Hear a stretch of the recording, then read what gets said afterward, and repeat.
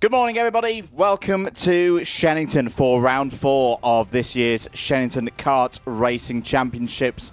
And look at the weather. Brilliant skies here for the Spring Showdown event. Spring is well and truly underway.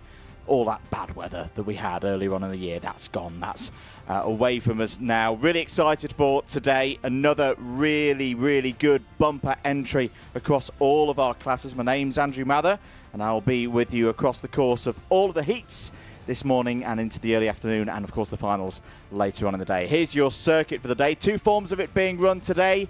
The non-gearbox layout, just over 1 kilometre in length, and then that full 1.2 kilometre version for the KZs. Very excited about the KZs today. As I say, good conditions. A little bit cold, just in the single figures at the moment, but it'll warm up later on in the day.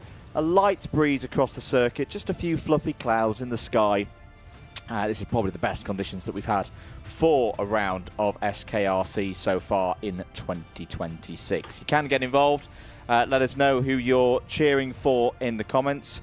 We'll be keeping an eye on those as and when we can, because it's a very busy day of racing. Let's get some housekeeping out of the way. Let's tell you what the order is for today. Remember, it's the same again. Everybody races twice in a heat, and then they qualify through to the finals later on, depending on how they do in those heats. Get your pen and paper out, or head across to the very, very lovely Shenington Kart Racing Club website that's got all of the information on there. But if you want to do it old school, here's the order. So we'll start with the cadets, Honda and Water Swift Restricted going first. 2 classes on 1 grid to get us going. Junior Rotax will be next. Another very big entry of Junior Rotaxes, so that there's a bit of a round robin to go through there. That basically, again, everybody will race twice, but they've got to be spread across 3 heats for the juniors, i.e. they will all sit one of them out.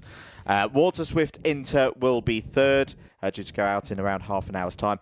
KZ2, 30 KZ2s with us today, part of the Super 4 series, their second race meeting of the year. That's why I'm so excited for KZ today, because there's a lot of them, which is really good to see. X30 Junior will be next at 10:43. Sorry, KZ2's at 10:29. Of course, these timetables are provisional, so I say write them in order so you know who's coming when. X30 Junior will be next. Then Rotax Inter, then the second heat for Junior Rotax. So for some drivers that will be their second one, for others it will be their first. X30 Senior after that, so that'll be about 20 past 11. Then another one of the Rotax categories, that'll be Minimax at 11:35, and then Formula Libra to finish the rotation at 11:48. And then we do all of that again later on in the afternoon, going past 12 o'clock. Running up to probably around 1:20 for the lunch break. So as I say, all of that information is available on the website. As I say, it's a very, very busy day for everybody out there. A couple of minutes before we go racing, we've had all of the free practices this morning, and good to see a really, really strong number of entries in. 233 entries in total for Shenington here this month. And you can watch every single moment of it live here on Alpha Live, all the way through to the finals. You won't need to go anywhere. You won't need to change anything on your screens. It's one single broadcast on a stream link that goes all the way through to the end of the day. As I say, get your comments coming in. Let us know who you're cheering for. Appreciate it. It's a very busy day, particularly in Alpha Live circles. We've got a lot of racing on today across not just the UK, but also in Europe, and karting and cars. It's all going on. So thank you very much for if you're with us and sticking with us. And if you can't, don't worry. You can watch it back at your leisure on your devices here on YouTube. So as I say, less than a minute away before we will be set to go for the first race of the day.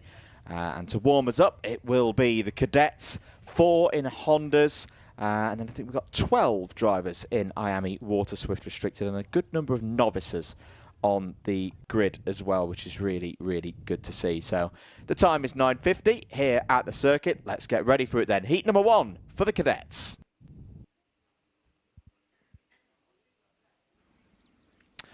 So we get things underway with our youngest drivers here today. Let's take you through the grid then, starting with the Hondas. Louis Dawson and Cian Doherty start on the front row, and then Nico Reslovsky and Fraser Messer go from row number 2. Then we're into our IAME Water Swift restrictions. Remember again, those novices on black plates, they start at the back of their class fields. So Jennifer Banks and Harry Murphy will be the first 2 in the IAME Water Swift restricted category. Louis Wilson and Logan Hodgetts will be row 2. Hendrix Falat will be next up, 9th of all of the cadets. Hendrix had a very good run at the British Championships in another of the cadet categories last week, of course. Then we're into our novices. Tommy Walton in the number 88, Freddie Purnell and Caden Hakura on row number 6. Max St. Hilaire and Archie Ashworth, they go from row number 7. And then Michael Darcy, the Irish driver, starts at the back for this one alongside Arlo Poulter-Goody. If you're new to this form of schedule, this format, basically everyone, as I say, races twice. There's no timed qualifying, so everybody has the same average grid position across their 2 heats. Basically, if you start one from the front, you'll start the next one from the back, and vice versa. And if you've got, say, a start in the middle, you start in the middle again. Always interesting as to whether the drivers prefer the front and back or the 2 middles. It's very much varies from driver to driver. Right, drivers are out on circuit. We've just seen the Hondas roll out. 4 of them with us today. And in a moment, we'll have the IAME Water Swift Restricted to go out. There on the screen are the Hondas. So again, they'll both race at the same time. Nice challenge for us, first thing in a morning, to have these 2 races going on at once. And all being well, the Hondas will basically be racing on one side of the circuit, and the IAMEs will be on the other. Oh dear, little spin there for Freddie Purnell, but that's okay. Get it out of the way on the formation lap. Best time to do it, so you don't have that happen in the race. There are our Hondas, just being told to keep the pace steady to hopefully get us going at the first time of asking. So Louis Dawson at the front of the field. Looking to see if we are underway then at the first time of asking. Not sure the lights went out on that occasion. No, they didn't. So I think we're going to go around again for another formation lap. Yes, that's come up as a false start on the screen here in the commentary box. I think probably because the IAMEs weren't fully lined up. Now just out of my commentary box window. Don't worry, you're not quite able to see this on your screens, but I'll tell you what's happening. The number 71 of Jennifer Banks has unfortunately come to a stop. Now, Jennifer was meant to be starting this race from the very front of the grid. Jennifer, I'll just continue to describe what we're seeing out of the window here. Just run over to have a little chat with her dad. And, oh, yeah, I don't think we're going to have Jennifer Banks in this race, unfortunately.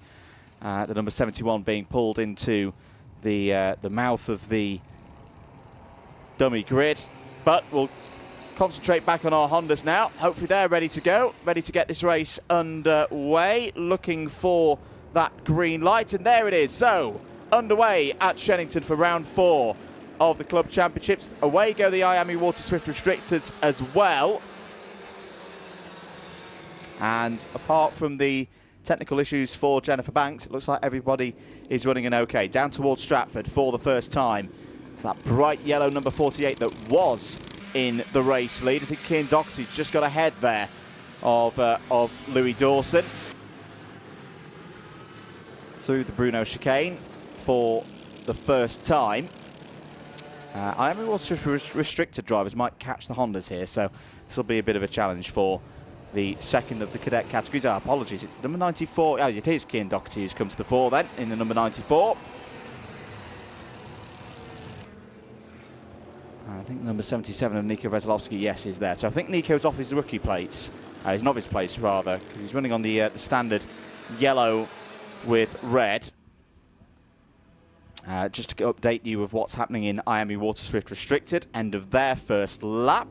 Logan Hodgetts has taken the race lead from Hendrix Falat, Louis Wilson, Harry Murphy. So it's the 4 drivers who've got a little bit more experience than the others at the front. Caden Hakura has had a good start. Max St. Hilaire has also had a good start. St. Hilaire there into 10th place. So, staying with the Hondas, 3 of them breaking away from Fraser Messer.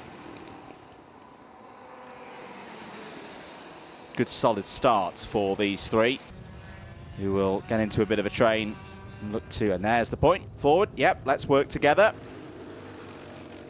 Let's take this race nice and steady and not fight too hard in the first heat of the day. It's going to be side by side for second place here in Honda Cadet.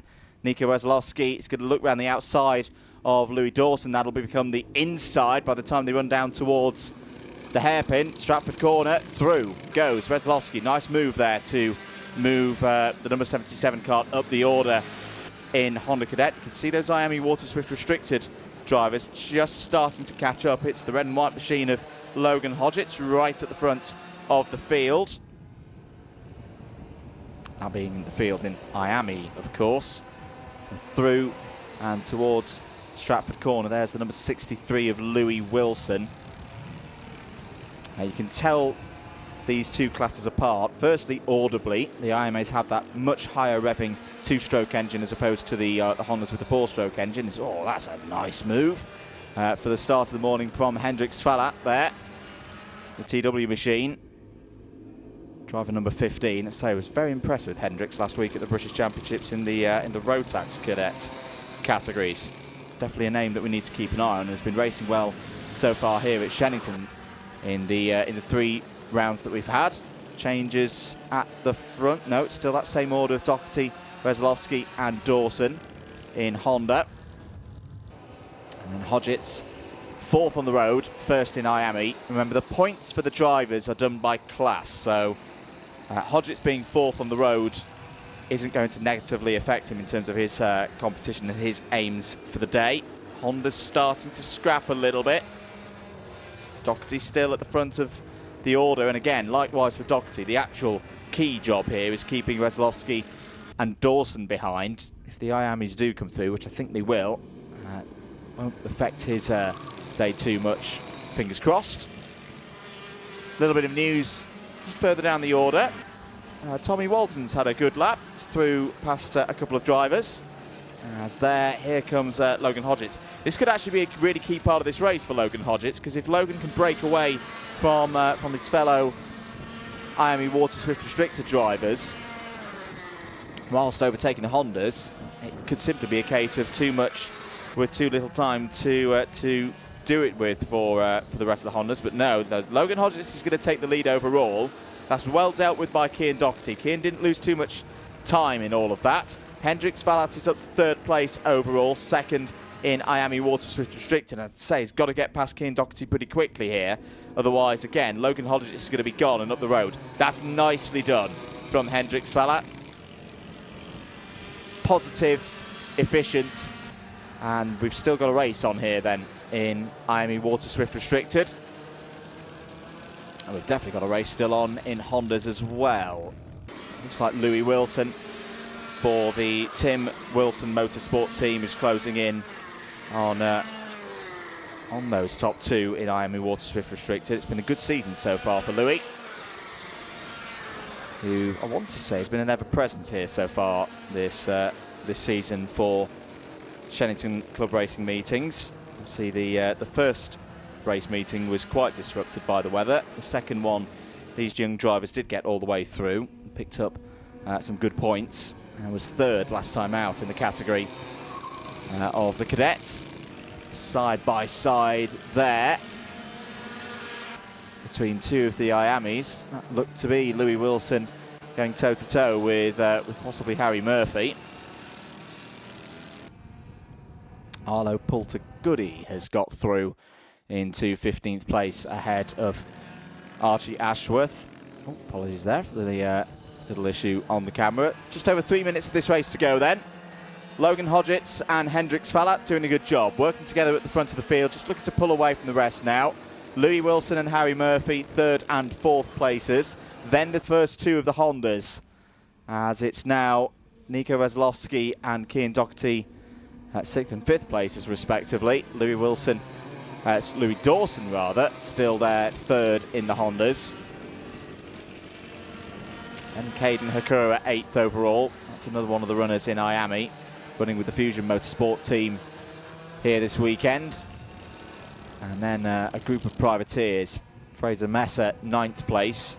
As all changed for the lead. Hendrix Falla got down the inside of Logan Hodgetts into that tricky Wilkins complex. That was a good move, but here comes Logan Hodgetts on a counter-attack. 2.25 minutes to go. Good racing between these young drivers. Back through goes Logan Hodgetts. Reasserts himself at the front of this field. Down towards Stratford once again. Very tricky corner to get the braking right into is Stratford. Looks simple on a track map. I often say that here at Shenington. It's such a long run down there. You can easily overthink it, particularly the younger drivers. But these ones dealt with that really, really well. No chance for Fallat this time around to get a move done down the inside. So just stay there in second place for now. 1 minute and 30 seconds to go. So we've still got a few laps of this race to go. Lap times currently in the mid-49s for the front runners. Just to continue running down the order. So I think we got to Fraser Messer in 9th. Maxent Hilaire has had a good start to this race day. He's currently running P10, just ahead of Michael Darcy and Freddie Purnell. Tommy Walton, Arlo Pultagoody, Hemsley Schultz and Archie Ashworth completing the runners at the moment. No Jennifer Banks if you're just joining us and looking out for Jennifer's name. Unfortunately, Jennifer had a problem right before the start of the race. Looked like to be a technical issue. Pulled to driver's left just in front of the commentary box here. Not to say hello. But sadly, withdraw from this race. So hopefully we'll see that number 71 kart later on in the day. 35 seconds to go. So we'll get 2 more laps here for this one.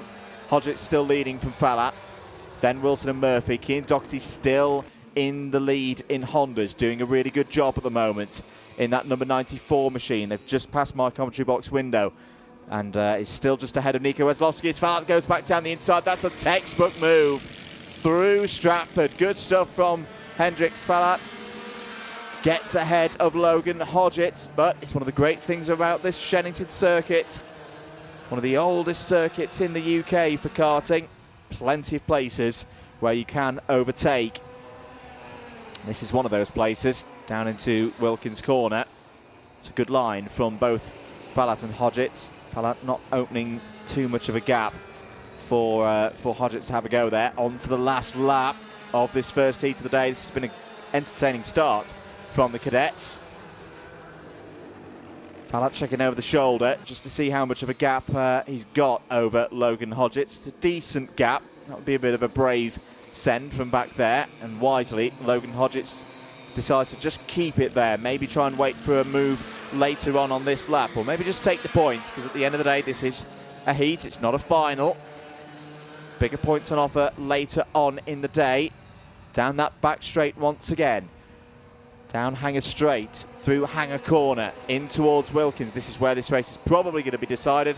There is a back marker ahead, which hopefully won't get too much in the way for the race leaders. Coming through to take the checkered flag, it is Hendrix Fallat who takes the first race of the day, ahead of Logan Hodgetts. Louis Wilson 3rd, Harry Murphy 4th. That's your 1, 2, 3, 4 in IAME. Keane Doherty, really good drive there from Keane. Takes the win in the Honda Cadet category, ahead of Nico Weslowski. Nico looking good in that number 77. Louis Dawson was 3rd of the Hondas. Next, running through the majority, in fact, I think all of the novices from here on in. So great drive from Caden Hakura. Caden in the number 99 for Fusion finished 8th in that race. Fraser Messer 9th, 4th of the Hondas. And then running through the rest of them, Freddie Purnell in the top 10, Max St. Hilaire in 11th, Michael Darcy, Tommy Walton, Arlo Pultagoody, Hemsley Schultz and Archie Ashworth, all 16 drivers who started that race, got to the end of it, only Archie falling off the lead lap right at the end there, and will be continuing to pick up pace across the course of the day. Jennifer Banks did not start, unfortunately, in that one. Nice first race of the day for those drivers, and we'll see them again. They are due to be back out at 12:15 for their second heat. We'll move on from then because out next, first heat of the day for Junior Rotax.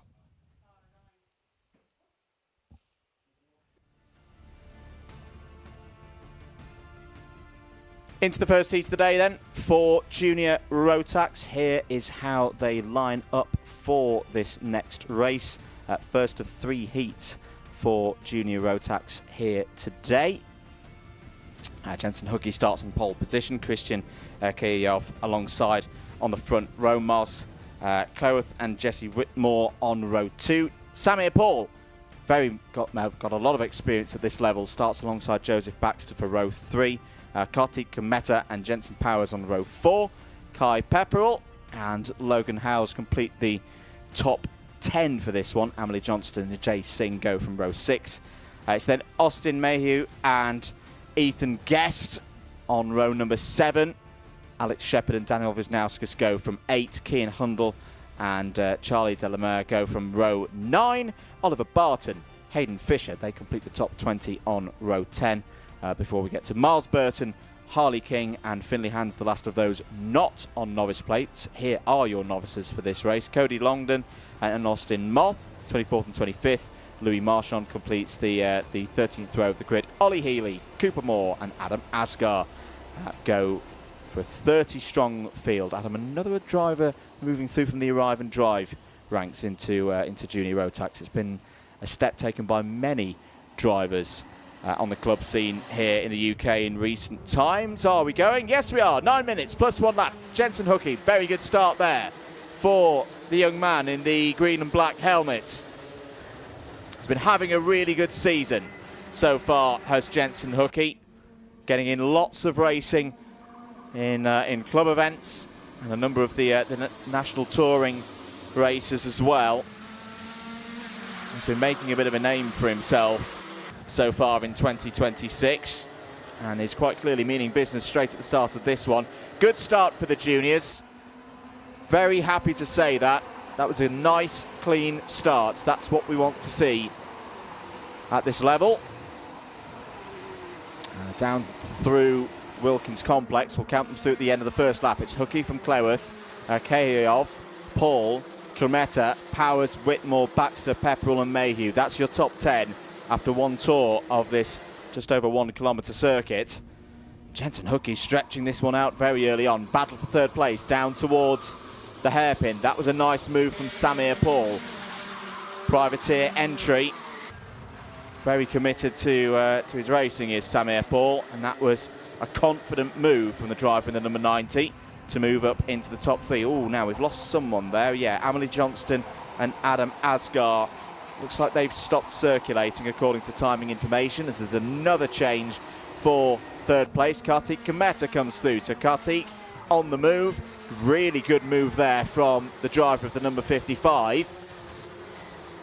Remember, for all of these drivers, they race twice through these heats, and the better you can race, the better results, the more likely you are to avoid the dreaded B final. Nobody wants to be in that race, unless they just want a little bit of extra track time, of course. 7 minutes of this race to go then. Jensen Hookie leading this one from Miles Cleworth. Privateer ahead of Evolution Racing at the minute. Who's made good progress in the middle of the field, because that's something that we have to keep an eye on in these races. So that looks like, yes, Alex Shepard down the inside gains 1 position. That was past Austin, no, apologies, it wasn't past Austin Mayhew. I think it was past Christian Kayov. Christian Kayov having a bit of a tough race here. He's down to 12th place. But going in the other direction, up 6 spots is Austin Mayhew.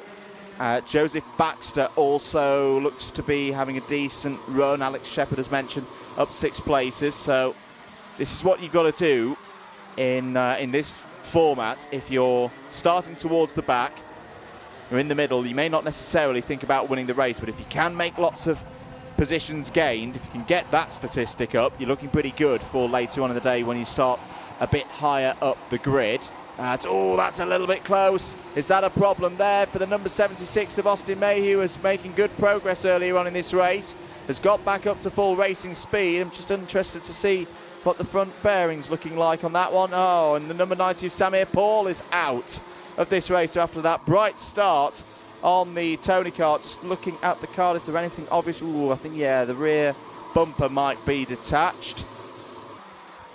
That's a real shame for Samir. He's looking good for a strong start to the day, but it's all gone wrong just like that. So, Hookie leads from Cleworth, then Cometa, Powers, Whitmore, Shepherd, Pepperell, Baxter and Howes. As wide there is Alex Shepherd. Loses a number of positions. Through goes the number 57 of Jesse Whitmore. Oh, and there's more problems at, I think that's at Wilkins. The number 93 of Cody Longdon involved. And one of the JDRs. That looks to be Harley King. It is indeed. Drivers, after the clean start, it's starting to break down a little bit here in the middle part of this first heat of the day for Junior Rotax. Just to mention, Austin Mayhew did get going again, but has fallen down to 14th place after whatever we saw happen there at Wilkins. That's a little bit of a close moment as well. As through and into 5th place goes Kai Pepperell, past Jesse Whitmore, past Joseph Baxter as well.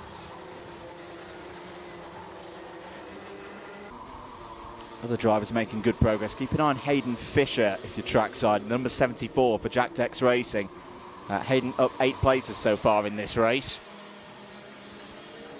Good progress made indeed. That's the kind of stuff that you want to see if you want to get a driver through into directly into the A final. Contact warning for the number 35 of Joseph Baxter has just appeared on our screens. Jensen Powers currently the fastest driver out on circuit as well. So Jensen Powers, who's now up to 3rd place, has just got past Kartik Kometa just up the road there from this battle on your screens for 5th place. And Kartik Kometa has just had a contact warning as well from something a little bit earlier on in the race. Race starting to get into a proper rhythm now.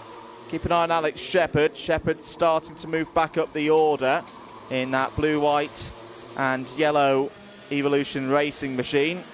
Evolution Racing had some good results in the National Championships last week. And, Shepherd down the inside gets another spot. Alex Shepherd up for the battle here today. He's not done there. Now taking on Jesse Whitmore in the number 57. Over the line again, apologies, no, that Daniel Wisnowski's in the number 27. And through goes Shepherd. So that's Shepherd now back up to P7. Good scrap this for 5th place. There's your chasing pack, 2nd, 3rd and 4th. Jensen Hookie has a 2.3 second lead over this trio right now. Miles Cloworth, who's been there pretty much from the start of the race, started 3rd on the grid. Has now got Jensen Powers to deal with, and Powers is going to get through there. So Jensen Powers up to P2. Point to the head there from Miles Cloworth to Kartik Kometa behind to say let's work together. A little bit wide there from Kometa, but they're able to get it back together. Not too much wind today, but that often is a corner going through Park Bend where you can, with the prevailing wind, sometimes just get a little bit of a push in the back from the elements, but that was well controlled from Kartik Kometa. Just to confirm, Alex Shepherd definitely yes, through past Daniel Wisnowskis into 7th place. Cian Hundel's also up the order. Has just got past Hayden Fisher for 12th. And Logan Howes has also gained a spot. He's had a difficult race, started 10th, but at least is now back into the top 15. He's just got past Christian Kayayov, who's having a really, really tough one. That's not what you want to have when you have that start at the front of the grid. It's gone backwards in this one, unfortunately, as Christian. Now running in 16th place. Just to mention the novices as well, before we get into the latter stages of this one. So there's a little look there from Cleworth on Powers for 2nd place. Cooper Moore running really well. Cooper started 28th. He's up into the top 20. He's the top running novice right now. Ahead of Austin Moth and Ollie Healy. Ethan Guest having a tough race. Not one of the novices, but has dropped back into that novice group. He's currently running 23rd in this one. So another lap completed. I reckon we'll have 3 to go here. Yes, we will. Race leader has come over the line with over a minute to play. Lap times in the 43s right now. So we'll have 3 more tours.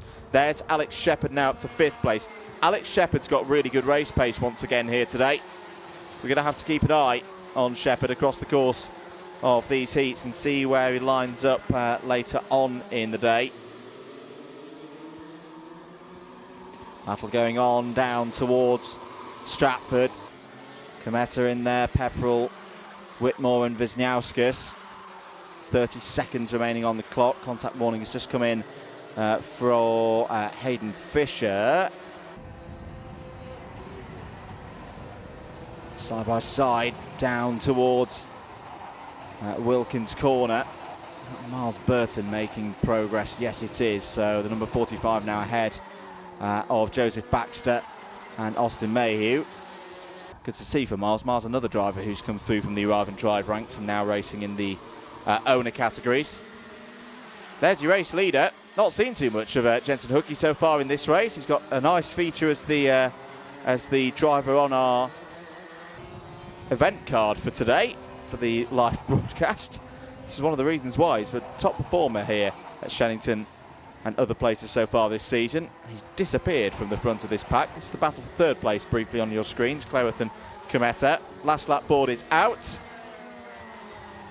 The pace of Jensen Hookey in the 43.2s as Kometa trying to find a way past Miles Cleworth here for third place in this first heat of the day in Junior Rotax. Shutting the door there is Cleworth, taking that harsh line to driver's right. No way through there for Kometa. It's not really the kind of corner where you can try and go around the outside, not in dry conditions. Through the Bruno chicane for the last time in this one. Jensen Powers is easily going to take second place here in this race. Has disappeared up the road from these two. But it's going to be so close today in Junior Rotax, you never know. Over the line then, Jensen Hookey takes the first heat. Very professional job there from Hookey. Spot on.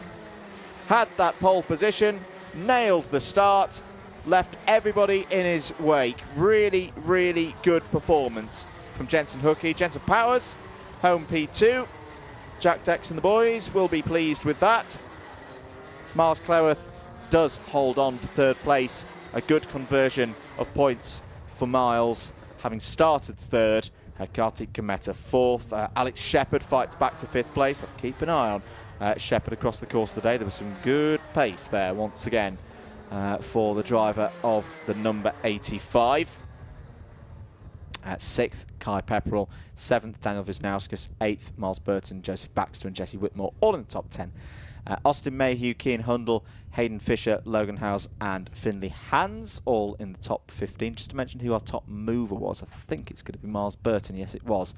Miles up 13 places to 8th place from 21st. That's a really good effort from Miles. Rest of the order in the second half, Christian K of Oliver Barton, Charlie de la Mare and Jay Singh, all in the top 20, completed by Cooper Moore. Austin Moth, Ollie Healy, Ethan Guest, Cody Longdon, Harley King, Louis Marchand, all finished. Problems for others out there. All the results, of course, on your on the website and on Alpha Timing. We're going to move on, though, because next out on circuit, it's Water Swift Inter.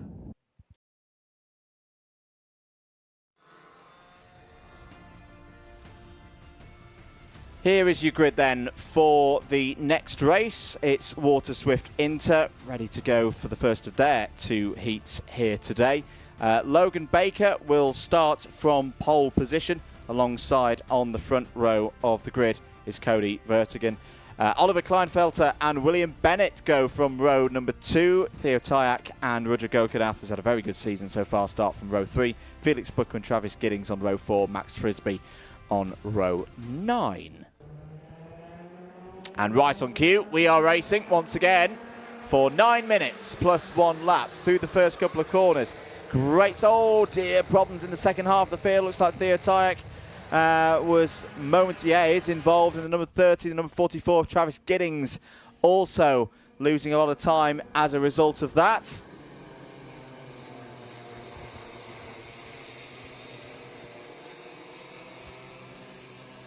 Drivers making their way through to the Bruno chicane.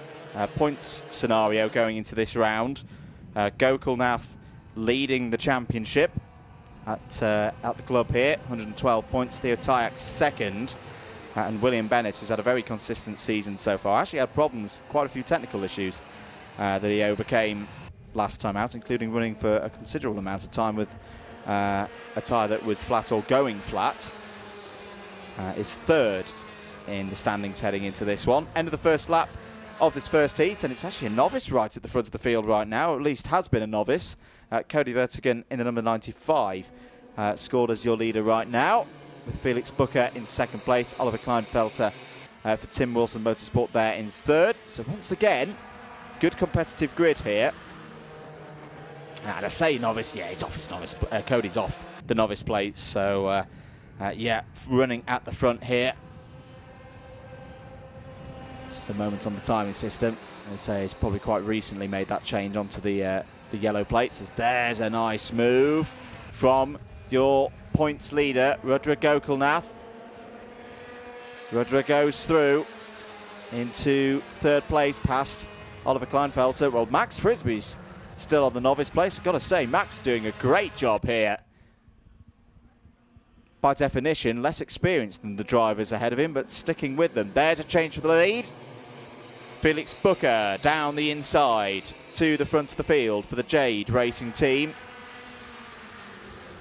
That was a nice, clean move from Felix Booker, just to say that those are the drivers who were involved in whatever happened there through turn one are all running again, which is good to see. Logan Baker at the moment, about 5 seconds off the main pack. Theo Tyak and Travis Giddings a little bit further back than that. But here's a challenge for the race lead. Vertigan trying to get this way and that. Gokulnath makes it 3 wide and may take the race lead. Oh, that is beautiful. That is a great move from Rudra Gokulnath. Full of confidence here at Shenington. Has had a very good start to the season. Has taken the full complement of points in the 2 scoring rounds so far. Remember, round 1 was a washed out. Well, not washed out. It was whatever the term for fog, taking the racing opportunities away from the drivers. So yeah, of the 2 points allocations so far this season, Gokulnath has taken first place in both of them. This is why Rudra racing really well, as that's a good move as well from Cody Vertigan. Back down the inside of Max Frisbee, back up into 4th place. Good response after difficulties a lap or so ago. Down the inside for 2nd place. There goes Felix Booker, back past Oliver Kleinfelter. Good race this so far. It's been what we've seen from the IAME Water Swift so far this season at Shenington. They've been a really entertaining bunch in 2026, as there's another change for 2nd place. Kleinfelter goes back through. Is that William Bennett on the scene? Yes, it is. William Bennett takes 5th place away from Cody Vertigan. Max Frisbee still in the mix here as well, doing a really good job. However, they are losing time, this group, to Gokulnath. It's entertaining stuff, this battle for 2nd place. But Rudra is just able to run away from them all right now, running with the A3E racing team once again through Park and past the grandstand through Cafe Corner. There is the number 99 of William Bennett. William Bennett could have a strong second half of this race here. I think it was slightly delayed by what happened at turn 1, but it's got good speed through the middle part of this race and is coming back through. There's a battle for 2nd place once again between Kleinfelter and Booker. And this time, yes, it is Booker who's got through. William Bennett now up to 4th place. William Bennett could well take 2nd place in this race, based on what we've seen the last couple of laps. The 2nd of the red and white karts, they could just tell a little bit of difference. Got a little bit of green and blue on that kart. Bennett looks to the outside as Kleinfelter side by side with Booker. That's well read by William Bennett. Up the inside, takes 3rd place away from Kleinfelter, makes the point to go. Let's carry on. We've still got chances in this race. It's a good amount of time as well. Still the best part of 4 minutes. Bennett down the inside of Booker, through past his teammate. Now let's see what happens. Is this now the point at which this chase group gets themselves fully organised to try and chase down Rudra Gokulnath? The gap is over 1.5 seconds right now, which is not going to be easy to claw back here. But it is one of the things of this Shenington circuit that they often talk about. Oh dear, oh, Bennett just ran a bit deep there on the brakes. So easily done. And loses 2 positions, but immediately goes back on the counter-attack. Tries to get back down the inside of Kleinfelter for 3rd place and successfully goes through. Good response once again from our young drivers here. Whenever they have a problem, They put it behind them, immediately go back on the attack. That was good stuff from William Bennett. Just lost control of the front end of the kart a little bit there. So easily done through Wilkins. You've got so much speed through that right-hander. There's a seam down the middle of the circuit that sometimes you kind of use as a bit of a braking point. I think William just got a little bit too wide, but he'll learn from that. Won't do that again. As I say, he's immediately back on the tail of his teammates here. Felix Booker. Yeah, good, better line there from both of them that time. Over the line to complete lap number 8. Gap to the leader now 2.98 seconds. I don't think there's realistically going to be an opportunity here for the Jade Racing duo to catch Rudra Gokul. Right now they may, well I say may, just try and pull away from the rest, but Bennett's keen to get through here. There's also a move coming for 4th place. Look at that. I'm really impressed with Cody Vertigan here. This is a great drive from Cody and from Max Frisbee. Two drivers who, on experience level, you may not have expected to be part of this group, but they are fully warranting they're part of this this show. Quite, oh, there down the inside goes Vertigan again, so that's 2 places in this race for Cody Vertigan. Kleinfelter on the inside of Max Frisbee. I was just going to say, I like the character style of the font used on that number 43. It really does stand out quite nicely on that novice kart there. So 1 minute and 20 to go. Rudra Gokul on the way to what you would think is going to be another victory here. Rudra raced. Well, Rudra again is one of those drivers that you often see it at the Inter level, doing both IAME and Rotax. Rudra raced in the National Championships last week.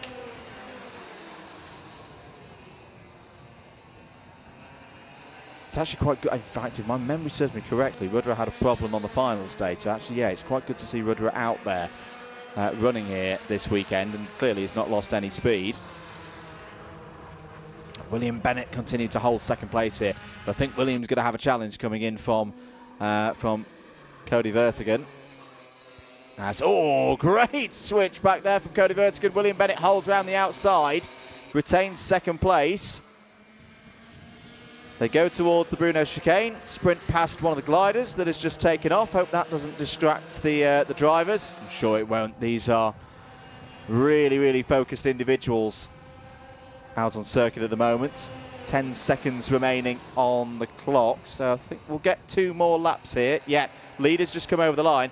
There's a close moment between Vertigan and Bennett that could give Felix Booker the chance to go back up to 3rd place.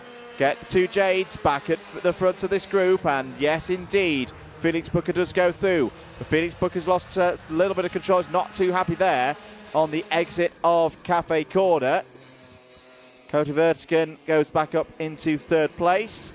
Down the inside goes Oliver Kleinfelter back into 5th place ahead of Max Frisbee. Just to mention as well, Travis Giddings' pace has been really good in this race. Apologies we've not seen Travis since the spin on lap 1, but and Theo Tyack as well. Both of them actually quicker than this group. I know that's mainly because this group have been battling back and forth, but good spirit there from Giddings and Tyack. Good move there as well from Felix Booker. Gets ahead of Cody Vertigan once again. Now we're on the last lap. I tell you what, there's still plenty to be decided in this one. William Bennett has broken off the front of this group, so Williams looking good for P2. Here is your fight for 3rd. Once again, Booker, Vertigan, side by side. Vertigan again. Oh no, that's a little bit too close, and through goes Vertigan. That's too close again, as it's all gone a little bit wrong for Felix Booker. He's still in this race, but I don't think Felix will be too happy about what's happened there through the last couple of corners. Down towards Wilkins once again. There's your winner. Rudra Gokul continues the great form so far here this season at Shenington in Water Swift. 2nd for Bennett. Vertigan celebrates over the line. 3rd, a good run, having just recently come off the novice plates. Max Frisbee still on the novice plates. Superb. P4 in that one, ahead of Felix Booker, Oliver Kleinfelter, Travis Giddings, Theo Tyack home in 8th place, and then Logan Baker will come home in ninth place. Over the line there goes Logan. Very consistent pace, running in the mid 49s. We said that some of the gliders were up in the air. Of course, the gliding club next door to us here at the Kart Racing Club. Of course, this whole site used to be an RAF base back in the day, quite common around this part of the world. As I say, so half of the old runways used for the kart circuit, the other half still used for a little bit of aviation. But we'll keep things focused here on the karting. More from the IAME Water Swifts later. The second heat for them is due out at 12:28. It's 10:30 now. But let's shift it up a gear. For the first time today, it's KZ.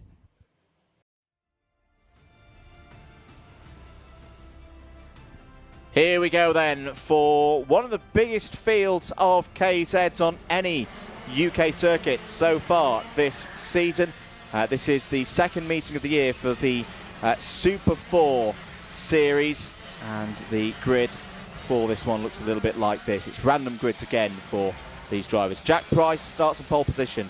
Ben McLeod on row 2. Ralph Youngling was on the podium in the National Championships last week. Starts on row 2 for this one. Is joined by Jake Weston, two seeded drivers from the national scene last year there. Lee Ward, lots of experience for Lee. Starts on the inside of row 3 alongside Alex Mackay.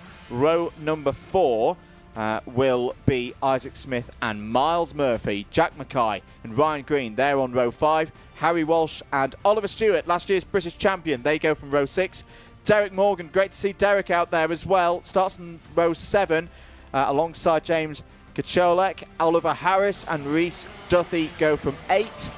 Jensen Pugh and Jonathan Railton start on row 9. Kai Springfield and Alan Kenyon. Alan's looking quick so far this weekend. They start on row 10. Jess Edgar, very experienced around this circuit. She starts on row 11 alongside Ryan Simpson. Milo Manderson's looked good as well so far in KZ in 26. Starts on row 12 alongside George Robinson. Ellis Bourget, Jack Simpson, they're on row 13. Ryan Garvey, Craig Mays on row 14. Charlie Cole could be a factor from the back of the grid here today in this heat. Starts on row 15 alongside the single novice in this class, Lexi Fells. Lexi's raced here for the couple of club rounds so far this season for the KZs. Is back once again. 30, read it, 3-0 KZs here at Shenington. Absolutely fantastic. Love to see that. And this is going to be a lot of fun here today. Just a bit of news in terms of this championship and how it's going so far this season. They raced at Fullbeck about a month ago on the 22nd of March. And it was Charlie Cole who won the final, or was the top scorer in the final there. Oliver Stewart second, Ralph Youngling third. Miles Murphy also had a very good day through the heat, just lost out a little bit in the final. So he's third in the championship. So it's Cole, Stewart, Murphy, 1, 2, 3 right now, as the sound of KZ will be getting going in a moment's time. It'll be 8 minutes plus 1 lap for the KZs. Remember, they will run down longer past the Stratford corner that we've been talking about so far for the non-gearboxes. They'll be on the full 1.2 kilometre layout.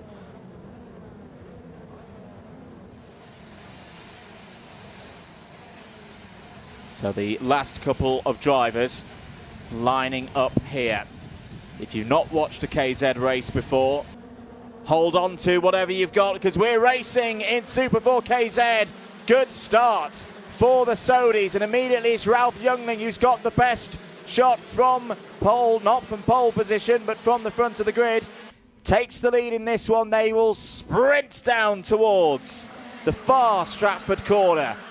Ralph Youngling leads in the early stages of this one as the rest of the field make their way through. It's a good start for everybody, as here is that Jake Weston on the scene in his CRG. Yes, it is Jake Weston, one of several drivers who's made the switch to a CRG for the start of this season. The majority of the field running on a Birrell chassis, but Jake Weston looking good at the start of this race through Wilkins. End of lap number 1 here in the KZs. Weston, Youngling, McLeod, Ward, Price, Green, Mackay, Alex Mackay, Isaac Smith, Oliver Stewart and Miles Murphy in the top 10 right now. Not a lot of time for these drivers to get on with their business. First of 3 heats for these drivers. I should correct myself from earlier. But that's great. More KZs. We love it. Absolutely love it indeed. In towards the Bruno chicane once again. Weston leading from Youngling, and oh, there's going to be a challenge coming in here, possibly from Ben McLeod in that white helmet, the second of the Sodis. The Sodi machine has been, I often call it, the weapon of choice in KZ racing in recent years, that being on the international scene. It's been run very successfully by their works team and supports teams through the top KZ class and of course KZ2. Of course, here in the UK, these circuits very, very different to what we see out in Europe, especially this one with its long straights and its hard braking zones on this old RAF field. Just to note, who else is coming up the order, who's had a good start? Not a surprise that Oliver Stewart is one of those who's had a good start, the reigning British champion, up 4 places to 8th. Also on the move, we'll pick out Alan Kenyon, the number 46, up 7 places, started 20th, now 13th. And then a few from the back of the grid as well. Milo Manderson, George Robinson, Ellis Borchet and Charlie Cole, all gaining positions so far in this first heat. As there, Jess Edgar has a little look at another one of the Sodis. There is Jess Edgar at the moment. Oh, unfortunately down in 23rd place. Jess not having a happy race here. That was trying to get past Jonathan Railton with the Privateers running on that Sodi. Look at Jake Weston running away here. This is a good start today for Jake Weston. Very experienced KZ racer. Under investigation is the number 21 of Ryan Simpson for something that's happened out there. Here's your battle for second place. Youngling, McLeod and Lee Ward. Lee Ward, really good to see Lee running here high up the order. It's been a driver who's raced earlier on this season in some of the club rounds, had a really tough time last weekend, runs the kart himself, is the very definition of a privateer, but is very, very good at his craft, is the Irishman. And right now, he could well be challenging for the top 3 through this first heat. Sits 4th in the Super 4 standings at the start of the day. So it was very solid through the races last time out. Keep an eye on Miles Murphy as well, just on your screens there. This is the battle for 5th place with Ryan Green there, running the DR chassis. I was talking to Ryan last week and was telling me about he's the pretty much the only driver in the country who runs that chassis. He's actually the UK importer for it and running with the Modena engine as well. So something a little bit different to the rest of the KZ field here in Britain. As, oh, Miles Murphy down the inside. That's a nice move on Isaac Smith. Ever the experienced driver. Oh, no, I don't think Miles quite got that finished off. I think Isaac was able to hold it around the outside on the exit of the Stratford corner. And Oliver Stewart's there as well in the bright yellow helmet, kart number 1. The youngest winner of the British Championships when he took that title last year in very dramatic fashion. Really close battle with Jade Racing teammate from last year, Ella Stevens. Ella, of course, raced a little bit here earlier on in the season. It's now fully focusing on an F1 Academy programme for this year. 3 minutes and 10 seconds to go. Not too many changes at the front of the field at the moment. Miles Murphy has another little go there at Isaac Smith for 6th place. Not able to quite get through. Now this is a better opportunity for Miles Murphy, but again, Isaac Smith holds around the outside. No way through for the number 3 CRG. Through Hanger once again into Wilkins. It's stacking up behind as well there with Harry Walsh, P9, Alan Kenyon, P10. Got to say, Harry Walsh has really been impressing me over the last month or so. He's getting quicker and quicker and quicker every time. And to see Harry out on track in one of these KZ2 machines is learning a lot from those in the team, in the Jade Racing team, who have perhaps a little bit more experience in this category. A bit of a slide there for Isaac Smith. Could be in trouble. That's the kart of Jess Edgar on your screens as well, not running out of this race. So this is not a good start today for Jess Edgar. Now Miles Murphy has found a way through. He's worked hard to get through there. That was good resistance from Isaac Smith, but inevitably, in some ways, Murphy is now through. Alan Kenyon finds a way past Harry Walsh there for P9. And as expected here in KZ, you can just feel the energy popping off the screen of these drivers. There's your front group of, well, Youngling, McLeod and Ward, second, third, fourth. Jake Weston off the front here, 1.5 seconds clear of the rest, down towards the hairpin again. More scraps going on with Smith and Stewart and Kenyon and Walsh. And Derek Morgan looking to get involved there as well, running with the right chassis. Another very familiar name to the UK KZ scene.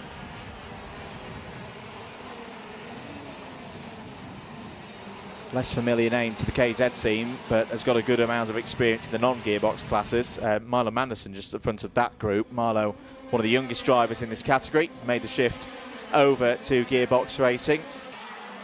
He's just set a personal best so far in this race of 44.94 up to P12. Charlie Cole, by the way, winner last time out at fullback, is up to P13 now, so that's really good to see. Alice Bourgier has also gone through past Alex Mackay.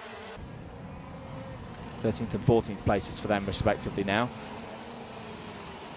I think we'll have 2 more laps of this one. Yeah, 30 seconds on the clock as Jake Weston comes over the line to start another lap. Ralph Youngling's dug deep here, was under a bit of pressure a couple of laps ago, but just looks to have the measure of Ben McLeod right now.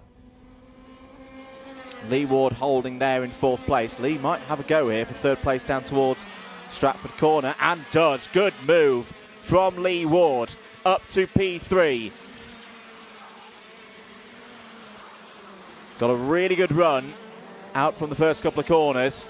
Decisive manoeuvre on Lee Ward, on Ben McLeod. Time is up. Last lap board will be out in a moment's time. See how hard the drivers are working. Such a physical game is KZ.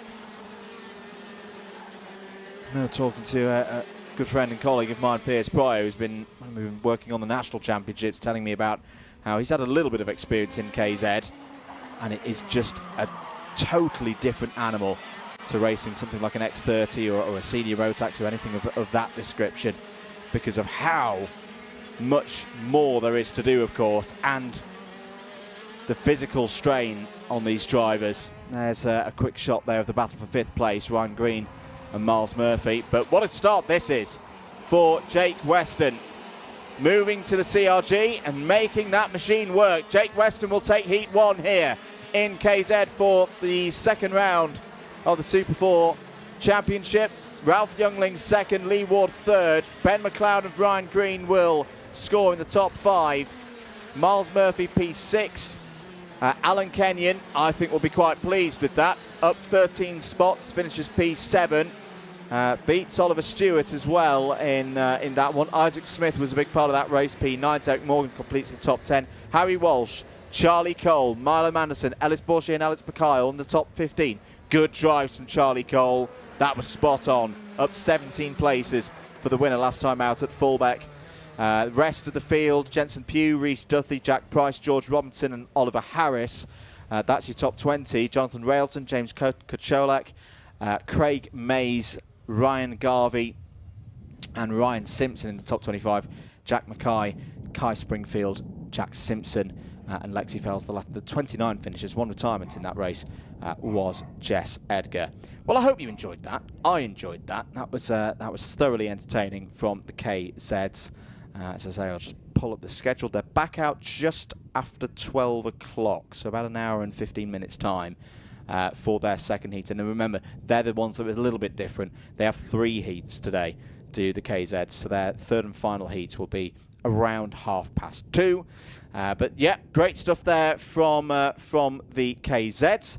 We'll move back to the 1 kilometre layout as we introduce for the first time today X30 Junior. They're up next.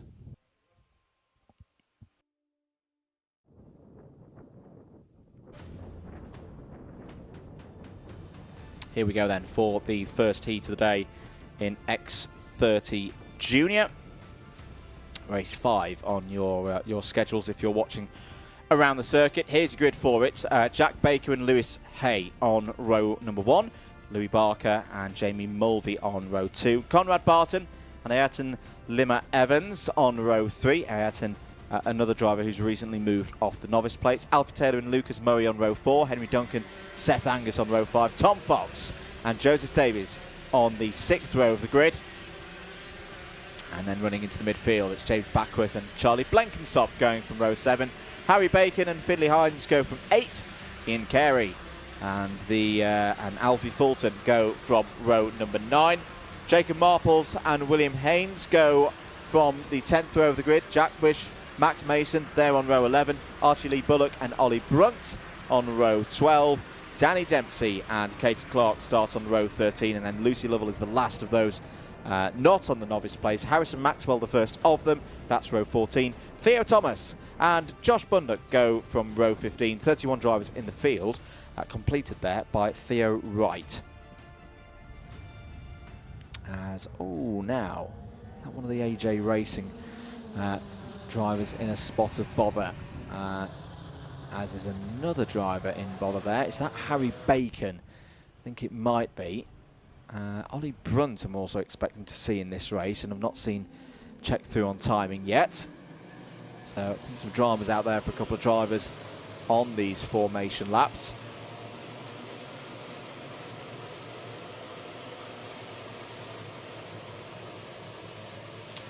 Hello to Roman Vickery. Apologies, Roman. I've just seen your message. Wishing good luck to Isaac Smith. Isaac did pretty well in that first KZ2 race.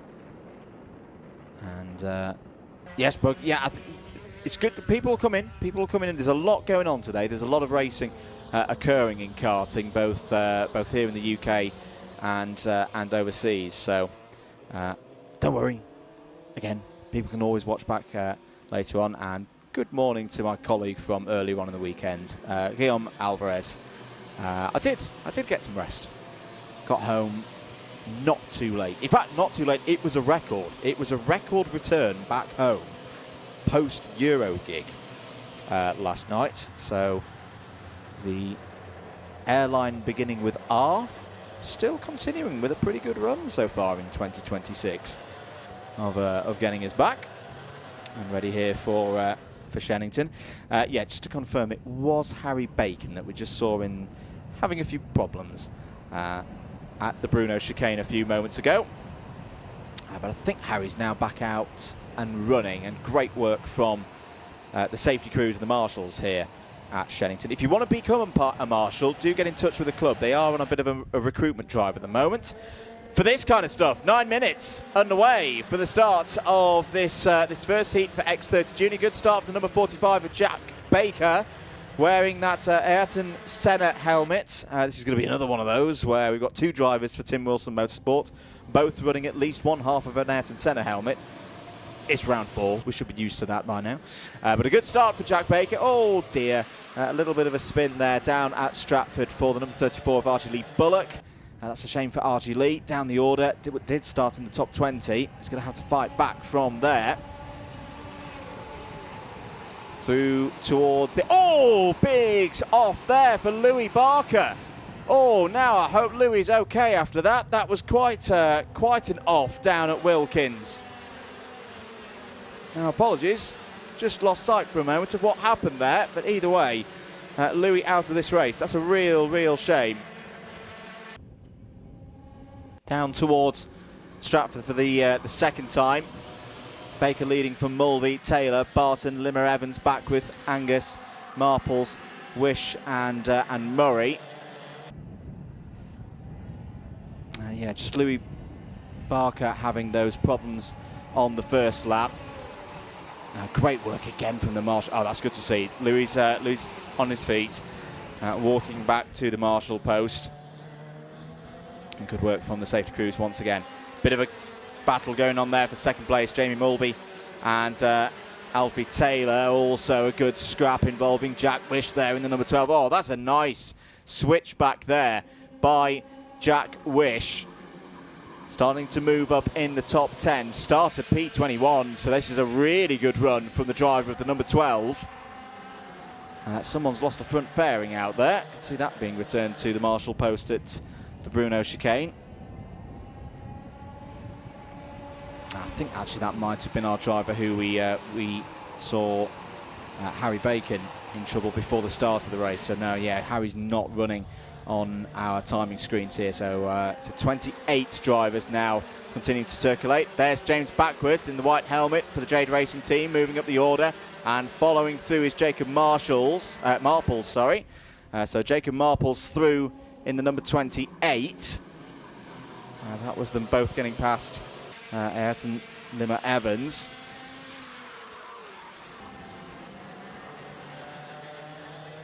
Through the Bruno chicane once again, Baker from Mulvey, from Alfie Taylor there in the bright yellow helmet. You see the kart of Louis Barker just being recovered there by the marshals. We continue on in this race. A couple of notifications coming through on our screen. Lucy Lovell was under investigation. You can now see, or may well still be under investigation, but has also had a notification of warning for racing in the yellows, potential overtake in the yellows for Lucy Lovell. So Lucy currently running in 18th place in this race right now. Whoa, a bit of a slide there for Jamie Mulvey through the Bruno chicane. That could leave the Irish driver a little bit vulnerable coming in towards Wilkins, but no, he's recovered it really well. That's good driving from Mulvey. Off the corner again though, back end of that kart doesn't look happy. Here comes Alfie Taylor. Taylor who knows this place well, and AT goes through. Good stuff. Didn't panic, didn't try and overwork that one, did Alfie Taylor. Nicely moves himself back up the order, another position. But it is Jack Baker still at the front of this field. Jack Baker, championship leader, of course, heading into today. He's had a very strong start to the season. Katie Donaldson second in the points right now, but Katie not here today. So down the inside goes Taylor for the race lead. That is great stuff. That's how you do it. Through Wilkins, hard on the brakes, just hold it to the inside. Block pass, your opponent can't do anything about it. And yeah, really, really nice to see as there's a fight for third place. Jamie Mulvey back ahead of Conrad Barton. Jacob Marples still there as well, looking to move up from 5th place. This is a good race once again from the X30 Juniors. It's a thing that we keep saying in the first half of this British karting season, and we don't always say. That's why it's such a pleasure to be watching these drivers go back and forth. Here's the battle for the race lead, side by side towards Hanger. Through goes Baker. Back to P1. Taylor responds. Retakes the position off of Wilkins.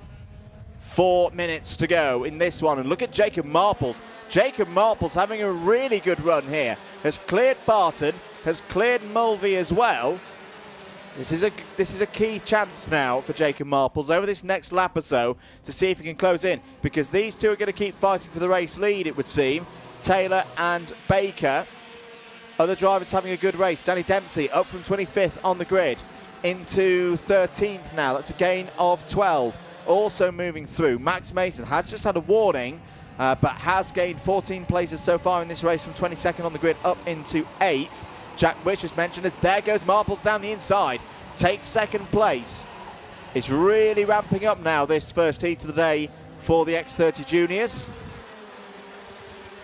And Jacob Marples has gone from 19th on the grid as well. This is tremendous stuff. Takes the pressure off for Marples when we go into the second set of races later on today.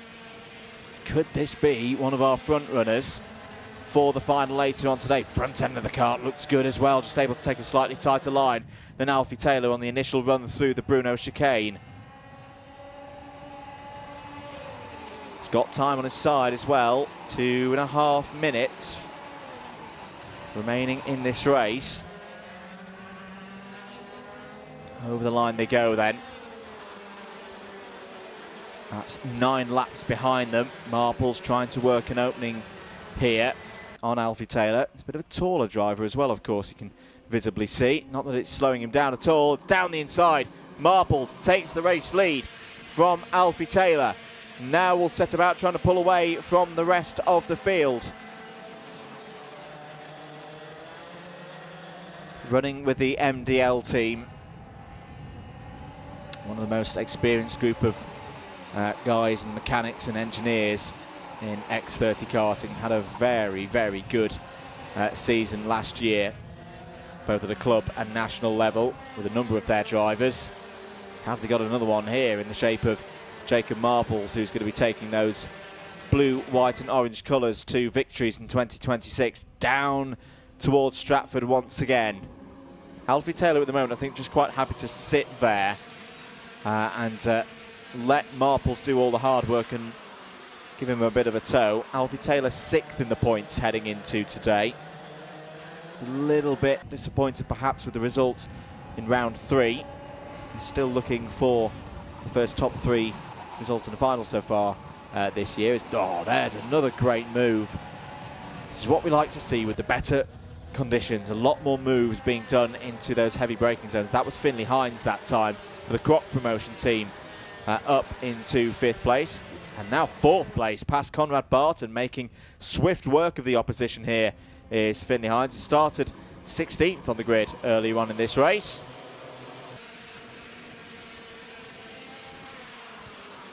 There's a spinner just in the background there through Stratford. Couldn't quite make out in the distance who that was, but there will be someone falling down the timing order in a moment, and we'll let you know. It might have been William Haynes actually, because William, slow through the second sector, lost 5 seconds. So hopefully we're not doing 2 + 2 = 5 there. I think, William Haynes dropping down from 11th place. 2 laps to go then. Marple still leading from Taylor. These two clear of the rest of the field now. Jack Baker still there in 3rd. Not a bad spot. I say, when you're in a championship battle, can't win all of them. But what's key is making sure that you get good points on the days that you don't finish P1. And right now, this is a good effort from Jack Baker to keep that score tallying along. Through Wilkins once again. Onto the main straight, not the longest straight here at Shenington. Does start the final lap for us here in this one. Battle going on for 3rd place as well. Baker's going to have his hands full with Finley Hines for the last tour of this first heat for X30 Junior. Down towards, here comes Hines, down the inside, takes P3. Good move. Really good overtaking and good racing once again from the X30 Juniors. Through the Bruno chicane go the race leaders. Just to mention as well, Lucy Lovell. I know Lucy had some problems earlier on in the race, but has really been getting on with things here. Up 17 positions to 10th place. But for these drivers at the front, they'll be very pleased with their work. Over the line, Jacob Marples wins from Alfie Taylor in the first heat in X30 Junior. Hines 3rd with that last lap move. Jack Baker continues to feature at the front of the field here at Shenington this year. P4 for Jack. Max Mason, Jack Wish, Conrad Barton, Ian Carey, Lucy Lovell and Charlie Blenkinsop all in the top 10. And some mega drives there through the field from a number who started outside the top 20. We'll see them towards the front of the grid for their next particular races. Danny Dempsey 11th, Lucas Murray, James Beckwith, Essen, Libba Evans and Theo Thomas the top 15. Great drive there from Theo as well. Novice driver up 14 spots. Another driver who's come through from the Arrive and Drive ranks in the number 67. So fantastic work there. Joseph Davies, Alfie Fulton, Jamie Mulvey, Seth Angus and Lewis Hay all in the top 20. Tough race there for Hay, having started on the front row of the grid. Katie Clark, Henry Duncan, William Haynes, Archie Lee Bullock and Theo Wright all in the top 25. Second of the novices there was Theo Wright. Josh Bundock, Harrison Maxwell and Tom Fox, the last of the finishers. One retirement from that race was Louis Parker. One did not start was Harry Bacon. We'll take a short break. Next up out on circuit will be Rotax Inter.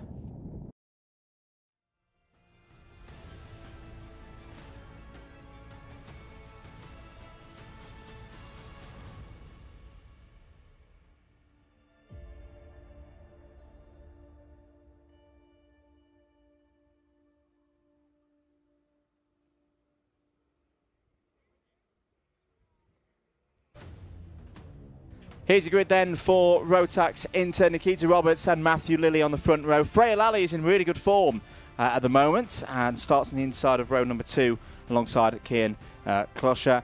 Dan Hulse and Thomas Lader go from row number 3. So then Sandro Kemp and Noah Hobson on 4. Alicia Waterhouse and Toby Miles complete the top 10. Ben Hunt and Jude Story start on row 6.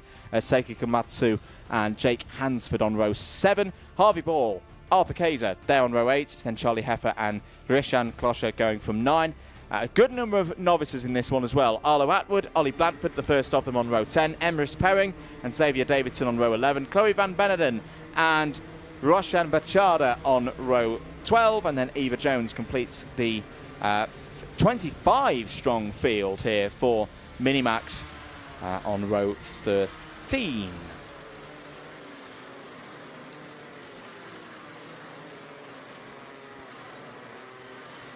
So 9 minutes plus 1 lap for these drivers. First of 2 heats to determine where they will start for the finals.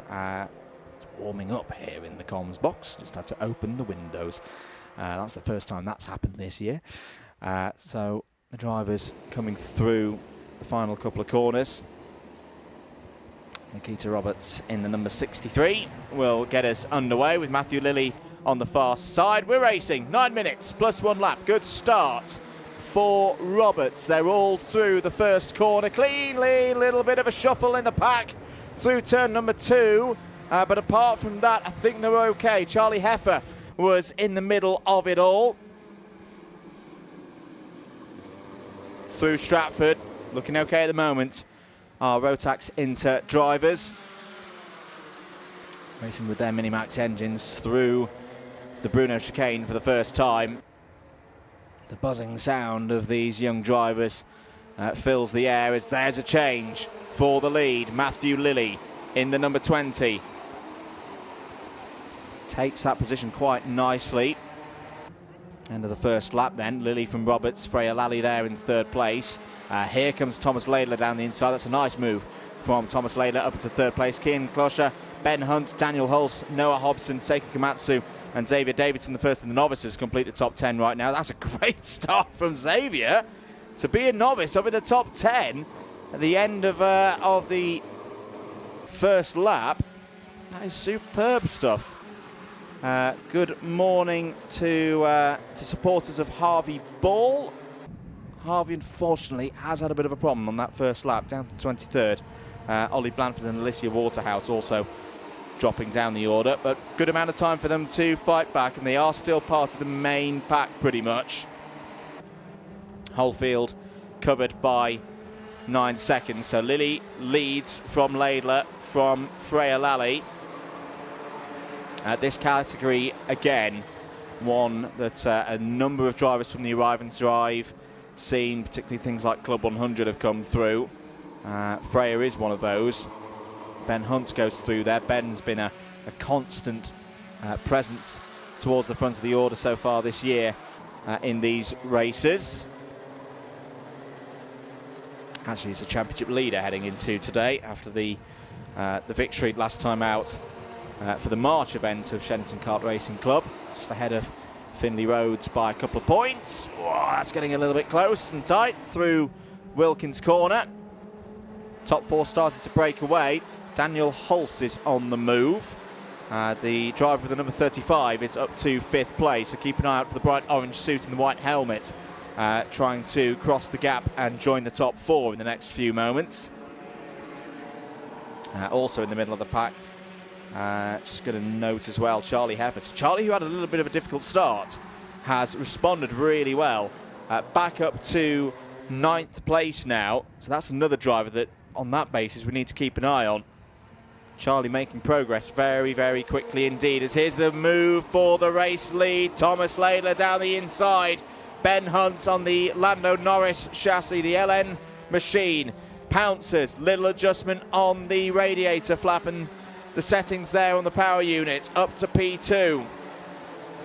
I tell you what, Ben Hunt's looking racy here to potentially try and take the race lead as there's a spin just outside of our window. It's the number 11. Oh, it's Xavier Anderson is down the inside for the race lead. Ben Hunt goes into P1, but for how long? Because back is going to come Laidler, perhaps? No, round the outside.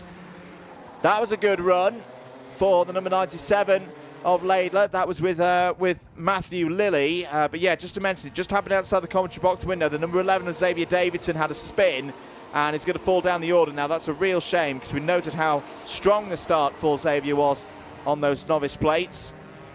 But unfortunately, he's going to have to do it all over again now. 5 minutes to go in this one. As another change for the lead. Laidler goes back ahead of Ben Hunt. This is a good race to start the day for the Minimaxers. Here comes Hunt again. Hunting for P1. Gets it. Controls the exit off of the hairpin there very, very well indeed. Back comes Matthew Lilly into the equation, and Freya Lally just waiting at the moment at the back of this group. I mentioned that she's raced through, it's actually doing both. Last time out, she did one race meeting on the Saturday and then came and raced here for the owner racing on the Sunday. It's getting a lot of track time and improving every single time I see a race, and became what I reckon was only the second ever female winner of a Club 100 Cadet or Junior race last weekend at Wilton Mill. Is definitely a driver to keep. There's several drivers that I'm keeping an eye on this year in terms of they're taking really big strides really early in the season across a variety of categories, mainly here in the Inter categories, whether that be for Rotax or for X30. Freya Lally is definitely one of those. 3 minutes and 45 seconds to go for the drivers in this one. Move for 5th place. Nikita Roberts has fought back, has got back ahead of Daniel Hulse into that position. Jude Story is up into the top 10 as well. Bit of a problem for Kian Klossler has gone down to 14th place. Jude Story's continued that progress, has now got past Seiki Komatsu for 9th. Harvey Ball starting to fight back as well, is back into the top 20, just ahead of Alicia Waterhouse and Chloe Van Beneden there. Race has gone into a nice rhythm now. 3 minutes and 10 seconds to go. Ben Hunt hasn't got this race won yet, though. Matthew Lilly and Thomas Laidler still right there, 2nd and 3rd. You quite often see this, bit of a mistake there from Ben, who triggers a bit of a concertina effect. And I tell you what, Thomas Laidler did very well there to avoid incident with Matthew Lilly. Manages to scoot through, takes 2nd place. Freya Lally still there in P4, just waiting for her moment perhaps, and it could be now as they head down towards Stratford. There's a point from Lilly. From Laidler, apologies, to say let's keep pushing forward. We've seen Ben Hunt make a mistake in recent moments. Might be feeling the pressure a little bit here. All of these drivers will make it through immediately to the A final after their 2nd heats, all being well. So there's no threat of a cut-off, as we say. But still, drivers wanting to take the initiative early on here in this this first heat of round 4 for SKRC 2026. That's a little bit of a go there. Thomas Laidler, 3 wide onto the Stratford Straight. Ben Hunt somehow still leading in this race. Laidler holding on to 2nd place. They're all on the attack and the defence at the same time. And keep an eye on Nikita Roberts as well. Nikita having a really good run here. They're in 5th place in the number 63.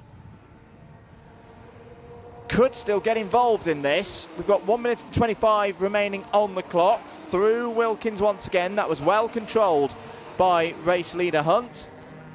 Over the line to start lap number 11. Here comes an attack down the inside from Lilly, side by side with Laidler. Not successful. As is there a bit of a moment through the first corner? No, everything's fine. Down towards the hairpin.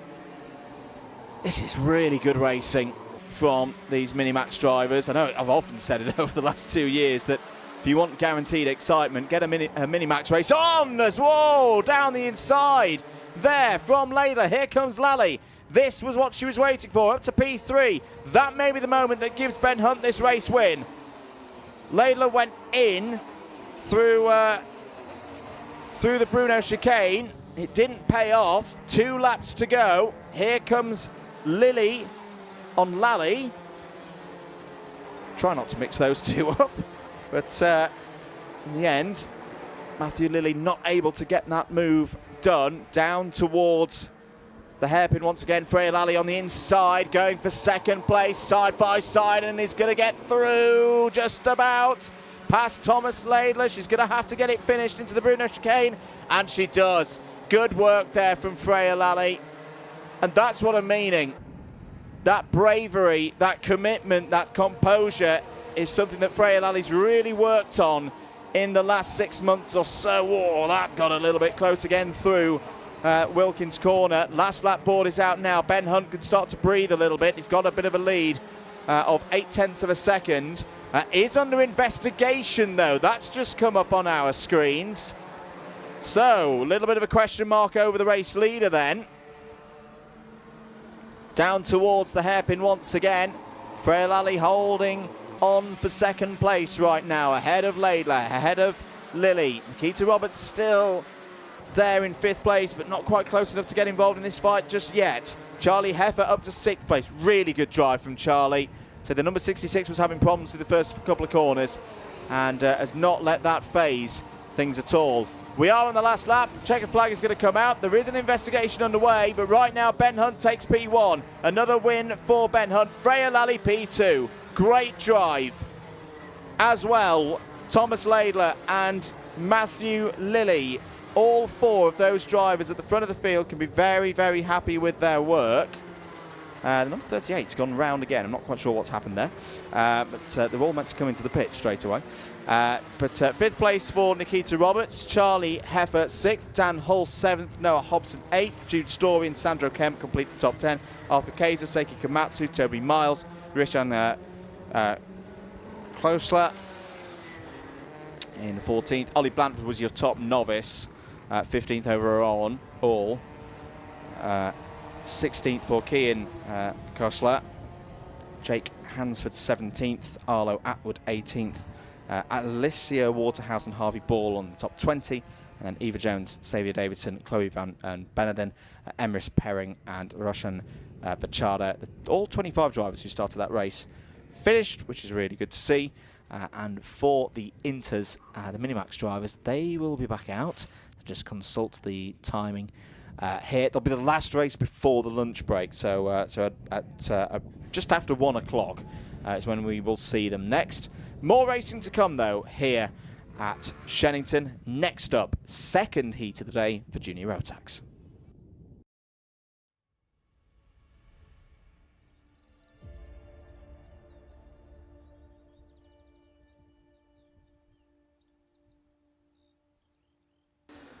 Karts out on track then. Here is your grid for the second race in Junior Rotax. Finley Hans, Harley King on the first row. Hayden Fisher and Ollie Barton on row 2. Jack Corser and Lily Shaw, they go from row 3. Daniel Wisnowskis, Layla Bell on row 4. Aidan Hammond, Austin Mayhew on row 5. Louis Marshall, Ethan Cossins on row 6. Emily Johnston, Logan Howell start on 7. Oscar Keane, Stanley Williams on row 8. Kartik Gameta and Joseph Baxter start on row 9. It's then Stanley Stafford and Ryuma Komatsu completing the top 20. Miles Cloworth and Zoe Cattett go from row 11. And here are your novices, Adam Asgar and Louis Marchand on row 12. Ollie Healy and Sam Batty on row 13. Cody Longdon completes the 27-strong field. So pretty much half of these drivers, this is their second heat. For the other half, this is their first. Let's see what's going to happen here over the next 9 minutes plus 1 lap. We're away in racing. Can they all get through the first corner? The answer, yes, they can. It's a bit busy in the middle of the pack. Oh, it is a problem for the number 93 of Cody Longdon and the 86 there of Ollie Healy. They got together as, oh, big spin and off there. Is that Lily Shaw in the number 78 going down towards Stratford Corner? We'll just try and confirm that in a few moments' time. It looks like Hayden Fisher has come to the front of the field for Jack Dex Racing in those distinctive red, white and blue colours. That looked like a nasty spin for Lily Shaw. Yeah, Lily's not come through sector number 2, so I think it was the number 78 that we saw spearing off to drivers left. and catching the tyres just before Stratford corner. Fisher leads from Wisnauskas, Hans, Hammond, Mayhew, King, Cossins, Johnston, Kometa and Logan Howes in the top 10 now as well. Down towards Stratford for the second time. Who else has made... Oh, Mars Cloweth has made some good moves on that first lap. We saw Mars at the front of the first heat. Oh, someone's lost a chain guard. Someone's lost a chain guard there. That kind of translucent piece of plastic material that you saw flying around on the approach to the Bruno chicane. Now that is going to be a problem for someone from a safety perspective. Those chain guards are there to, quite obviously, guard the chain should it fail. Warnings coming out as to here's a change for the lead. Down the inside, Daniel Wisnauskas, kart number 27, takes the lead from Hayden Fisher. Zoe Cattett's had a contact warning. Stanley Stafford has had a warning as well for making sure that there's no weaving. But now I'm waiting for a mechanical flag because someone out there is missing a chain guard. It is a mandatory piece of safety equipment for the simple reason that if your chain then fails, all of those bits, all of those links, those pieces of metal are going to be flying around, potentially affecting the drivers behind and anybody out there on circuit. So the tricky bit for the officials now is they will now be searching for whose chain guard is missing. But I would imagine it's someone towards the front of the field, as there's a move from Aidan Hammond down the inside, takes second place. Through the Bruno chicane they go. Well, apart from those dramas, I think this has again been a really good race so far from the juniors. Front three are all fine. They've all got chain guards correctly attached. 6 minutes in this one remaining. It might be the number 76, you know. I've lost in Mayhew. Now, this is where I very firmly remind folks that commentators are not race officials, but I think the number 76 might be missing the chain guard. As I say, it came from the front of the field because it was the middle of the pack who were all having to dodge it. And yeah, that may be a problem for Austin Mayhew. It's a real shame because Austin's having a good race here. Up from 10th place on the grid. That's a nice move. Ethan Cossins down the inside of Finley Hands up to P5. Through, yeah, I think that 76 hasn't got a chain guard on it. Oh, that's a shame. That is, and it's so easily done.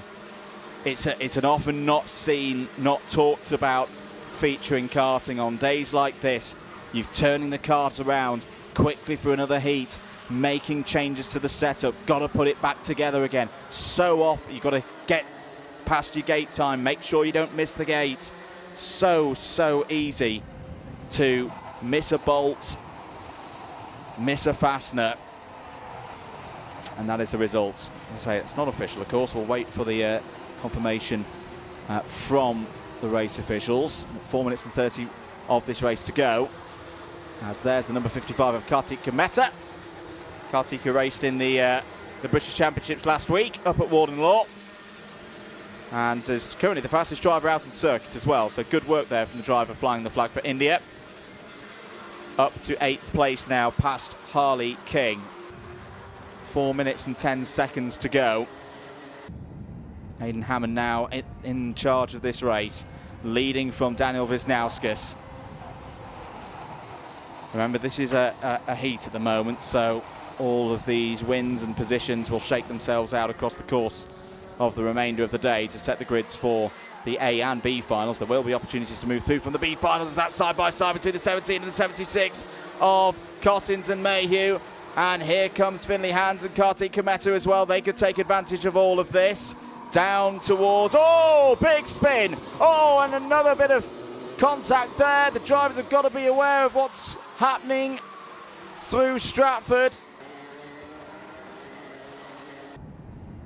That was a very scary moment. That easily could have been a roll. Finley Hands was one of them and Harley King was the other. as more happenings down at Wilkins.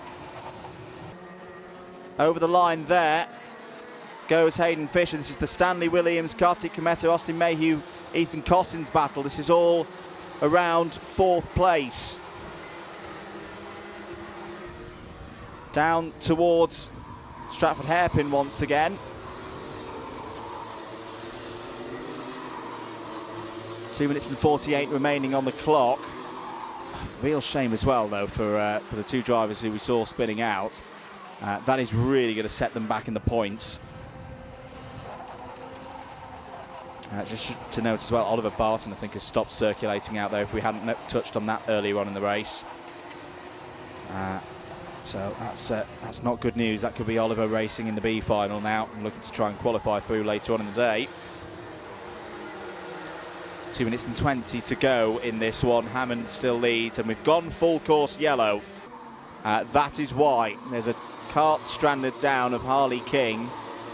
So yeah, this is the kart that we saw having problems before with that spin and secondary contact down at Stratford. And quite simply, the marshals and the safety crews aren't happy and don't feel safe enough to be able to retrieve that kart. So the race has gone slow procedure, controls everybody's pace. There'll be very quick and efficient work to get that kart out of the way at Stratford Corner, and then we can go back racing again. There it is, the number 68 being towed out. You can see the damage on the side of the kart as well. Not necessarily the easiest thing to recover there, but good work from the marshals. I'll most likely place that kart safely behind one of the barriers. There is Harley as well. So Harley is out of the kart, standing in a safe position. So it should be a fairly short full course yellow here. Now, what Aidan Hammond will be trying to do here, if you're new to karting, Aidan Hammond is now playing the role of on-track timekeeper. Aidan Hammond will, as much as he can, try and run this clock down, ideally to 0, because then it would mean there's only one more lap of this race should we go green. If there's 5 seconds, for example, we'll go for 2 laps. So 45 seconds on the clock. This is going to be a difficult one. I don't think Aidan's quite going to be able to do it in terms of backing the pace so far down that it... Well, I don't know here, because the 15 seconds have just expired there on the run between halfway to the Bruno chicane and through it. Aidan Hammond might do this, you know, and then just only have 1 lap to defend for the race lead, not 2. That's the aim of the game. Yeah, full course yellow is coming to an end. Static yellows around the circuit. 10 seconds to go. Aidan Hammond might have played an absolute blinder here of being on-track timekeeper. Indeed, he is going to. The time is going to expire. Final lap is going to be shown now. Time is up. And look at that, Reese. That was perfect. That was absolutely spot on from Aidan Hammond. He backed the field up, wore the time down, saw that last lap board and bolted. That was mega from Aidan Hammond and may well have won in this race. Daniel Wisniewski is what, 6 kart lengths back? Not close enough to attack. Hayden Fisher, I think, was a little bit asleep there as well. Still holding in 3rd as it's all going on in the midfield. But Aidan Hammond, well, if you want an example of how to control a full course yellow end, that was it right there. Aidan Hammond wins the 2nd heat in Junior Rotax. Good finish for Daniel Wisniewski. Good points as well for Stanley Williams, who took 3rd place away from Hayden Fisher right at the end there. Still good points for Hayden Fisher. 4th place. Good use of turning around the points. The drivers have gone round again. Not normally they do that, but yeah, I think they've maybe a little bit unexpectedly saw the checkered flag there. We didn't unexpectedly see the checkered flag. We saw the last lap board come out. But yes, they've all gone round again for an extra cool down lap. But Fisher, good points, 4th place. Needed to do that. Had 3rd place on the grid and has converted it into a good score. 5th for Kartik Kometa, 6th for Austin Mayhew. I'll have another look at that 76 as it comes in to the pits. Ethan Cossins, Logan Howes, Miles Cloweth, Stanley Stafford, Louis Marshall, Joseph Baxter, Oscar Keane, Zoe Cattett and Emily Johnson all in the top 15. Watching out for whether there is missing chain guard on that number 76. Yes, there is. Yeah, very much suspect that the scrutineers will pick that up, and that won't be good for Austin Mayhew, which is a real shame. Where were we? 15th place. So Ryuma Komatsu, 16th. Jack Corser, Sam Batty. Sam Batty, top novice. Great drive there from Sam. Top of the novices for Attack Motorsport. Lily Shaw and Finley Hans in the top 20. Adam Asgar, Ollie Healy, Cody Longdon, Louis Marchand, and Harley King will be classified in the top 25. 3 retirements in that race, of course. Harley King, Layla Bell, and Oliver Barton. One more heat for the junior Rotaxers. So a third of the field, they're done. They've done their 2. The other 2/3, we will see them back out at, as he consults his page, 12:54 for the junior Rotax third heat. So more on that later. We'll move back though to categories that we haven't seen yet today. X30 Senior, they're out next.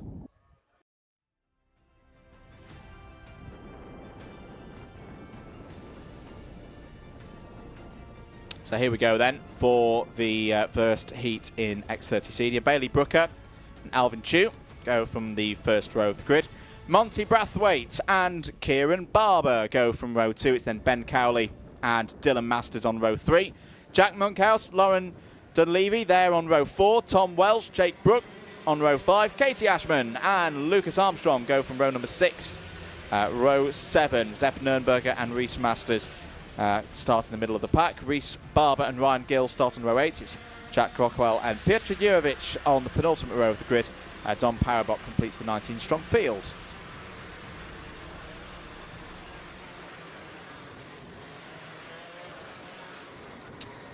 So for the story so far this season, 3 rounds of the championship complete. Driver right at the back of the field is your championship leader, Don Parabot, top scorer through the first scoring event of the year back in February. Ryan Gill and Alfie Gallagher are all quite well positioned in the points standings right now. Are we good to go racing? Yes, we are. 9 minutes plus 1 lap are underway in X30 Senior. There's lots of trouble through the field, up and down the order. Jack Monkhouse involved there. At least one of the Tim Wilson Motorsport drivers was as well. It was the number 89, Ben Cowley. And I think I saw Kieran Barber. Oh, more troubles down at the hairpin. That was Tom Welsh going for a spin. Field spread is going to be quite high at the end of this first lap.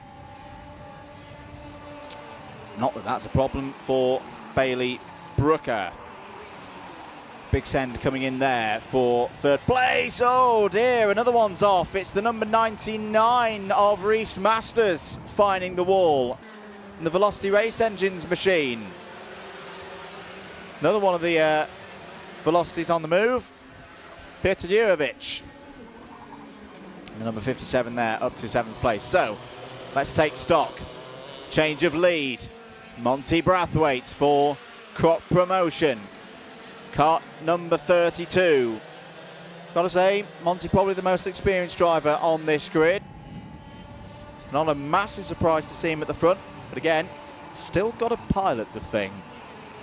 Doesn't matter how much speed you've got, how much experience you've got, you've still got to go out there and deliver on circuit. And right now, that's exactly what Monty Brathwaite is doing.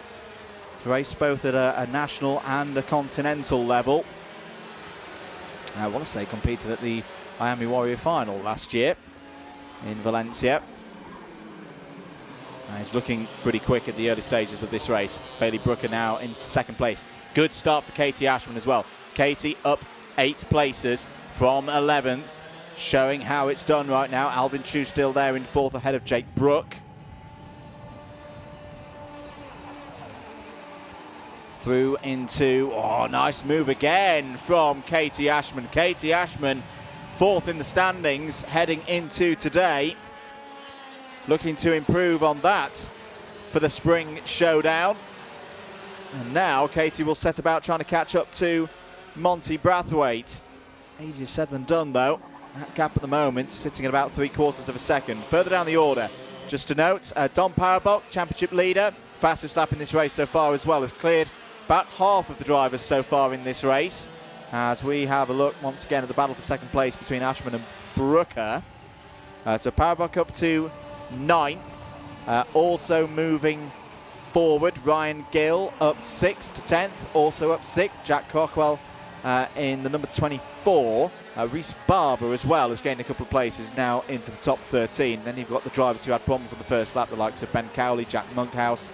They're ahead of Kieran Barber now. Zef Nurnberger was also caught up in the happenings of lap number 1. So the Jade Racing team driver currently now in 16th place. Change again, running through. No, not quite that time. Andrew in his fluoro yellows got confused there. Ashman still ahead of Brooker. They need to keep an eye on Peter Jurovic. Jurovic coming through side by side. Is that Jake Brook and Lucas Armstrong? Ryan Gill in there as well. It was indeed. Oh, down the inside. Loving that from Lucas Armstrong. Up to 8th place then past Jake Brook. Nicely controlled overtake on the brake. It's so satisfying to do. If you can get it right, it's a bit of a go there from Ryan Gill in the number 43. It's one of those corners. If you're new to this Shenington circuit, there's a point there from Bailey Brooker to Katie Ashman to say, let's work together. We're losing time to Monty Brathwaite here. It's a corner where you need a lot of bravery. Well, the corner before is one of those. But you can brake deceptively late into this part of the course. There's a lot of grip on that inside line, more than you perhaps think when you're new to this circuit.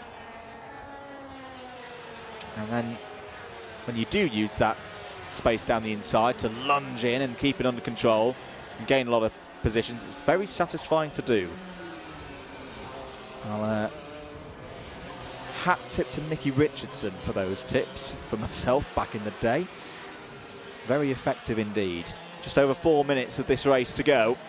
Very much looking like Monty Brathwaite's race to lose. Monty is 2 seconds clear of the rest of the field.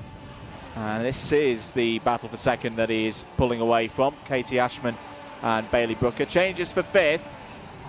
Dom Parabok. Parabok's going to be very pleased with this race. Started at the back, virtue of the draw, and has got up into the top 5. That takes the pressure off big time for later on in the day when Dominic has his next heat.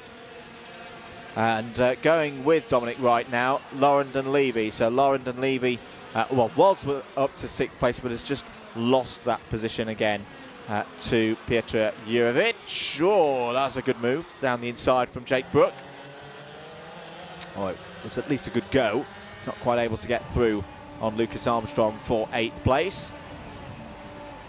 3 minutes and 20 to go. This is Brook and Ryan Gill. No, apologies. That battle that we were watching a few moments ago was Lucas Armstrong and Lauren Dunleavy. Apologies, Lauren. In the Jade Racing team. Got my build suits confused there. And Lauren started this race in 8th place and is holding that position right now. Good conversion of points. No threat of B finals for this group. They will all automatically go through to the final. 2 minutes and 40 remaining on the clock. Now, once again here with Jake Brook and Ryan Gill. Ryan, good amount of experience in the X30 categories. He's raced for a good number of years. He's raced for Evolve Motorsport in the past. He's privateer here this weekend. Biggest mover at the moment in this race, Peter Jurovic. Peter Jurovic has actually just got back ahead of Dominic Parabok, so now that's an interesting moment.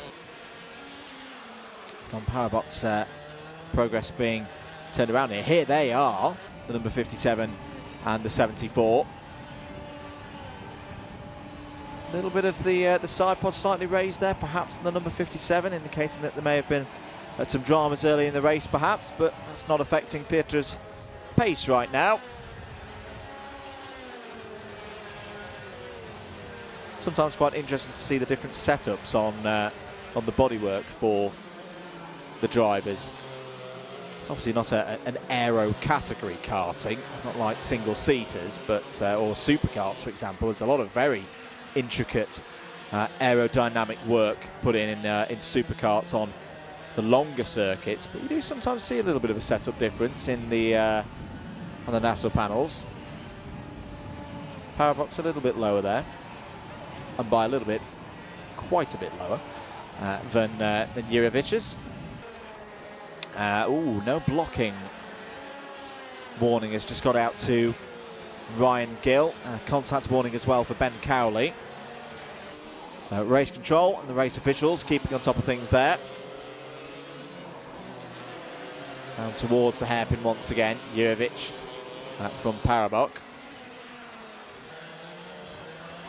You might wonder, it's like, well, surely that's a less aerodynamic position for Parabok's NASA panel. Yes, you'd be right, but sometimes it's just driver preference, eye lines, references, all of that kind of stuff. It may also be this other side of things that it's just been nudged out of place across the course of this race. As I say, Parabok's had a busy time out there, moving up from the back of the field. It doesn't look like it's loose or anything like that. I'll have to keep an eye on that, whether that is just set up for the remainder of the day. 15 seconds to go. Monty Brathwaite in full control of this race. 4 seconds ahead of Katie Ashman and Bailey Brooker, and that's not to slight Ashman and Brooker. They've raced very well indeed. Their pace has been strong. Brathwaite has just been a cut above the rest so far in this one. Last lap board is taken then by the race leader. Ashman over the line, has about a second over Brooker right now. Then Alvin Chu. Alvin's had a good race, pretty quiet race. But the driver, who's based here in the UK, racing under the flag of Hong Kong, has, oh dear, is there a problem there for Jack Crockwell? Yes, there is. Oh, that's a shame. Jack was running really well for the Norris Carey Motorsport team. But loses all of the positions that he's just gained. Was started this race 17th and now drops down to, well, to 16th, so not quite. Leader coming around then. Will take the checkered flag. Good win for Monty Brathwaite over the line. P1 for Croc Promotion. Katie Ashman P2. Bailey Brooker third. Alvin Chu and Piotr Jurovic in the top 5, as there's still more things being decided here in the second half of the field. This is Dylan Masters in the number 67 fighting with Ben Cowley and Zef Nurnberger. And over the line there for, what was that, 12th place for Dylan Masters. So Brathwaite wins it from Ashman, Brooker, Chu, Jurovic, Parabok, Armstrong, Dunleavy, Gill and Brook, all in the top 10. Monkhouse, Masters, Cowley, Nurnberger and Barber take us to 15th. Crockwell, Welsh, Masters, Barber. All 19 drivers are classified in some sort. 2 retirements in that race, Reese Masters and Kieran Barber, but they'll still score points for those positions. Good race there from the X30 seniors. Next time they are out, they're the first race after the scheduled lunch break, so we'll be a little bit later on at 1:50. Getting ready though, let's turn to the other senior category now. Senior Rotax will be out next.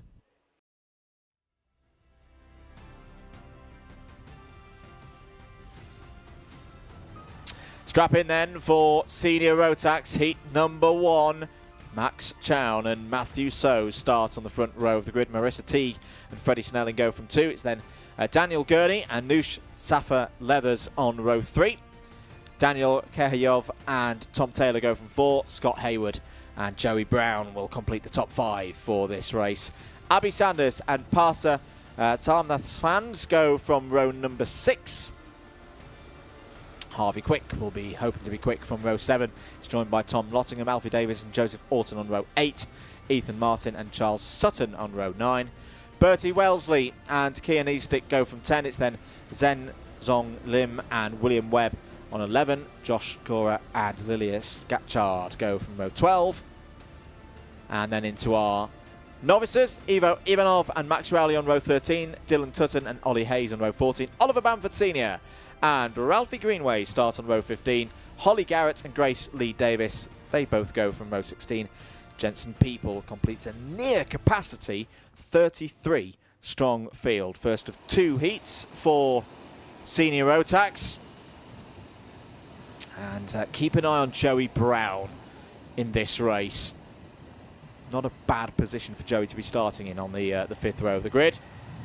We're ready though for another 9 minutes plus 1 lap race. This time in Senior Rotax, we're racing once again at Shenington through the first couple of corners. Big field, can they all make it through? This is good so far, properly good so far. That's a nice start from the seniors. Nobody in trouble as they head down to Stratford for the first time here today. It was a little bit of a wobble for one of the drivers right in the middle of the pack there, but apart from that, it's all good.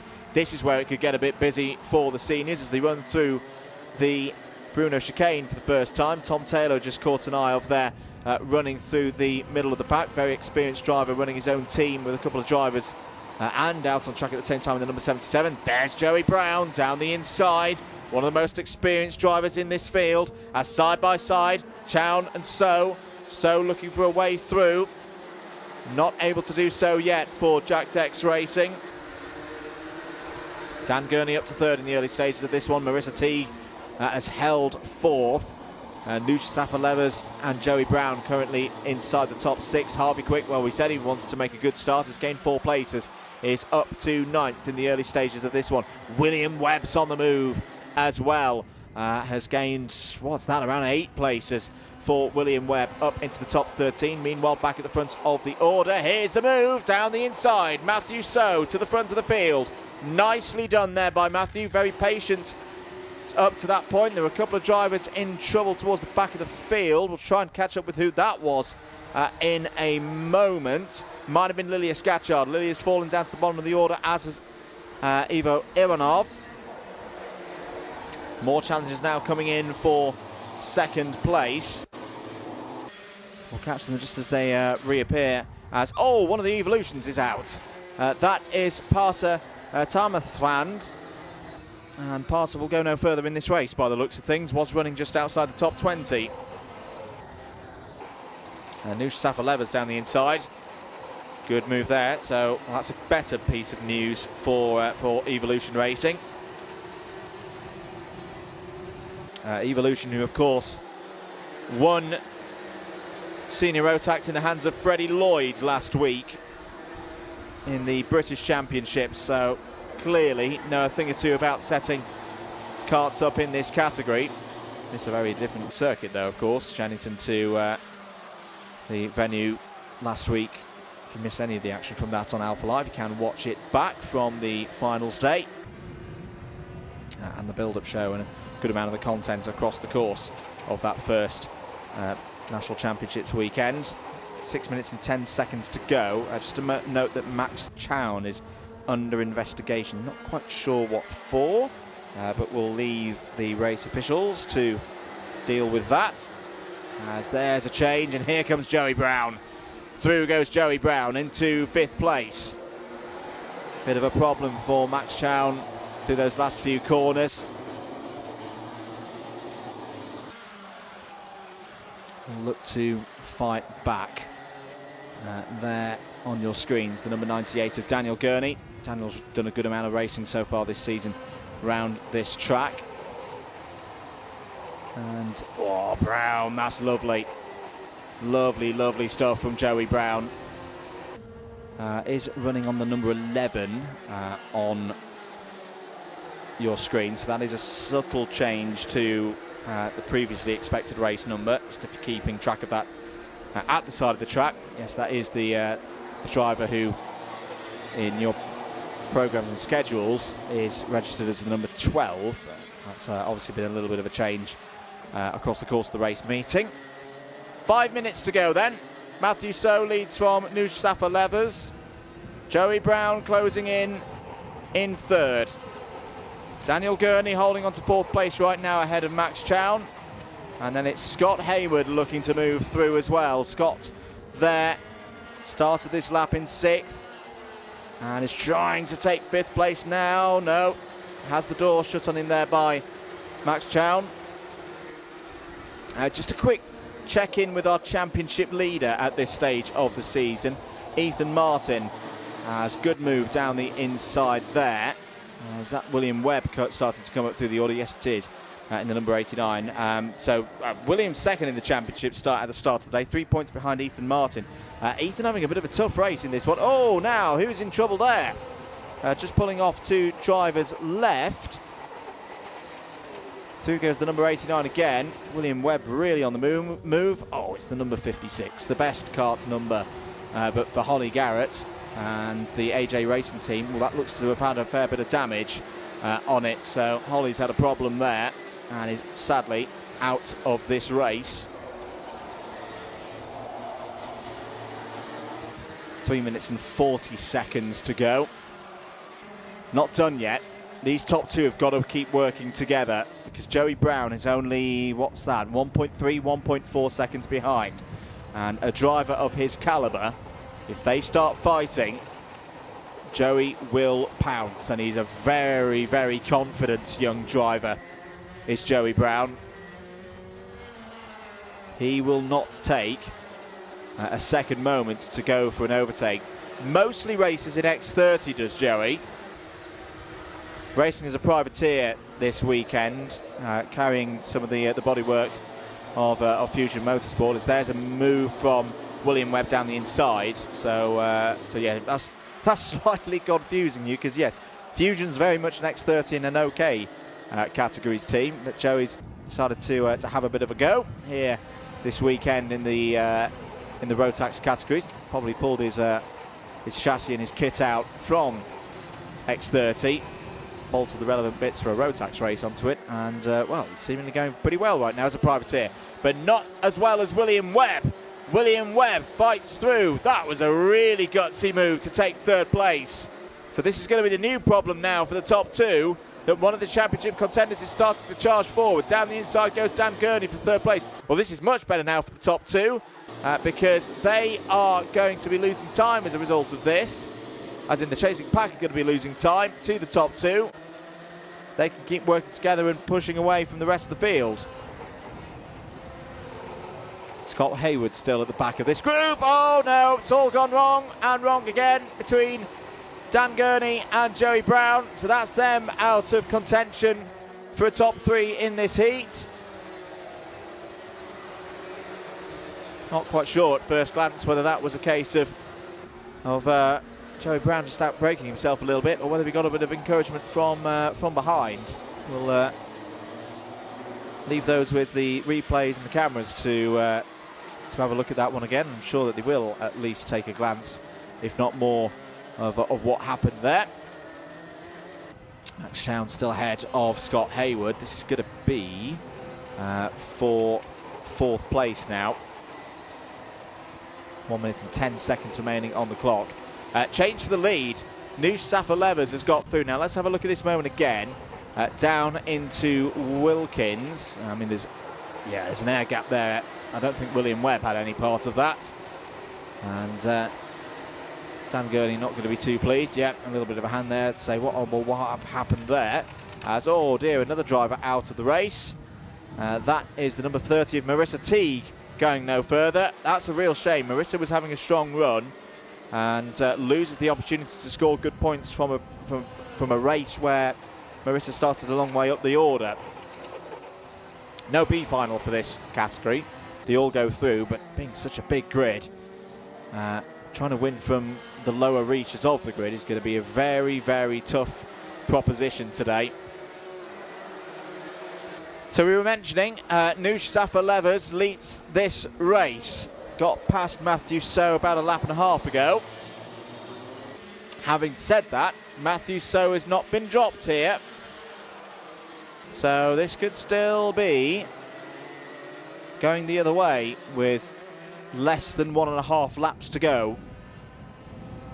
Through Hanger and into Wilkins once again. Good on the brakes there is Safa-Levers.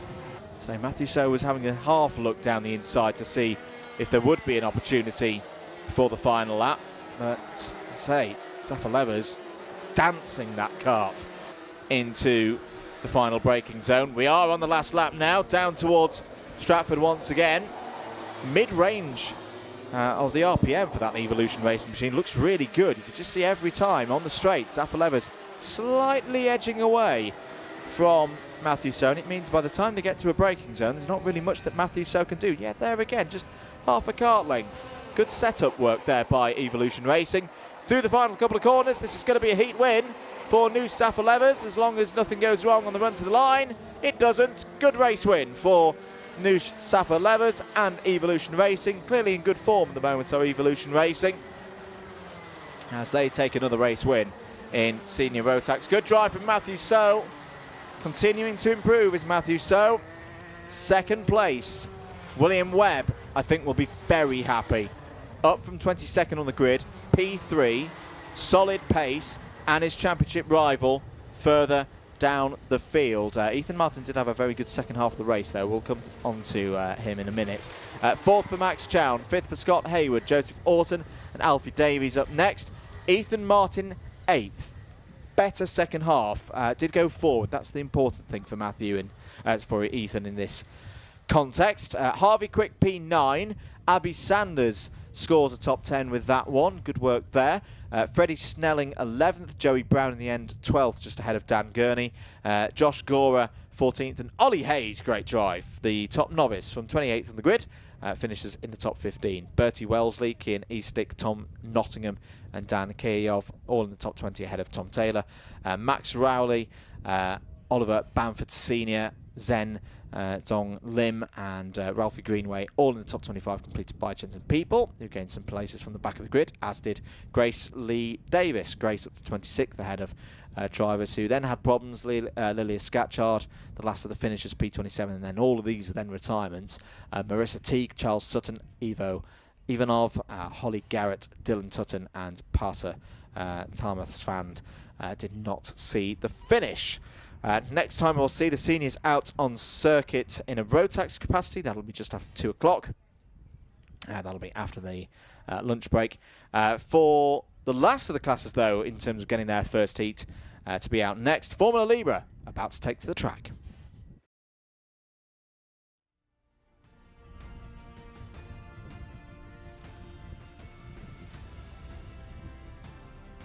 So into Formula Libra. If you're new to this, this is cost-effective X30 racing. Really good category. I've had some super races so far this season. Here's how they line up for the first heat of the day for the Spring Showdown. Alex Jones and Josh Derry, they're on row number 1. Ian Davis and Marcus Smith, they're on row 2. Liv Jenkins and Lewis Payton back for more racing action here at Shenington. They're on row number 3.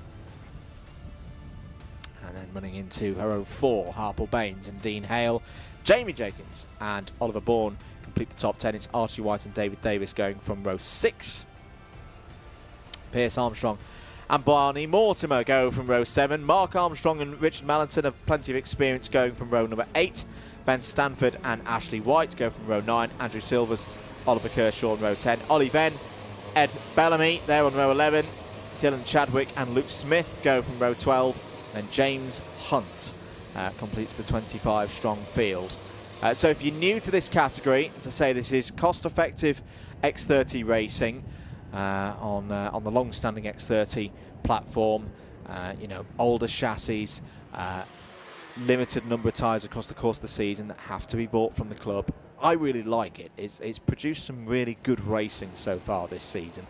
And if you're looking to get on the grid in a competitive manner on a budget, I strongly recommend you have a look at this category because it's got a good grid as well. 25 drivers ready to go here for heat number 1 in Formula Libra. 9 minutes on the clock for the last time today. We say heat 1 is not quite underway, I don't think, on our screens. That's not gone green on our screen. For a marshal post to confirm whether that is a false start or not. This looks like a very racy run down towards the Stratford corner. No, I think we are racing, actually. Apologies, I think that's a little moment in the timing system there. Marcus Smith has had a good start, but it's Alex Jones at the front of the field right now. Down towards Wilkins for the first time. And they'll come over the line to complete the first lap. Oh dear, we've had a spinner there. Is that the number 55 of David Davis? Quite possibly so. Alex Jones leads, or did lead, because Josh Derry's just gone through there to take first position. Now we get things turned around a little bit there on the data. So yeah, 8 minutes to go in this one. Apologies for that race start. I thought it might have been a false one just because of the speed that the drivers took, but no, it was waved good. Now the technology's caught up. I can tell you the full picture of what's going on in this race. Good start for Ashley White, up 7 places to 11th. Ollie Venn as well, up 9 places, and is now knocking on the door of the top 10. Over the line to complete another lap. Josh Derry leads this one at the moment. Looking for another good haul of points here. James Ogden is your championship leader heading into today. We've not got James with us today, so this will be an opportunity for somebody else to come up to the top of the order. Could well be Lewis Payton. Lewis Payton currently running in 8th place in this race. He's second in the championship, 5 points back from the leader. Josh Derry inside the top 10 at the start of the day. Looking to improve, no doubt. There's a nice move down the inside. Liv Jenkins. And Jamie Jenkins is going to be on the scene pretty quickly as well. Right on cue. Through goes Jamie Jenkins. So the two Jenkins, they're into 4th and 5th places. That was just outside the commentary box window. You might have just about heard the screech of tyres there. That was Archie White taking a bit of a wider than normal line past us here, just overlooking Cafe Corner.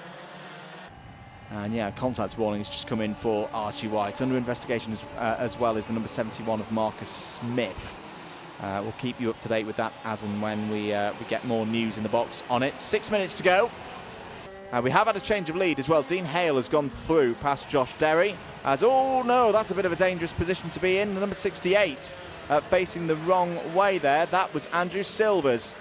That looked to be on driver's left-hand side through Hanger Corner. Thankfully, everybody's okay, and Andrew will be able to rejoin the race, but I don't like to see that. A kart facing the wrong way through one of the fastest corners in British karting. There's the number 17 on your screens of Jan Davies. Just ahead of the number 78 of Alex Jones, or was, because Alex Jones has just gone back down the inside to retake that position. That is all over 6th place. Oliver Bourne got through past both of them on that last lap.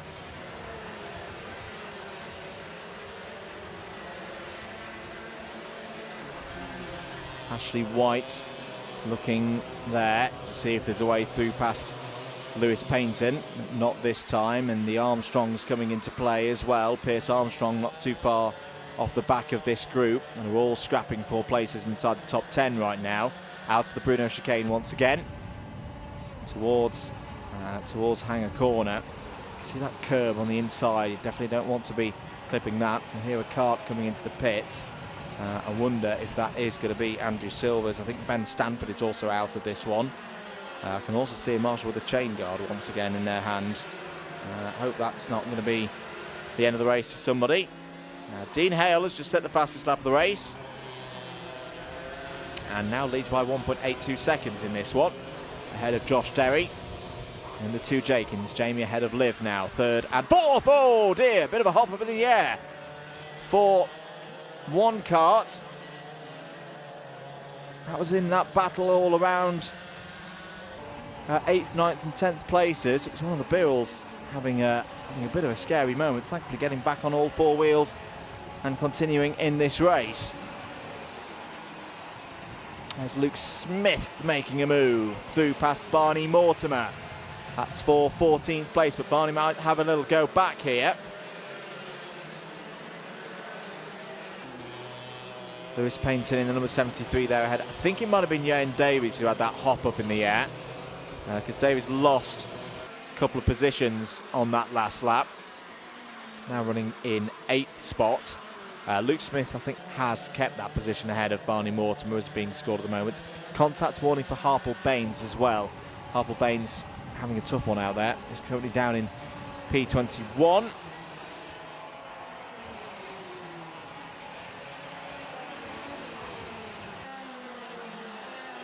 Less than 3 minutes to go in this one.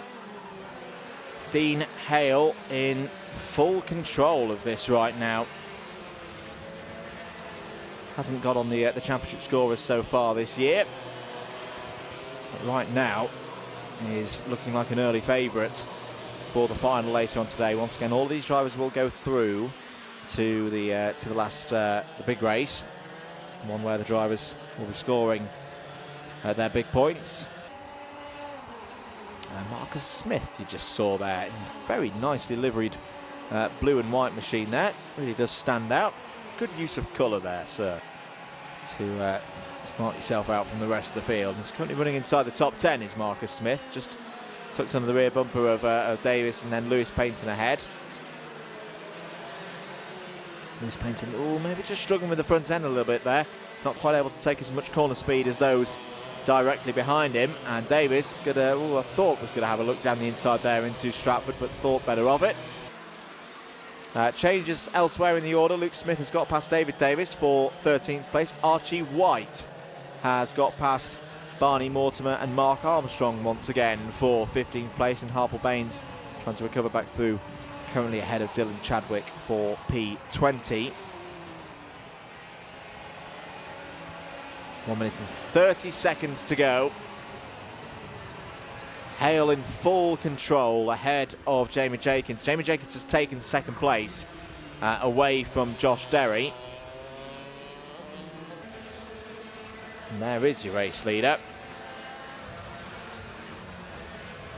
Sounding glorious out there at the moment is Hale's X30 powered machine. Best lap time so far, 43.74, and that's another one of the great things watching this category is the speed of these karts. Really not far off the new kit running senior X30 class at all. Plenty of speed to tickle your fancy if you want to get on the circuit. I say it's a good grid, 25 drivers here today, but could be more. Could be more, could be up to 30, could be all the way up to 34 for future rounds if you want to get involved. Also, the upfront cost is procuring kit and equipment, and that's always the case for any class. And the good thing is you can also race with the base kit in the X30 classes. The purpose of this class, of course, is to control the costs and give all the drivers good, fair opportunities to race and compete and win races and win trophies. We all know how expensive karting can be, and is very much the ethos of this category to tackle that situation and provide a platform for drivers to keep racing or get racing for the first time, of course. Got a number of novices in this category here this weekend. Spread out at the front of the field. There's Josh Derry once again. 8th in the points heading into this weekend is Josh Derry. But right now this will be a good run for him, potentially looking to move up into the top 5 here today in those championship scores. Jamie Jenkins, though, could be threatening the top of the pile with performances like this. Second in this one right now. Jamie starts the day 4th in the points. Had a top 3 score last time out. But both Jenkins scored in the top 3 a month ago. Here's a good scrap. Marcus Smith has got ahead of the likes of Davies and Payton. But here as well, Ashley White's looking to get forward and does so in that number 33 machine. That's nice stuff from Ashley White, another runner registered with Tim Wilson Motorsport here this weekend. Dean Hale takes the checkered flag, takes the win. Jamie Jenkins second, Josh Derry third. Liv Jenkins over the line as well there in 4th. Close on the line there between Alex Jones and Oliver Bourne. What was that? That was I think 0.08 of a second over the line between those two, or something there or thereabouts. Ashley White 7th, Marcus Smith 8th, Lewis Payton and Ollie Venn in the top 10. Pierce Armstrong 11th, Luke Smith top novice in 12th. Jan Davis and David Davis 13th and 14th ahead of Barney Mortimer 15th. Mark Armstrong, Richard Mallington, Oliver Kershaw, Harple Baines and Dylan Chadwick all in the top 20. Ed Bellamy, Andrew Silvers, we're into the retirements now. We're 21st and 22nd. Archie White 23rd. James Hunt, no, not that one, a new one, in 24th place, and Ben Stanford a retirement as well. So a good race there from Formula Libra. Good points on the board for the likes of Hale, the two Jenkins and Derry. They will be back out again in their totality at 2:16 for heat number 2. For now, though, you might just be about to hear in the background the signs, the sounds of KZ machines. Super 4 Heat 2 for KZ2 is up after this.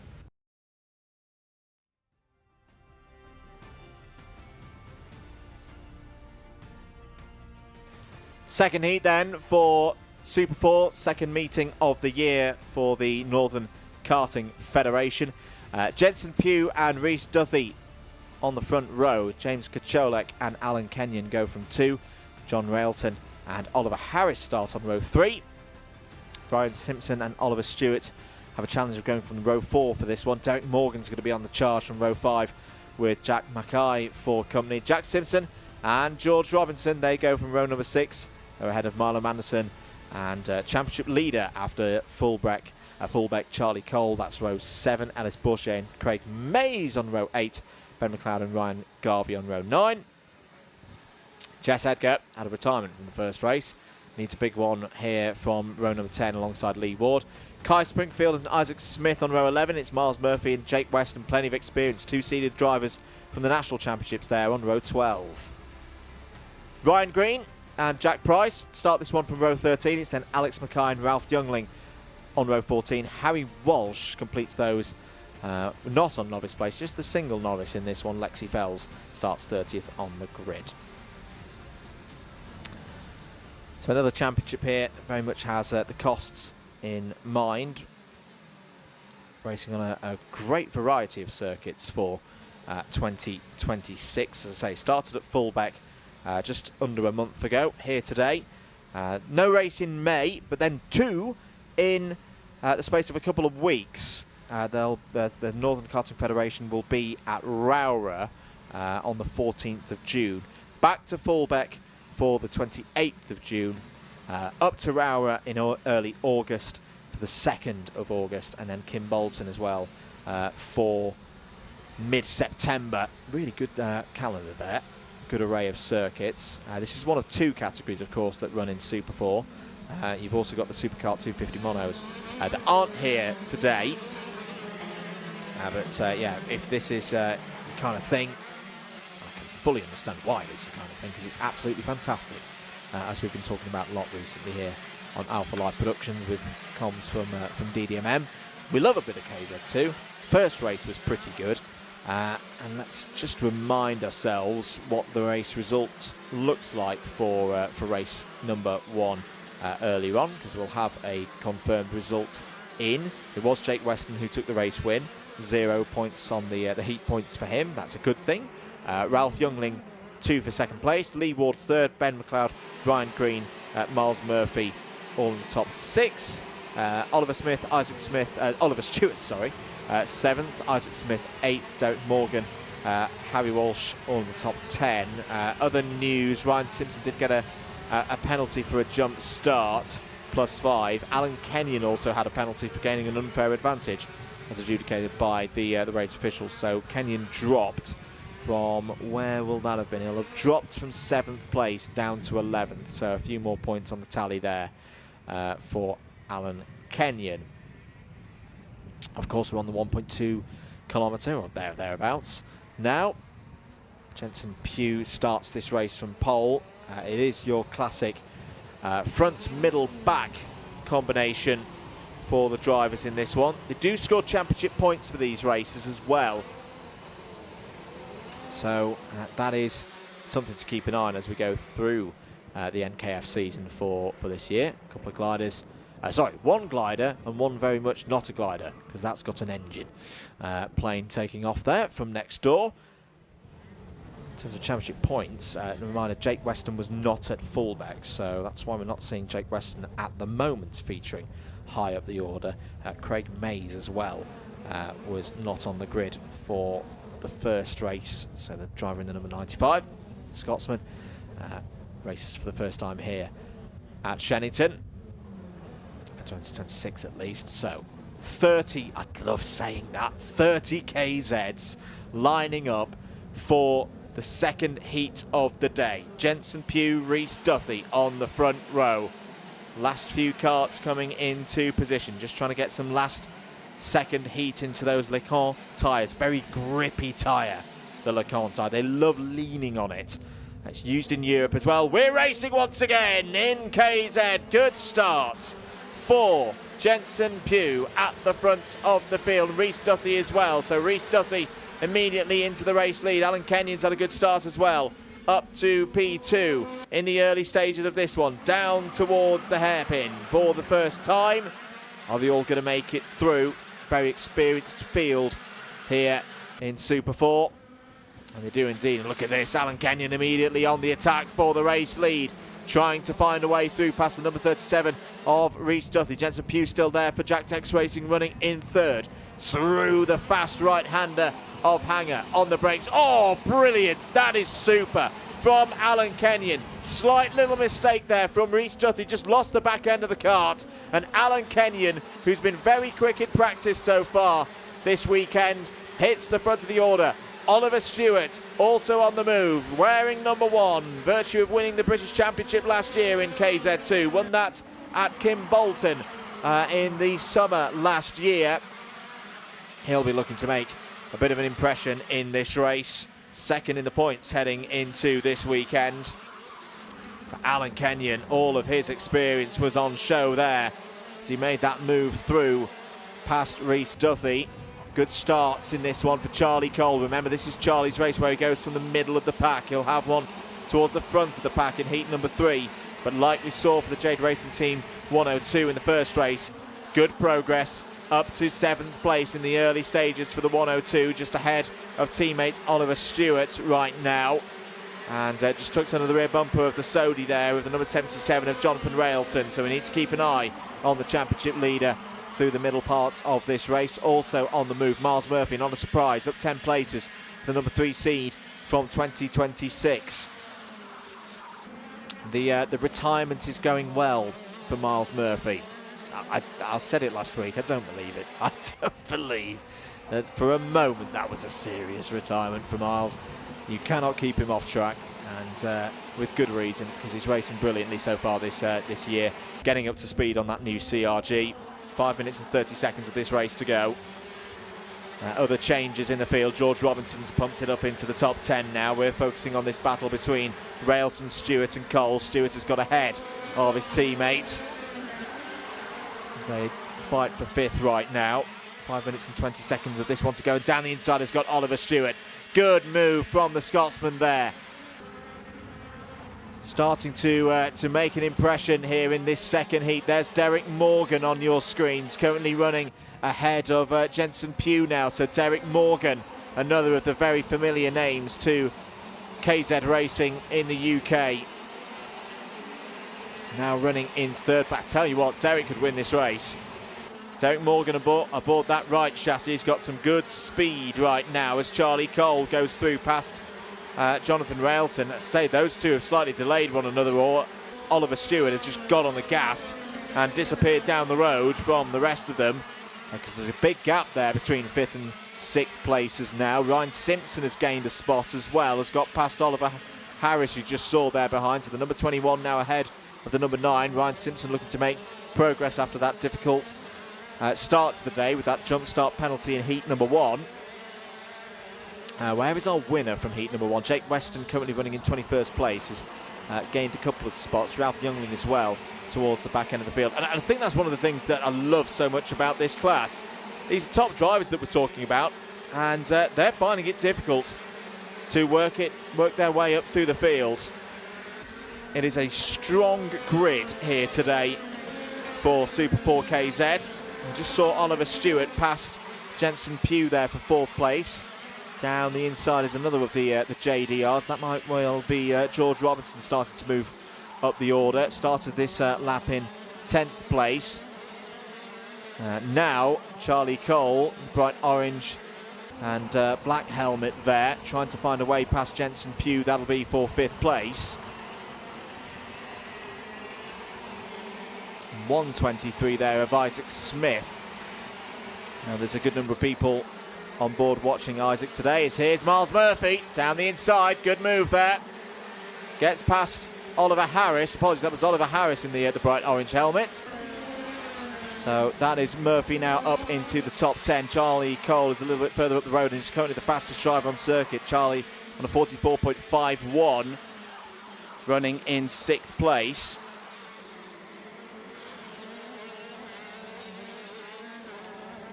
Through the chicane once again there. Drivers in the middle of the pack. Ryan Simpson in number 21 there, above the Charles Leclerc chassis. Ooh, a bit of a close moment there between George Robinson and Miles Murphy. Miles Murphy cuts the inside.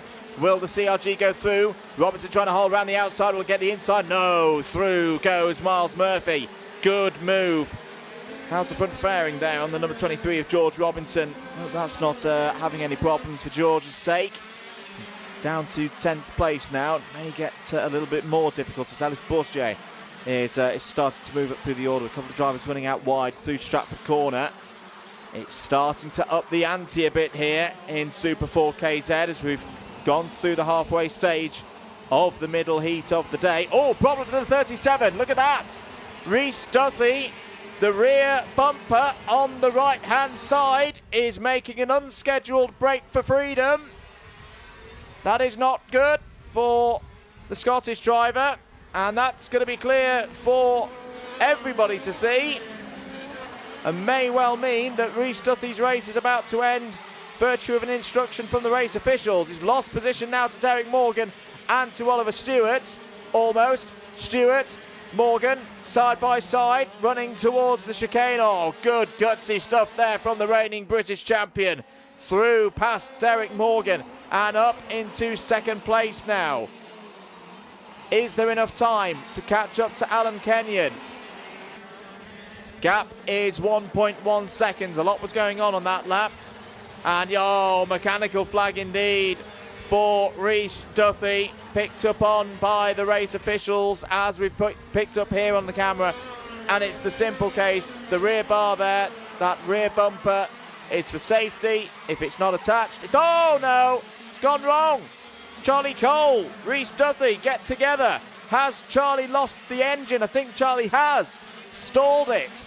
And well, Rhys Duthie, who had just seen the mechanical flag, I don't think he had enough reaction time to get in the pits on that tour of the circuit, comes together with Charlie Cole. And Charlie Cole's going to lose a lot of points because of this now as well. Not a good moment there for either driver, but particularly for the championship leader. Jensen Pugh now back up to 4th place. Miles Murphy running in the top 5 now. That is really not going to be a happy moment for Charlie Cole. Not quite sure how aware he would have been that Rhys Duthie was about to pull out of this race because he's been shown the mechanical flag. Here's your race. I tell you what, this race isn't done yet. Oliver Stewart is catching Alan Kenyon at quite a rate. Now, he's not got long to go. There's only one more lap of this race remaining for heat number 2. Gap last time around, yeah, it's down to 0.6 of a second. And last time around, I think Oliver Stewart's probably just going to run out of laps here. Oh, more problems. It's the number 95 of Craig Mays on his first appearance of the year, who's having trouble. He just saw James Kacholek's number 74 machine that retired a couple of laps ago as well. So we're losing some of them here. But not too many of them, which is good to see. Strong reliability in general across the board for our KZ runners here today. I hope I haven't cursed in saying that now, but we are towards the end of this race. Alan Kenyon, great race management. It's going to take this race win. Oliver Stewart's going to say I needed one more lap to try and win this race, but he's not going to get one. Kenyon over the line, wins from Oliver Stewart. Derek Morgan in the top 3. Great drive there from Derek, looking to move up from 8th in the standings at the start of the day. Jensen Pugh, good fight there from Jensen Pugh.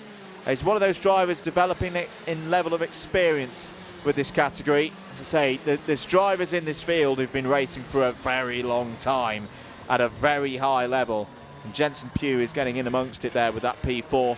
Miles Murphy P5 ahead of Ellis Bourchier. George Robinson 7th, Ryan Simpson, Isaac Smith and Jake Weston all in the top 10. Good drives there from Smith and Weston from towards the back of the field. John Railton 11th, Ben McLeod 12th, Jess Edgar better this time. Had a retirement, of course, in race 1, P13 for Jess there on that occasion. Ryan Green and Marlon Manderson complete the top 15. Ralph Youngling might be a bit frustrated with that P16, but that was his race from the back of the field. 17th for Oliver Harris, Craig Mays, Harry Walsh, Kai Springfield all in the top 20. Difficult race there for Lee Ward after the strong run to third earlier on in the day. P21 in that one. Again, just shows how competitive KZ is right now in the UK. P22 for Jack Price, Ryan Garvey, Jack Simpson, Alex Mackay, all in the top 25. Jack Mackay and Lexi Fells, the last of those in the main pack. Charlie Cole did get going again, but P28 in the end for Charlie. Reece Duthie and James Kacholak both did not see the end of that race. Well, that was another thoroughly pulsating heat for KZ2. They're not done yet. They've got another one. It'll be the last of the heats today. It will be around 2:30. So definitely tune in with us for that. But for now, we'll move away from the KZs back to the 1 kilometre circuit and over to something quite different. Our cadets, the second heat for them is out next.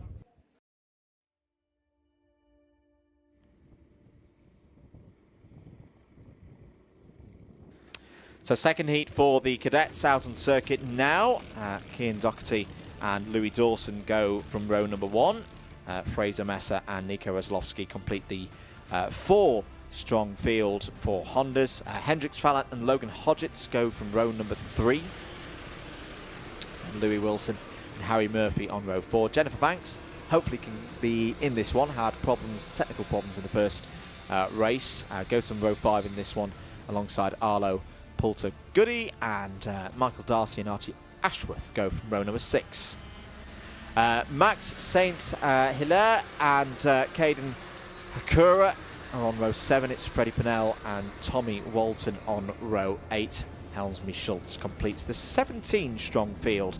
All of those drivers, the 13 drivers from the third row back, of course all running in IAME Water Swift Restricted. Hondas are away. Cian Doherty leads the early stages of this one.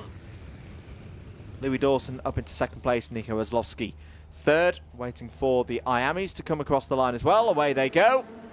Good start for Hendrix Fallat there in the bright yellow and black liveried machine. I'll have an early lead in this one. It's a great shot there of the Hondas. Heading one way. Good start this for Louis Dawson. Stronger start that we saw in race number 1. Just to reiterate the result from race number 1, if you weren't with us earlier. If you want to know exactly what the race result was by watching it with your own eyes, close your eyes and your ears now. Well, mainly your ears, because we're not going to show the results on the screen. Cian Doherty won the first race for the Hondas. It was Nico Roslovsky, Louis Dawson and Fraser Messer, the order for that category. Hendrix Fallat, Logan Hodgetts, Harry Murphy, Louis Wilson and Caden Hakura. The top 5 in IAME Water Swift Restricted, as there's a move from Louis Dawson to cover off any kind of attempt from Nico Roslovsky to overtake in the early stages of this race. Under investigation, potential start infringement for the leader in IAME Water Swift Restricted. Hendrix Fallat, number 15 on our screens as under investigation, so that could be a problem for Hendrix. I wonder if he was adjusted, just gone a little bit too quick from the start. So it's a 2-part start. Oh, look at this! Louis Dawson down the inside of Cian Doherty. Doherty has the switchback inside line through Cafe. Good racing here in Honda Cadet.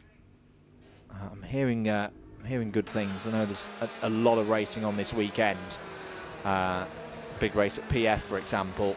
I was hearing from a good friend and colleague of mine in another series that Honda Cadet numbers nationally on the way back up, which is what we want to see. I say it's expected that there's less here today, and very thankful for our 4 drivers here today supporting Shenington Club Racing meeting. But I'm hoping that this trend nationally of the numbers going back up in Hondas will then further support the club scene as well, so that we can have, it'd be great to have 2 full grids of Hondas in the not too distant future.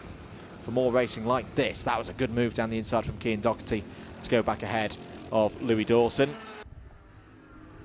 No changes in the IAMEs. Still Hendrix Fallat at the front ahead of Logan Hodgetts, but Logan Hodgetts has just set the fastest lap of the race so far.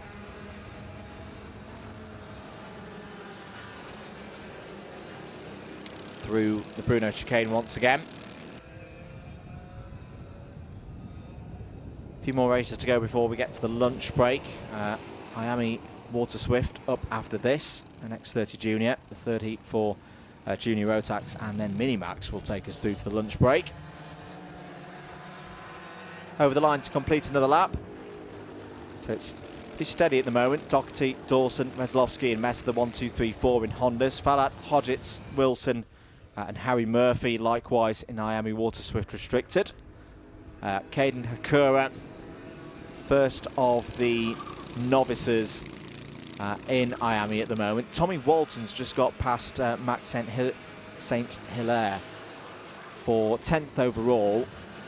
What will that be? 6th in IAME and 2nd of the novices. Freddie Purnell is 12th.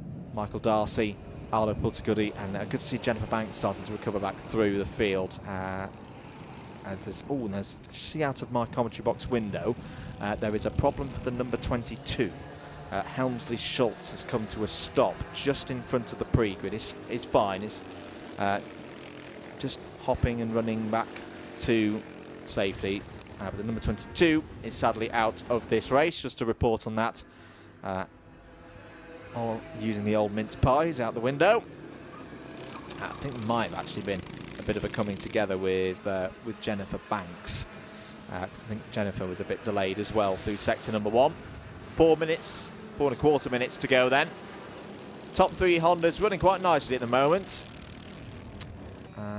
Looking to take this one deep into the race. Through the Wilkins complex once more. Bit of a quieter race, this one. Yeah, Archie Ashworth has got past both Jennifer Banks and Helmsley Schultz. So I think, yeah, the moment that resulted in Helmsley having to retire from this race was between number 71 and the 22. I think we may have had a change for the lead, though, in IAME Water Swift Restricted. Just heading down to the Stratford hairpin now. Logan Hodgetts has got ahead of Hendrix Fallat. There they are. So these two running away from the rest of the field. Logan Hodgetts, it was just towards the end of the previous lap, was able to get back ahead of Hendrix Fallat. No further news at this stage to us here in the box regarding the number 15 and that look that the race officials were having at the start of the race. If you're just joining us, that was something that we noted earlier as popping up on our screens on, what was it, late lap 1, early lap 2, as there to the inside once again. That is the top 2 in IAME Water Swift Restricted, just going past Fraser Messer, the 4th of the Hondas. Fraser currently running in the low 52s and the mid 51s. And just to refer to earlier, yeah, Fraser's best lap in the first race was a 51.4. So we'll be looking to go quicker than that if Fraser can. 2 minutes and 20 seconds remaining in this one. Change for 11th place overall. Freddie Purnell has got past Max St. Hilaire. The number 33 moving up the order. Now your 3 Hondas. No change there. Still Doherty from Dawson from Weslovsky. Hodgetts and Fallat about 1.4 seconds ahead. And here is good battle going. Ah, yes, this is the battle that we were talking about. This is some of our novices. As, oh dear, a little bit of ride across the curb there for Michael Darcy in the number 77 for the Tim Wilson Motorsport team. But we'll stick with this battle because this is going back and forth quite a lot in the last few moments. Tommy Walton's got back to the front of it. P10. This is all over. 6th place within the IAME category. Down the inside there, looking Michael Darcy. And through. Good move there from Michael Darcy. All of these drivers just looking to, at the moment, build their experience, get through these meetings, get their stamps on their licenses that will then allow them to move off the novice plates and onto the standard plates that we see for IAME Water Swift Restricted. As the number 33 of Freddie Purnell goes back through. Oh no, little spin there for Tommy Walton. Recovers very nicely, loses a few positions, loses a bit of time. Very easily done there. I think Tommy just clipped the curb on the inside and the second phase of the corner. Just pitched the back end of the kart into a spin. Again, that's what being on the novice plates is about. Learning from those little moments, bouncing back really well. That's a shame for Tommy. Oh, down the inside, move for second place. Nico Weslovski has taken second in Hondas. Mechanical flag is out for Jennifer Banks. Oh dear, Jennifer's having a really tough day with mechanical problems. And sadly, her race will end early before we get to the end of the 9 minutes allocated for this race. I'll try and keep an eye out when Jennifer comes into the pits as to what exactly the problem is. And we'll keep an eye as well on what's going on here in the Hondas. Time is about to expire, so we're not too far from the end of this race. Doherty still ahead now of Weslovski and Dawson. And no changes in IAME's as well. Still Logan Hodgetts from Hendricks Fallard. There has been a change for 7th overall. Harry Murphy's got through past Fraser Messer. It's still Louis Wilson, by the way, 3rd in the category for IAME. Final lap board is out then. I think Jennifer Banks has come into the pits. Apologies, not quite able to see what did happen to Jennifer. Can Nico Weslovski find a way through, though? Keane Doherty right there, within touching distance of the number 77. Also having to deal with the leaders in IAME Water Swift Restricted. So the leaders in IAME have caught the leaders in Honda. This could be a quite dramatic end to this race, where they all get a little bit involved with one another and with a backmarker. Backmarker pulls out of that whole situation, and across the line, it's going to be Keane Doherty, I think, with Hendricks Fallard. The two class winners are going to cross the line astern. There they go, across the line. That's a nice picture for us. Keane Doherty takes the win in Hondas, and it'll be Hendricks Fallard taking the win in IAME. Nico Weslovski 2nd in Hondas, ahead of Louis Dawson 3rd in the 4-stroke category. Logan Hodgetts and Louis Wilson 2nd and 3rd in IAME. Harry Murphy 7th, 4th within IAME, and Fraser Messer as well, 8th overall, 4th of the Hondas. The rest are all IAMEs. Top IAME novice was Caden Hakura. Good drive once again from Caden. That's the 2nd race that we've seen that happen for the number 99. Freddie Purnell won that great battle in the midfield, ahead of Michael Darcy, Max St. Hilaire, and Arlo Poulter Goody. I'm just going to check what kind of lap times. Oh, that's a good improvement from Arlo from this race to the next. Tommy Walton, Archie Ashworth, the last of the finishers, 2 retirements, Jennifer Banks and Helmsley Schultz. The next time that we will see very quickly before we move to the next race, the A final for the cadets will be just before 3 o'clock, so do be with us for that. Right now, though, we're going to move up an age level. Next out on circuit, IAME Water Swift Inter.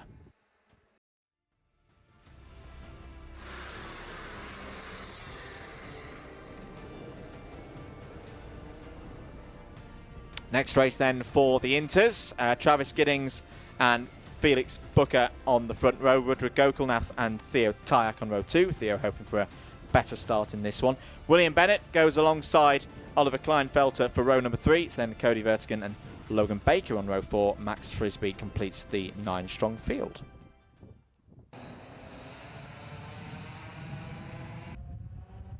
Here we go then for 9 minutes plus 1 lap. Away and running. Better run through the first couple of corners this time from the IAME Water Swift Inters. Travis Giddings will lead in the early stages down towards Stratford Corner for the first time. Takes that wide line. Rudra Gokilnath has had a good start. Already up to second place, looking to continue to build the good scores that Rudra has had so far this season. William Bennett running in third. That's a good start from the inside of road number 3. Oh no, may have put the curses there on William. Straight away under investigation for something that's happened on this first lap. Or actually no, maybe before on the formation lap, but either way, that's not going to be what William wanted to see coming over the line. As here's a move for the race lead. Gokilnath back to the front of the order. Good work there from Rudra Gokilnath to return to the front of this field. On the road, won the first race. And just to confirm for you that result did stand, yes it did stand. So going into this one, as there's a challenge for second place, William Bennett down the inside of Travis Giddings. Giddings leaves a good amount of racing room there. That's good racing. Oh, William's out on the curb. Oh, that's a painful moment. It's a big curb on driver's right through the Bruno chicane, and William did very, very well there just to keep control of the kart, especially when coming back onto the circuit. Will have lost his steering momentarily there as he hopped across that half sausage, as Theo Tyek's on the move down the inside of Cody Vertigan and up to third place.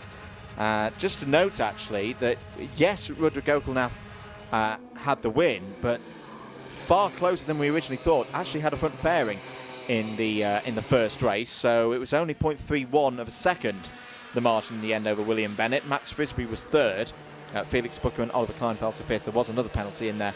Cody Vertigan was deducted one lap for gaining an unfair advantage. So we'll hope to get a full result this time around. It's currently running up there in the top 5. So end of lap number 3. Gokilnath leads. Travis Giddings second. Theo Tyek ahead now of Cody Vertigan for third. William Bennett completes that top 5. It's Felix Booker in 6th. Oliver Kleinfeldt is 7th. Max Frisbee and Logan Baker completing all 9 runners still circulating out there at the moment. Just looking at times for Logan Baker, already pretty much on the pace that we saw for Logan in the first race, so could well be improving on the performance that we saw in heat number 1. Which for the younger drivers newer to the sport and newer to this category, that's what they're aiming for. I'll pick out the story of Jayan Prakash, who won his first round of the British Championships last week. Similar age category to these drivers, and just shows that yeah, you can be, 2-3 seconds off the pace, and with hard work and talent and determination, you can work your way up to the front of the order and the ladder of these British karting categories. And to be in this situation of a little bit off the pack is not a problem, as long as you're learning and as long as you're having fun whilst you're doing it. 5 minutes and 10 seconds to go. There's William Bennett, not quite able at this stage to find a way past Cody Vertigan. I've got to be honest, William does look quicker at this stage of the race than the driver ahead of him. Bennett's going to go for the move. No, thinks better of it. Just slots back into the slipstream behind Cody Vertigan's number 95 OMS liveried machine. 4 minutes and 40 seconds remaining in this race, and I tell you what, Travis Giddings is having a good race. We did note this with Travis in the first race. Travis was one of the drivers involved in a first lap incident that kind of put him out of the picture, but the pace was very good for Travis in that number 44 machine. Was, say, best lap last time around as Bennett's having a look down the inside of Vertigan. Vertigan shuts the door, holds on to 4th place. Gokilnath's best lap in the last race, 47.8. Giddings was only 0.2 off of that in the first race, so this is good to see as Bennett gets down the inside, now gets through, past Vertigan into 4th place, and will now set about trying to close in on teammate Theo Tyke. Maybe those two could work together close down this top two. We've still got the best part of 4 minutes to go in this race. Felix Booker's still there as well, the third of the Jade Racing team in this this event.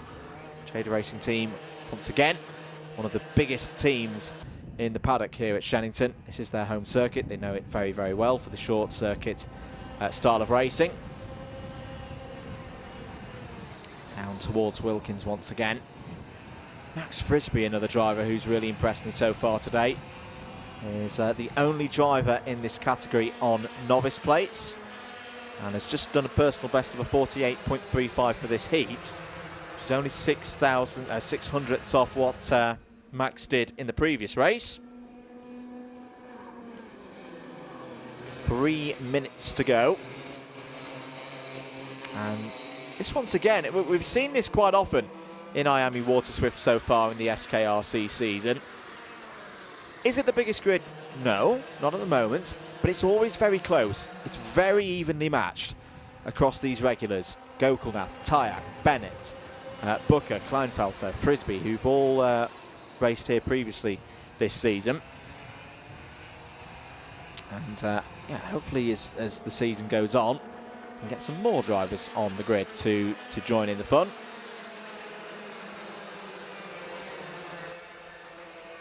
Remember, we will be with you for every Sunday for the club meetings for Shenington 2026. Particularly excited about next month as well. Another really good array of classes, including the KZ2s once again for a British Championships round. So if you are free, good to see a good number of spectators here today. But being the greedy commentator that I am, we'd love to see more for next time out when we race in the middle of May. Especially now the weather's getting a little bit better. I'll give you excuses for the first 3 rounds of the season, but it's lovely here today. Bennett, well, that's simply lovely as well. Down the inside of Theo Tyak, good move, good racing respect between the teammates, and William Bennett now up to 3rd place. As of this moment in the box, we've not had any further news regards the under investigation notice that we saw for William Bennett earlier on in this race. But when we do get more news, we will give it to you. For those not at the circuit, 1 minute and 15 seconds to go. Rudra Gokulnath still in charge of this race, but not galloping away as we've seen previously for the driver of the number 25. Closest battle highest up the order is that, was that battle for 3rd place. Theo Tyak not too happy with things there, just seemed to lose all momentum off of Wilkins, and now might have a bit of bother in the shape of Cody Vertigan and another of his teammates, Felix Booker. Cody Vertigan has just done a 48.19. That's a personal best for today in race conditions for Cody. Cody has a little look there at Theo Tyak. There may have been a slight touch on the rear bumper there as they went through the hairpin. What's the result of things as they've gone through with the Bruno chicane there? Tyak's kept the position. This is over 4th place. Big sideways moment there. Vertigan trying to get down the inside. He's got the position. Gets through past Tyak. Here comes Booker as well. Booker trying to get up into the top 5. Tyak not pleased with things at all over the last couple of laps. I'm sure he'll keep his focus though. This race is not done yet. We've still got 2 more laps to go. Time is up, but the leader crossed the line still with a few seconds on the clock. Booker down the inside of Tyak. That is for 5th place. And Felix Booker looking to get another top 5. It'd be 2 top 5s. Could hold on to this position, but Tyak's going to fight back. Teammates side by side. Good racing once again. I like to see that. Sometimes you get inter-team rivalries at this age group, and they are so fierce and concentrating on being the top driver in their teams, in their awnings. They can sometimes race each other harder than they do drivers on other teams, but that's not the way that Jade Racing team go racing. And same with the likes of Tim Wilson Motorsport. They're very fair, but very professional. Make sure that the team get good results with as many drivers as possible, particularly at the club level. Last lap board is out. Rudra Gokulnath, what a run this is. for Rudra. And all being well, it's going to be a second win of the day. Took the first one, even despite Rudra having a front fairing to deal with. And in the still early stages of the 2026 season, Rudra Gokulnath is looking very strong indeed. Will be on pole for the final. Travis Giddings comes home in heat number 2 second. William Bennett third. Cody Vertigan fourth. Theo Tyak battles through to a top 5. Felix Booker a bit frustrated there, perhaps across the line. P6. Oliver Kleinfelter 7th. Max Frisbee 8th. Logan Baker over the line there. Has pretty much matched the pace that he had in the first race. So good consistency there from Logan Baker. All 9 drivers who started the race made it home. Next time we'll see the Water Swifts will be just before 3:15 for their A final. Do be with us for that. We're going to turn now from the Inters back to the juniors. X30 Junior, their second heat coming up.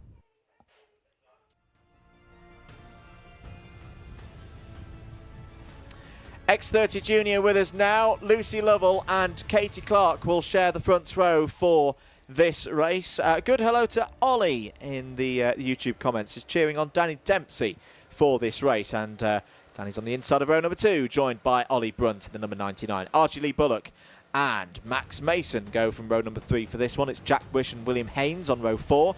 Jacob Marples had a very good run in the first race. Starts this one from row 5. He's joined by Alfie Fulton.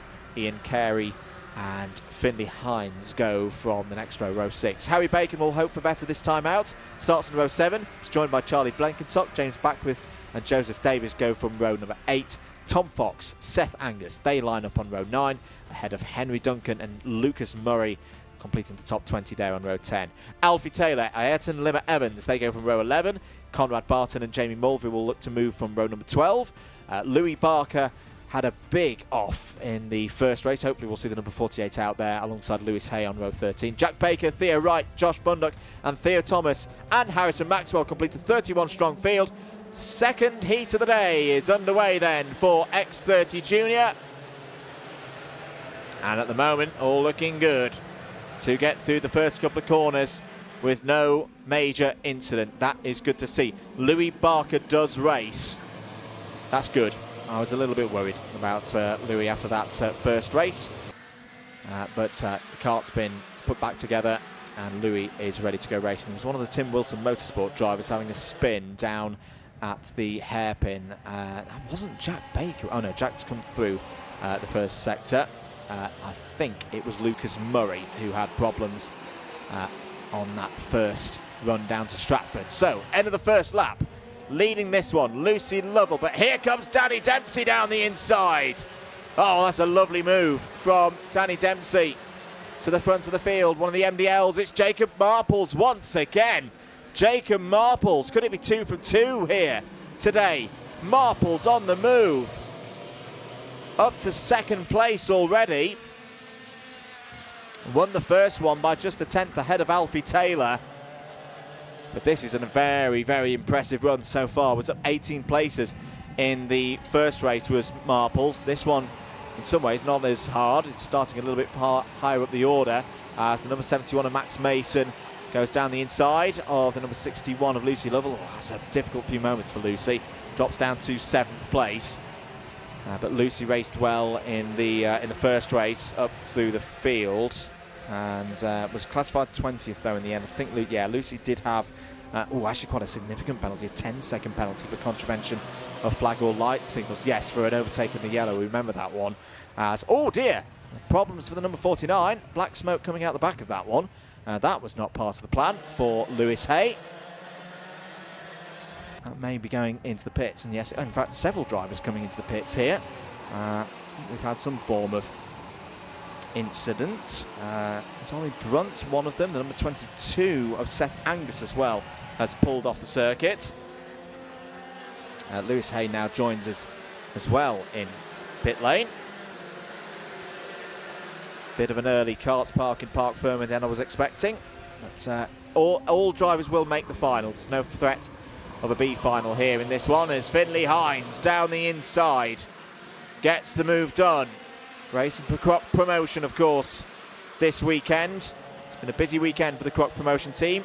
Many of their staff and drivers been out or just were returning last night from Franciacorta for the second round of the IAME Euro Series, as we've got a chase for the lead. Through has gone Finley Hines, 2 for the price of 1 on that lap. Maybe Jacob Marples isn't going to have things his own way. Good group of them at the front of this field. Down towards the hairpin once again. Max Mason's having a look and taking second place. Another nice move. Ian Carey also on the scene. One of a good number of Irish drivers with us here today. And I've got to say, over the last 2 years, Irish motorsport, and particularly Irish karting, there's a driver off there that we'll catch up with in a moment. I think it might be Ayrton Limmer Evans. It's going in a really good place. Really, really good place, Irish karting. I think particularly when you look at the success of a driver like Finn McLaughlin and what he's now doing in single-seaters, it's inspired a lot. Some good drivers coming through it. It is Ayrton Limmer Evans. Ayrton having a tough season so far, but I think that's to be expected. Ayrton's taken a huge step up into the junior categories, mostly raced in junior arrive and drive competitions last year, and he's learning a lot, but he's having some tricky days. Again, looking at some of the examples of other drivers who've come from difficult positions in terms of racing and then flowered very nicely, and hopefully that's going to be the case for Ayrton in the not too distant future.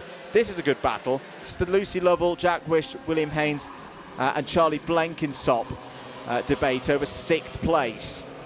Down the inside there goes William Haynes in the number 69. I don't think he's quite going to hold on to that position though, with Jack Wish fighting back. This is good for Lucy Lovell. She can just start to break away now. And Charlie Blenkinsop waiting in the wings there with that orange and black livery that Charlie's raced quite regularly over the last few years. Under 4 minutes of this one to go. Hines leads from Mason, Marples, Carey, Dempsey. Then it's Lucy Lovell. There's the move there from Marples, looking to try and get through past Max Mason. We'll catch up with that in a moment as Charlie Blenkinsop. Oh, that's a move. Well done, Charlie Blenkinsop. At first, I think he was just going for the one move and then suddenly realised on the apex, hang on a minute, I'm going to get both of them here. That was maybe a little bit unorthodox, but he made it work and executed that on the fly very nicely indeed, did Charlie Blenkinsop. That shows good range for a driver. Able to react, millimetre perfection. Gets 2 positions as a result of it. I'm well impressed with that one. Good stuff from the privateer in the number 27. Let's have a look in the midfield, at least audibly. Drivers coming up through the order. Jamie Mulvey, the number 29, up 8 spots. Jack Baker, of course, one of the front runners here this season. 10 places gained in the number 45. Theo Thomas again, the number 67, top novice at the moment. This is another driver who's come through the arrive and drive ranks as Ian Carey's got down the inside there with the number 71 of Max Mason and goes up to 3rd place. Good move. Theo Thomas, I think, is another name. We talked about Freya Lally in another of the categories earlier on today, and in a similar fashion, keep an eye on Theo Thomas. I am very intrigued to see how Theo gets on when Theo moves off novice plates, because right now from the back of the grid he keeps racing through. 12 positions gained this one. What can that driver do when they're then allowed into the front part of the pack and then get the advantage of the way that these grids are formed? As I say, note that name for the future. Theo Thomas could be one to watch. 1 minute and 45 seconds of this race to go. Here are your leaders. Hines for Marples, Ian Carey down the inside, side by side again, switching back is Marples to retain 2nd place. That's good for Finley Hines. That might be the move that gives Hines the race win. because there's a gap now to second place. Marples having to work hard here. Max Mason draws alongside Ian Carey. And Mason's going to get through. Maybe for Carey there, a little bit too much exuberance. It was a bold go for second place, but what it's resulted in, on the brakes, into Wilkins. That was good. That was really good for Ian Carey. Back up to third place. He's clearly got a lot of speed on that NCM machine. I just wonder whether that attack for second place early on, about a lap ago, so you can see how much it's spread the pack out now, whether we would have been better waiting for a less exciting move, but a more efficient move down into the hairpin. But again, another driver coming up through the ranks, learning all the time, is Ian Carey. The speed's there. It's again, as the drivers get older and they rise up through the ranks, it's where the mental side of it, the decision making of when to go for a move, when to hold, when to work with another driver, that gets more and more important as the years go on by. Oh, Alfie Taylor's in trouble, and it's the number 69, also off the road of William Haynes. Oh dear, well I was just talking a few races ago about how Jade Racing Team drivers tend to work well together and not have incidents. Well, I'm afraid I may have put the curses on that. Because that was two of their drivers off in the dirt at Wilkins.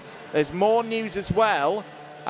We've got under investigation Lucy Lovell for 2 counts in this race now. Jamie Mulvey is also under investigation for potential contact. Mechanical flag for Seth Angus we knew about early. That was in amongst that flurry of drivers who pulled out of this race. If you're just joining us, yeah, we don't have Josh Bunduck, Lewis Hay, Seth Angus, Ollie Brunt and Ayrton Limmer Evans running out on circuit at the moment in this one. Last lap board has been shown. Finley Hines leads this one from Jacob Marples, from Ian Carey, from Max Mason. Danny Dempsey looking for a good solid result here in the top 5.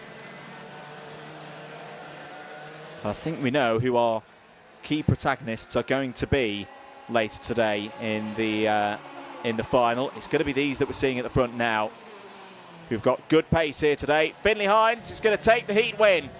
Good work from 12th on the grid. Takes maximum points. Jacob Marples, P2.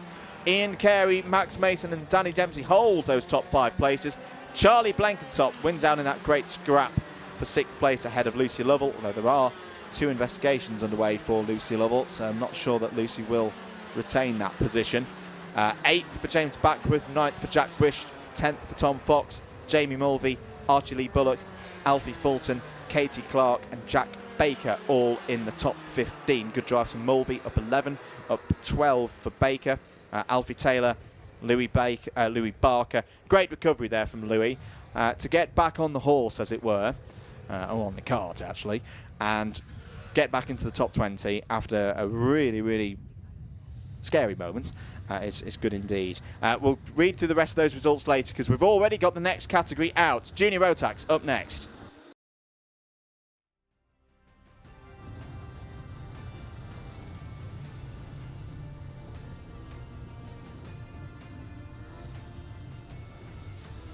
Here's your grid then for Junior Rotax. Heat number 3, Zoe Cattett and Miles Burton on the front row. Ryuma Komatsu and Stanley Stafford on row 2. Charlie Delamere and Kian Hundle go from 3. Alex Shepherd, Stanley Williams, that's a strong row 4. Ethan Guest and Oscar Keane go from row 5. It's Jay Singh and Louis Marshall on row 6.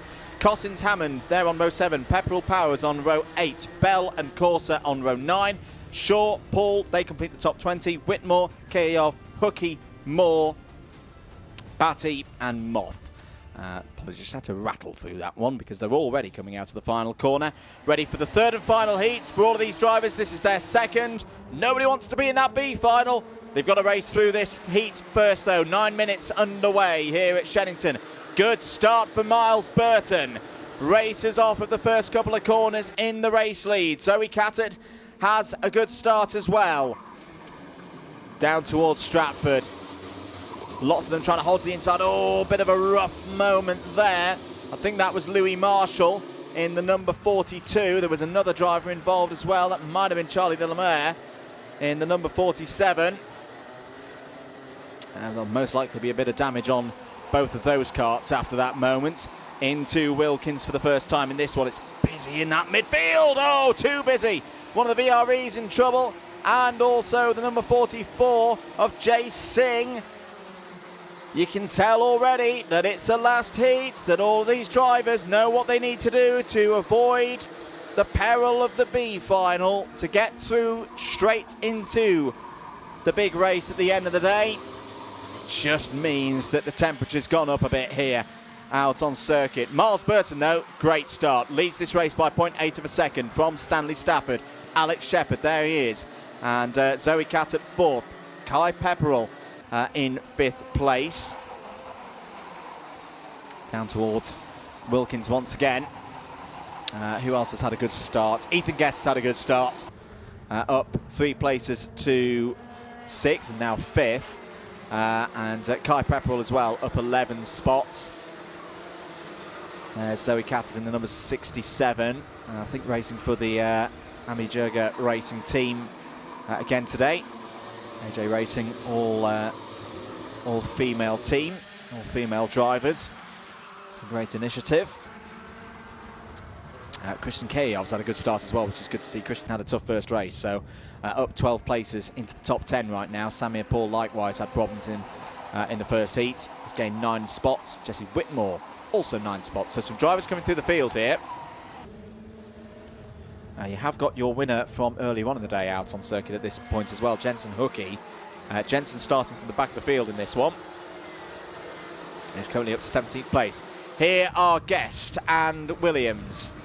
On the back of the front of the field, Alex Shepherd closing in now on Miles Burton. There is a move down the inside by Stanley Williams on Ethan Guest. And a bit of a point forward there from Stanley to see. Let's see if we can catch this front 4, who are scrapping. This is going to slow them down. Through Hanger, Miles Burton still has the lead of this race. Alex Shepherd looks really good on the brakes, though, I've got to say.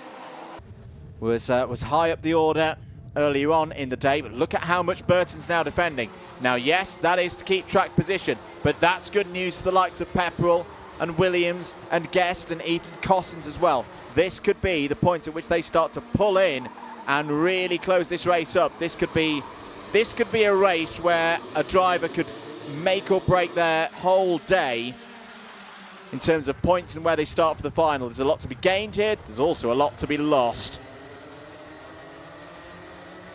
At the moment, Miles Burton still leads this one, having started second on the grid. Warning for Jay Singh has been shown, as that's a very close moment there. Here could be a moment for Kai Pepperell. Cuts the inside of Shepherd and others. Burton still leads this race somehow. And the number 43 of Stanley Stafford trying to get involved as well. Cuts to the inside at the back of this group to take 4th.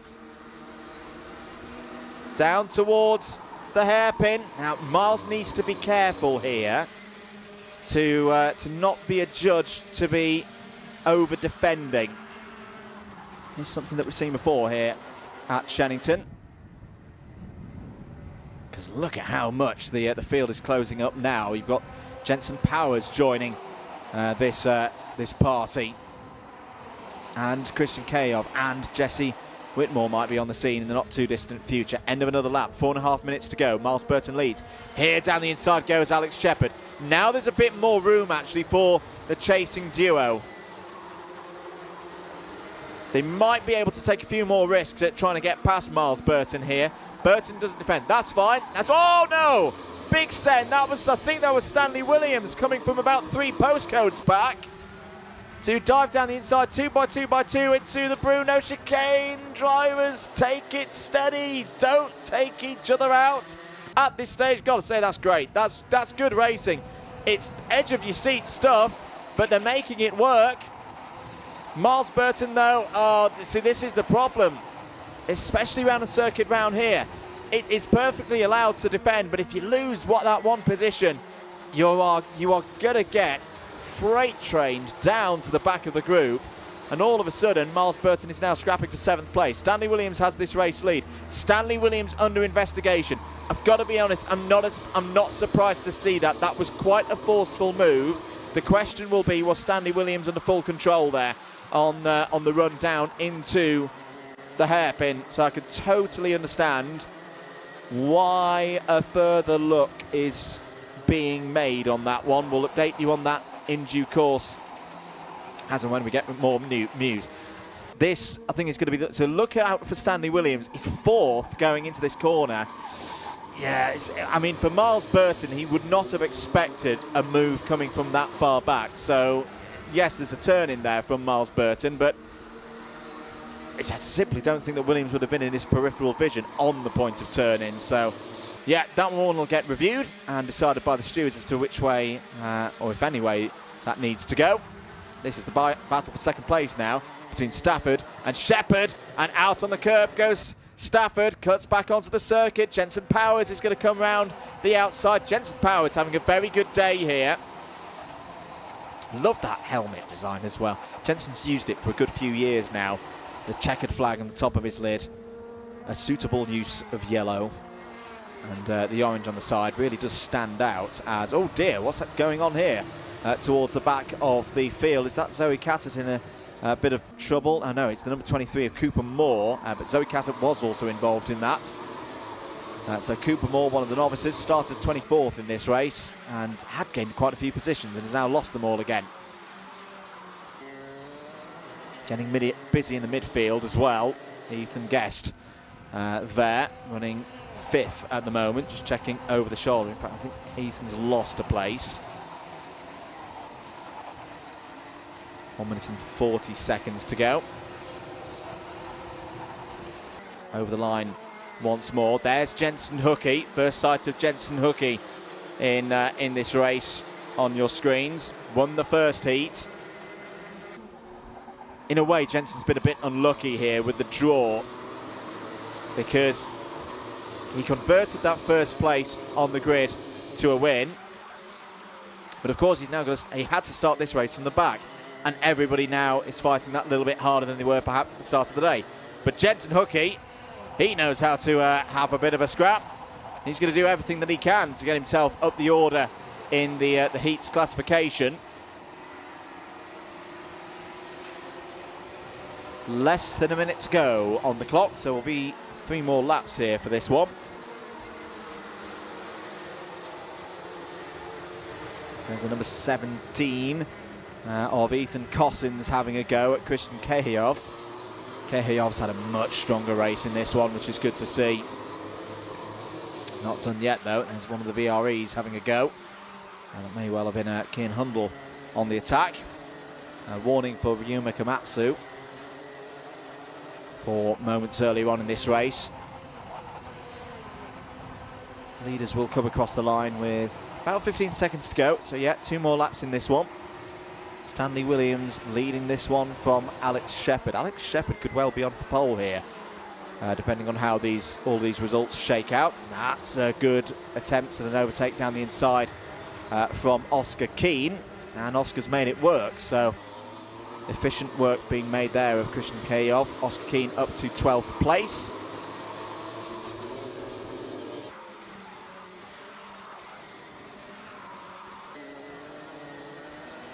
Hookey now has the challenge of Jesse Whitmore immediately ahead. Both of those drivers have come up through from outside the top 20. Miles Burton here. Miles has done well to fight back into the top 5, actually, after that early leading period, then resulted in him being kind of tossed to the back of the order in that first group and down around 7th and 8th place. Miles has fought back nicely here. He's got to deal with Kai Pepperell here. Pepperell looking around the outside. Oh, if Kai makes that move stick, that's going to be one of the moves of the day. Oh, that is superb. That is absolutely tremendous from Kai Pepperell. I said it earlier, you don't often see an overtake round the outside in the dry. Well, we did just then. Here comes Stanley Williams. He's going to take the race victory now. Is under investigation from earlier in the race. Williams takes it on the road. Alex Shepherd, P2. Very strong performance from Alex Shepherd in the morning and early afternoon session. 3rd for Jensen Powers, Stanley Stafford 4th, Kai Pepperell with that marvellous move round the outside. Can we have an overtake of the week award because that's going to be my nomination for it. Kai Pepperell there in 5th place. Miles Burton, Ethan Guest, Jensen Hookie, Ethan Costin and Oscar Keane all in the top 10. Kian Hundle, Jesse Whitmore, Christian Kehiyov, Samir Paul and Lily Shaw in the top 15. Louis Marshall, Ryuma Komatsu, Jay Singh, good fight back from Jay there, having had problems on the first lap, into the top 20. Charlie Delamere and Cooper Moore complete that top 20. Sam Batty, 21st. Jack Corser, 22nd. Austin Moth, Zoe Cattett, Layla Bell, and Aidan Hammond all there. Aidan Hammond having problems, of course, in that one. That's a shame for Aidan, having had such a good first race where he won heat number 2. A real turn of emotions there for Aidan Hammond. Juniors then, so that's all their heats done. There will be a B final. That will be around quarter to 3, or 14:43 to be exact on the advertised schedule, but all of these times are provisional, of course. And then their main final, the A final, will be at 4:15. But stick with us all the way through to make sure that you don't miss a single moment as we go through the order. Time is 1:10. Time for the last race before the lunch break, the second heat of the day for Rotax Inter.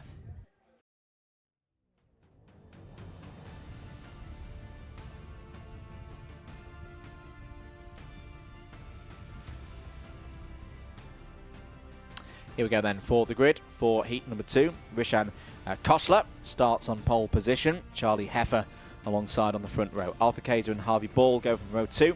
So then Jake Hansford and Seiki Komatsu going from row number 3. Jude Story and Ben Hunt go from 4. Toby Miles and Alicia Waterhouse completes the top 10. Noah Hobson and Sandro Kemp go from row number 6. And then running into the midfield, Thomas Lader had a good race in the first one. Starts this one from row 7. He's joined by Daniel Hulse and Kian Kosler and Matthew Lilly go from row 8. And Nikita Roberts, the last of those not on novice plates. Eva Jones, the first of them, on row 9. Freya Lally, Roshan Bachada, Chloe Van Beneden, Xavier Davidson, Emrys Perring and Ollie Blanford take us through to the end of the first 12 rows. Arlo Atwood completes the 25-strong field. I think I just spoke out of turn there. One of our drivers actually has moved on to full plates now, because otherwise why would Freya Lally start behind a novice? But we'll catch up with that all in due course. Slight pause here at the circuit. Drivers are ready to go in the pre-grid. I think it's just out now. Engines are fired, so we'll get the formation lap underway. Keep your messages of support coming in. Really do appreciate them. Good afternoon to the one and only David Whitehouse, Motorsport Magpie, who's enjoying the good racing and noted the weather for the shorts. Yeah, it's shorts weather today. Brave shorts, but it's sunny and still a little bit of wind though. We are quite high up in terms of on top of the hills here. Hence why they used to call this place RAF Edge Hill back in the 50s. Before karting even started as a sport. This place, so many stories, so much history over the years. Always a special place to come and race and commentate. What are we about to see in this next heat for Rotax Inter? Last race before the lunch break. Heffer and Kosler on the front row, running towards those lights. They go green, we go racing for 9 minutes plus 1 lap. Good start for Kosler. Very good start as well for Heffer. Heffer's going to have the lead over the first couple of corners. They've all made it through and they're buzzing already down towards the Stratford hairpin. Can they all make it through? Careful on the brakes. Very easy to get things wrong through there. And it looks like it is the number 66 of Charlie Heffer at the front of the field. Good start as well for Jake Hansford. I just caught an eye of the number 64 running nicely up the order. Harvey Ball is also running nicely in this one. Hello to Christina cheering on Freya Lally. Freya in this race, having had a really strong run in the first one. Let's just count them through at the end of lap number 1. So it's Heffer from Rissan Kosler, Jude Story, Seiki Komatsu, Harvey Ball, Ben Hunt, Arthur Kaiser, Alicia Waterhouse, Thomas Laidler and Toby Miles. That is your top 10 as things stand. If you missed the results earlier, if you don't want to hear it, close your ears and your eyes and everything now. But it was Ben Hunt who took the race win from Freya Lally, Matthew Lilly, Nikita Roberts, Charlie Heffer and others. I tell you what, Charlie's got a good chance of getting pole in the final here with how things are running. 5th and 1st would be a useful score, but still got to get this race won though. Alicia Waterhouse there, down the inside. That's a nice jazzy helmet. I tell you what, that's giving me Emerson McAndrew-Uren vibes, that one, seeing those kind of colours in a Minimax, in an LN chassis. 7 minutes and 10 seconds to go. Rissan Kostler is under, in fact, both drivers on the front row under investigation. That's interesting. So both Charlie Heffer and Rissan Kostler have appeared on our screens with the notifications from race controllers under investigation. So we'll try and keep on top of that as much as we can. 6 minutes and 50 seconds of this race to go. Look out for Ben Hunt. Ben Hunt's up to P4 now. And that's white helmet. Oh, down the inside. He's going to get at least one. He's not going to get two, is he? He's going to be on the outside of Jude Story, running towards the line to start another lap. And this might be the opportunity for Kostler to come back through. Rissan Kostler is going to give this a go. Great racing once again here in Minimax. And it's not over, you know, because Kostler's held it around the outside of Hunt through Cafe Corner, down towards Stratford once again. This is great for Charlie Heffer. Charlie Heffer breaking away from the rest of the field now. In has come Arthur Kaiser as well in the number 29 to try and gain positions. And Thomas Laidler's moving up the order as well. Thomas Laidler actually the fastest driver on circuit right now, 46.21.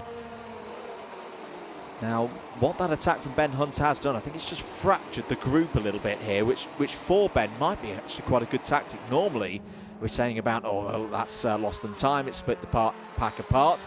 But Thomas Laidler's gone down the inside and overtaken Ben Hunt. I was thinking that Ben Hunt could then just concentrate on picking drivers off one by one to get pole position for the final. However, Thomas Laidler has rather thrown a spanner in the works for that theory. And Thomas Laidler, where was... Thomas was disqualified from the first race. Sorry, just noted that. Lots of information coming in on a club racing day. But yes, Thomas Laidler was disqualified for a non-compliance in heat number 1. So scratch that drive from the first race as Seiki Komatsu takes positions away from the likes of Rissan Kostler. That was for 5th place. As look at this, as all round goes Alicia Waterhouse. Just lost the back end of the kart there, rejoins, but sadly will lose quite a few positions there. Down into Stratford Hairpin. All of these drivers do get straight through to their A final, and there's another one facing the wrong way off of the hairpin. Couldn't quite make out the kart number. Apologies on that one. So we'll catch up in a moment. Was that Seiki Komatsu again? Yeah, it was Seiki Komatsu. Seiki's not come through sector number 2, so Seiki Komatsu, the number 27, is no longer part of this battle. Just over 4¼ minutes to go. Charlie Heffer, 1.36 seconds clear of Thomas Laidler. Here's another attack coming in, this time from the number 20 of Matthew Lilly. Matthew Lilly was 3rd in the classification, and it's Freya Lally there again as well. So it's the two drivers who are a big part of the fight at the front of the field in heat number 1, actually working together right now. That's wise work from both of them. They've both recognised each other's pace, and at this stage they can actually help each other to progress up through the order. It's one of the things I've really enjoyed about Minimax over the last couple of years, whether it be at a national level or at a club level. The thinking that these drivers do, they really, really tactically process it through to think, right, I'm going to go for a move, and I'm going to go for a move for this reason. I'm not just going to throw it in there and compromise my race later on. These drivers, this class at the moment, develops drivers who race well beyond their years. Remember, this is a category for drivers from like 10 to 13 years of age. And quite honestly, a good number of them race with wiser heads on them than drivers much older. And they're a credit to the sport. 3 minutes to go in this one. Now, drivers, please don't spoil it now after I've just given you a huge amount of praise. Let's keep this up for the remaining 2 3/4 minutes of this race. Like this, down the inside. That is a move coming in from one of the JDRs. That was Noah Hobson in the number 38, gaining out of that one. Noah, another driver who's come through from the arrive and drive ranks. Freya Lally gets another overtake in. I think that was on Sandro Kemp in the number 17. 2 minutes and 15 seconds now remaining on the clock. No further news yet regards Heffer and Kostler. I suspect that will all be sorted out after the race. As Freya Lally looking to the inside there with Matthew Lilly. This could be a 3 wide moment into turn 1. As down the inside, oh, there's a spin and a near spin off the road. Well, Lilly spins, Lally nearly got involved. Sandro Kemp had to take avoiding action there. Oh, and out is Kostler. Rissan Kostler, oh sorry, no, that wasn't Rissan, that was Kian Kostler. In the number 12 out of this one. That's a real shame, but at least there will be a little bit of time to get that kart right, whatever's happened there, for the final later on today. Here's an interesting one. This is the battle for 5th place. Dan Hulse, Arthur Kaiser, Noah Hobson. Noah Hobson's really quick in the second half of this race. Wearing that Lando Norris replica helmet. That is the only use of Dayglow Yellow that, you know, I'm absolutely fine with. I'm absolutely fine with young drivers wearing the helmets of their heroes. Especially as Lando did it himself, of course.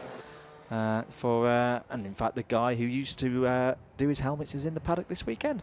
And more on that later. 40 seconds to go. At the front of the field, this race is not done. Thomas Lader has dug deep in, needs every point that he can get. It just went past the stranded Kian Kostler. The only retirement from this race so far. Laidler around the outside to the inside. That is another rack 'em up. The overtakes of the week are being put in here today at Shenington. Thomas Laidler sends it round the outside. Charlie Heffer responds with a move himself down the inside through the Stratford hairpin. Laidler digging deep. Both of these drivers digging deep. And Ben Hunt's not too far behind as well. Time expires now. Last lap board will be out this time around. Could Laidler do it again here? We've just seen around the outside overtake be done through the first turn. On to the final lap they go. Heffer will defend to the inside. Laidler's going to go for it again. Maybe not, no. Thinks better of it. Now it's going for the move down the inside now. So it's still in the move through Cafe Corner. Heffer's coming back as they run past the exit of the pits. Down towards the hairpin once again. Heffer, oh no! Touch there with Laidler. Hunt takes advantage. Hops through into the race lead. Laidler down to around 5th place. And the door opens up. Well, there was a race I was commentating on yesterday where the top 2 took each other out. And 3rd place stepped through to win it. Is this going to be a case again for Ben Hunt to take a double Heats victory here today at Shenington? Yes, it is. Ben Hunt wins Heat 2 to close out this session before the lunch break. Charlie Heffer P2, Jude Story 3rd, Daniel Hulse and Noah Hobson in the top 5. Thomas Lader at least comes back in 6th place. And I think will be a big one to watch for the final because it's got really good speed in race trim. Let's have a look at that again. There was just a bit of a space there between the two of them. But then that touch on the rear right for Laidler, there was nothing Laidler could do really about that. I think the question will be, was there enough of an overlap for Heffer to warrant to have a space there? Difficult to tell really from that angle. But I would imagine that gets looked over by the race officials. Right, quick run through that result then. So Hunt, Heffer, Story, Hulse, Hobson, Laidler, Kaiser, Lally, Kostler and Blanford. That's another great drive from Ollie Blanford.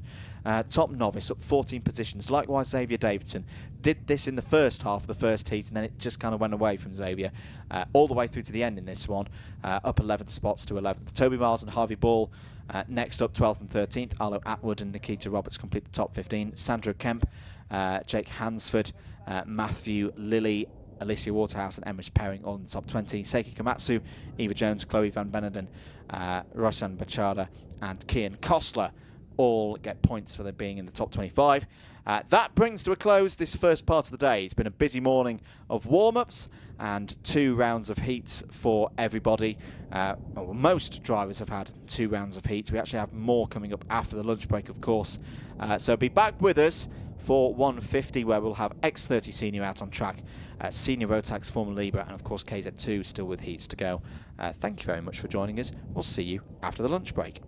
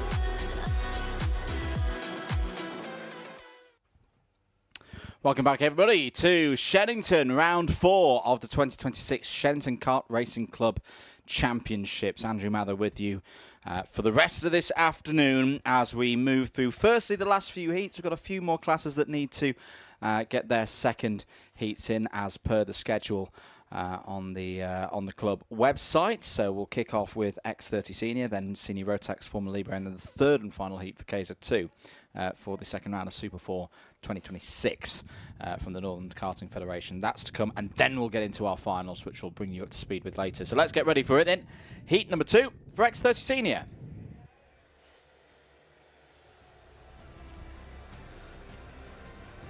Who's going to be on pole for the final? We're about to find out. Dom Parabok is on pole for this heat. He's joined by Piotr Jurovic, Jack Crockwell, and Ryan Gill on row 2. Reese Barber, Reese Masters, that's row number 3.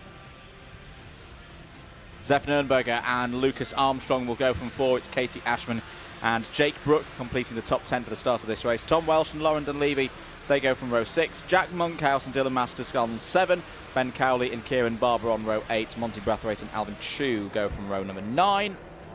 And then Bailey Brooker completes the 19-strong field here in X30 Senior. The result from earlier, close your ears if you don't want to hear it. Monty Brathwaite was your winner from Katie Ashman, Bailey Brooker, Alvin Chu and Piotr Jurovic all in the top 5. So here we go then into the afternoon session. We are racing once again in X30 Senior for 9 minutes plus 1 lap.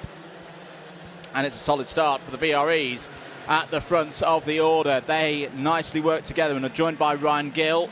Top 3 already looking like they could be breaking off the front of the pack down towards Stratford Corner.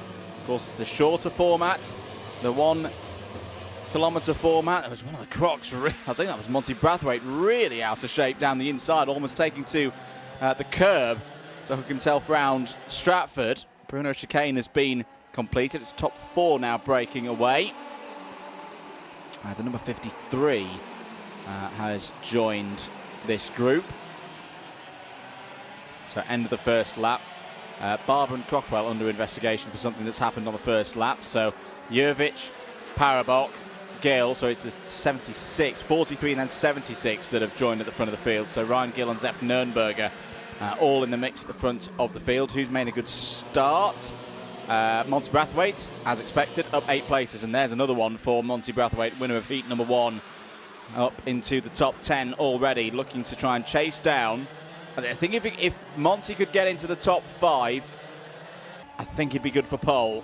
He's basically having to do the same job that Piotr Jurovic and Dominic Parabok had in the first race. That's a nice move down the inside from Monty Brathwaite. So Monty Brathwaite is making light work of the opposition here. He's already up to 6th place. Side by side, 2 by 2, running through the first couple of corners. That's a great piece of driving from Lauren Dunleavy. Lauren gaining 2 places in that exchange. Moving up to, what will that be, 7th or 8th place. That battle is still going on as they go through Stratford Corner. Also involved in this one, Jake Brook. Jake Brook now gets to the front of this mini group in the red and white suit there. Off of a little tap on the head there from Lauren to say, come on, let's it's good fun, but let's calm this down because we're losing time here to the opposition. The number 81 of Jack Monkhouse goes in there on the 24 of Jack Crockwell to gain a position. So end of lap number 3, Jurovic from Parabok, Gill, Nurnberger, Armstrong, Brathwaite, Brook, Dunleavy, Monkhouse and Crockwell all in the top 10. There's a move down the inside for, what will that be? That will be 2nd place. Ryan Gill going through. No, actually, Ryan Gill's been shuffled to the back of this group. So that is Piotr Jurovic going back up to 2nd place. So have we had a change for the lead here? Yeah, I think we have. That the number 57, no, sorry, the 57 still there. Piotr Jurovic ahead of the 53. That's what's confused me. 53 for Ryan Gill now, not 43 as Ryan is on the live timing. Did read it correct then. The mince pies are still working. Down towards the hairpin, and that's a nice move from Gill, and that's a move that puts him into the race lead. Points forward to Piotr Jurovic. Out is Monty Brathwaite. Monty Brathwaite out of the race, so there will be no pole position for the Croc Promotion driver. That looked to be down at, yes it is, down at Wilkins. So something's occurred to Monty Brathwaite, not 100% sure on what it is, but either way, out of the race. And now, I think the opportunity is going to be open for this front pack, because now they don't have to worry about the winner of race 1 coming back through and taking the lead in the points. From the first race, Jurjevic was 5th, Gill was 11th, Parabok was 6th. There's Katie Ashman at the moment. Katie Ashman would think, well, Katie Ashman's out as well, so that's 2 chances. The top 2 from the first race, both not going to be taking pole position for the final later on today. Brooker was 3rd in the previous race. He's currently languishing down in 11th place. Yeah, I think Peter Jurjevic is on for pole position right now with this lead.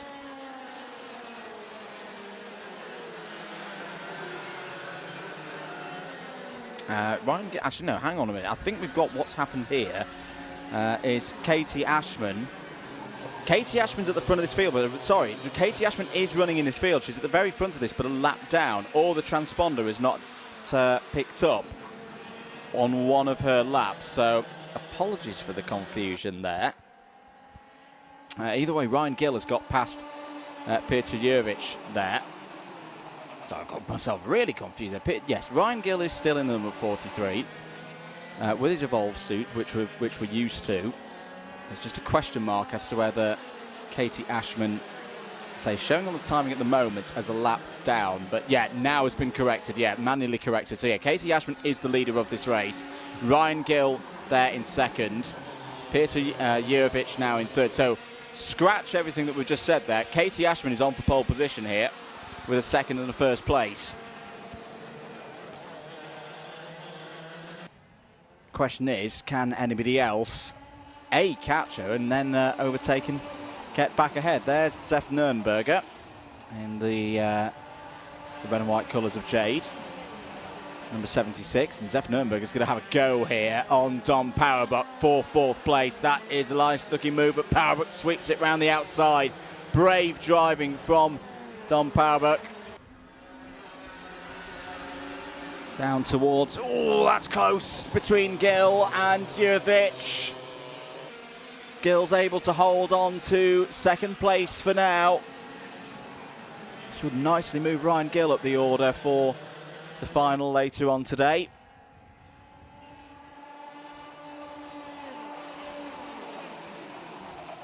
Down towards Wilkins once again. Still no move yet from Parabok. He's not quite being at the same level of pace that we saw earlier on in the season. Zef Nürnberg is going to have another go for 4th place. That time he's going to get the move done. And through goes the driver we previously used to call the Purple People Eater, because he used to race in a bright purple and white machine, now just racing with the standard red and white of Jade.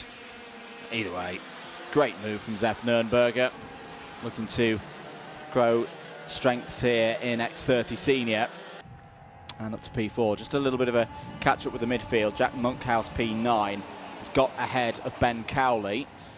No other positions to tell you about, just the single retirement so far in this race, which is Monty Brathwaite.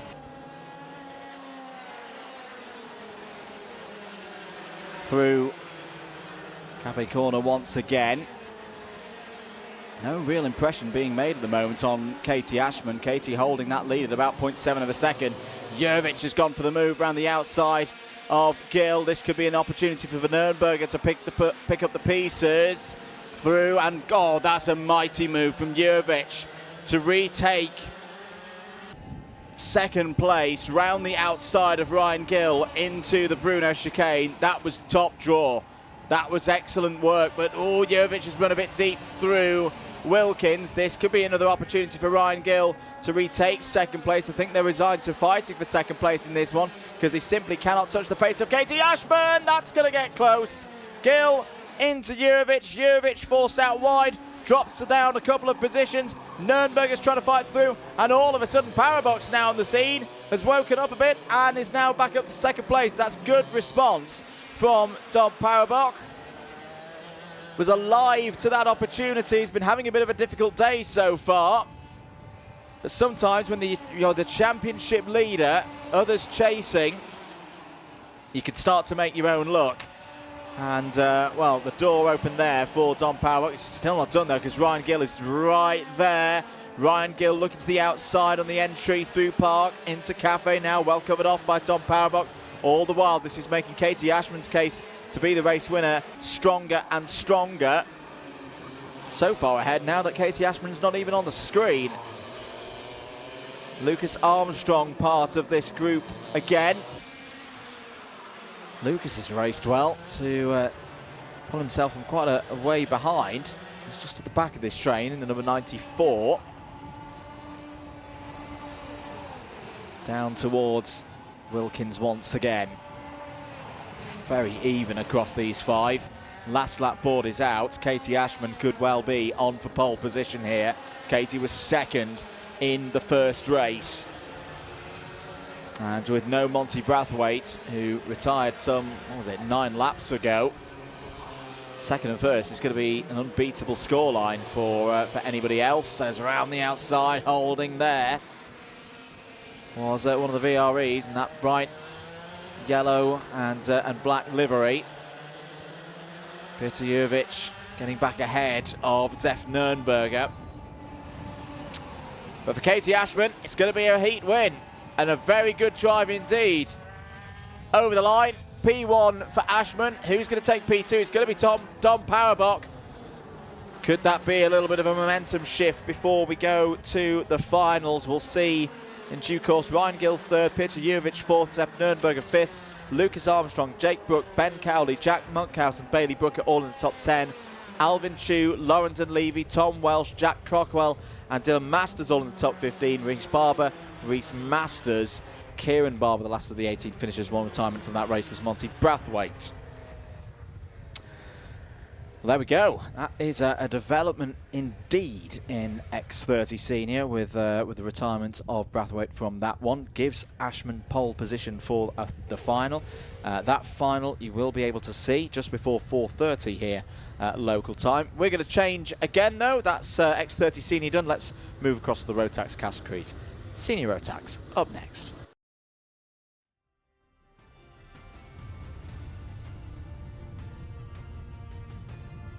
Let's take you through the grid then for Senior Rotax. Lilia Scatchard and Josh Gora start on the front row of the grid.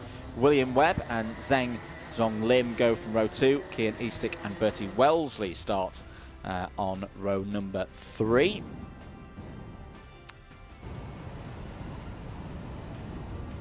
Drivers coming towards the start, but probably won't be able to go all the way through this one. Apologies for that. We'll keep you up to date with things as and when they happen. But across the line, we are green. 9 minutes plus 1 lap. Underway then, good start for the number 21. Oh, there's problems in the midfield though. Several drivers having problems. It all started with William Webb mounting the back of another driver. And then the concertina effect through the field has really shuffled the pack already. But Josh Gora did get away from all of that, leads this race in the early stages. I think William Webb trying to find his way back through the order. It's all a bit clumsy through the first of the hairpins. Abby Sanders under investigation straight away for the start. And the number 45, well, that was a bit of a scrappy one, to be honest. You can hear the sounds. I think there's some scraping front fairings and plastic out there of the bodywork. Some wounded machines running around Shenington at this precise moment. Joseph Orton there just made a nice move. Fifth at the end of lap. Oh no, that's not such a nice move though. And right on the scene of the incident, that was with Bertie Wellesley. Yeah, 3 into 1 really does not work into Stratford hairpin. And for me, that was a little bit too ambitious from Joseph Orton. Back at the front of the order, here's your fight for what is now second place, Ethan Martin. Ethan Martin a bit quiet through the first race. And for the championship leader going into today, this could be a big opportunity. I think Marissa Teague's had a problem as well. Marissa Teague a long way down the order.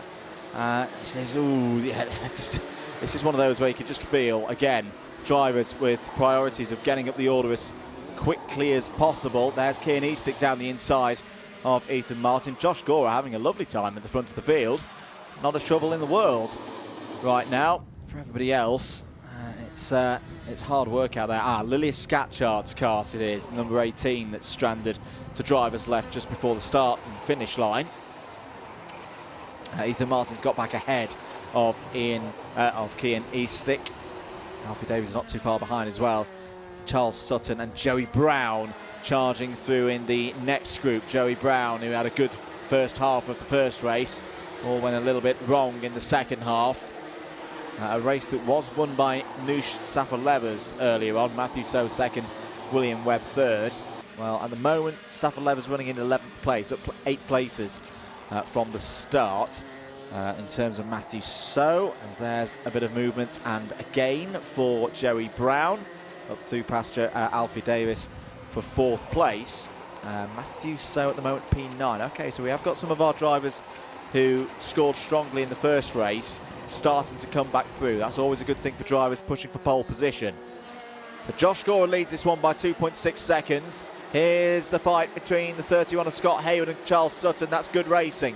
And Hayward through into 6th place. Down towards the hairpin once again. Cian Eastick a little bit out of shape there. Holding 3rd though, behind Ethan Martin and ahead of Alfie Davies. Matthew So was on the attack there in that blue and red race helmet, racing for Jack Dex Racing once again. Hard on the brakes, you can almost hear that little scuttle of the tyres as the drivers fully load up the front end of their karts on the approach to Wilkins.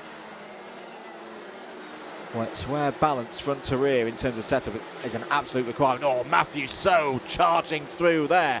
Takes 8th place away from Charles Sutton. One driver out of the race. I think it's Bertie Wellesley. We saw that Bertie had the problem earlier with another driver. No, I think it's that the number 56 of Holly Garrett. Yes, it is. So Holly's out of this race as well, sadly. But Bertie Wellesley has stopped clocking up on timing going around there. We saw Bertie had that problem with another one of the drivers, Joseph Orton, earlier on in this race. So we're pretty much halfway through on time. Gora's lead is being trimmed, but only by a tenth or two here or there. Not at the kind of pace that would worry the race leader. There on the attack is William Webb. So William Webb, who have had that awful start, went pretty much all the way down to the bottom of the order, has fought his way back up to P9 now with that move on Charles Sutton. Through the chicane once again. Onto the hanger straight.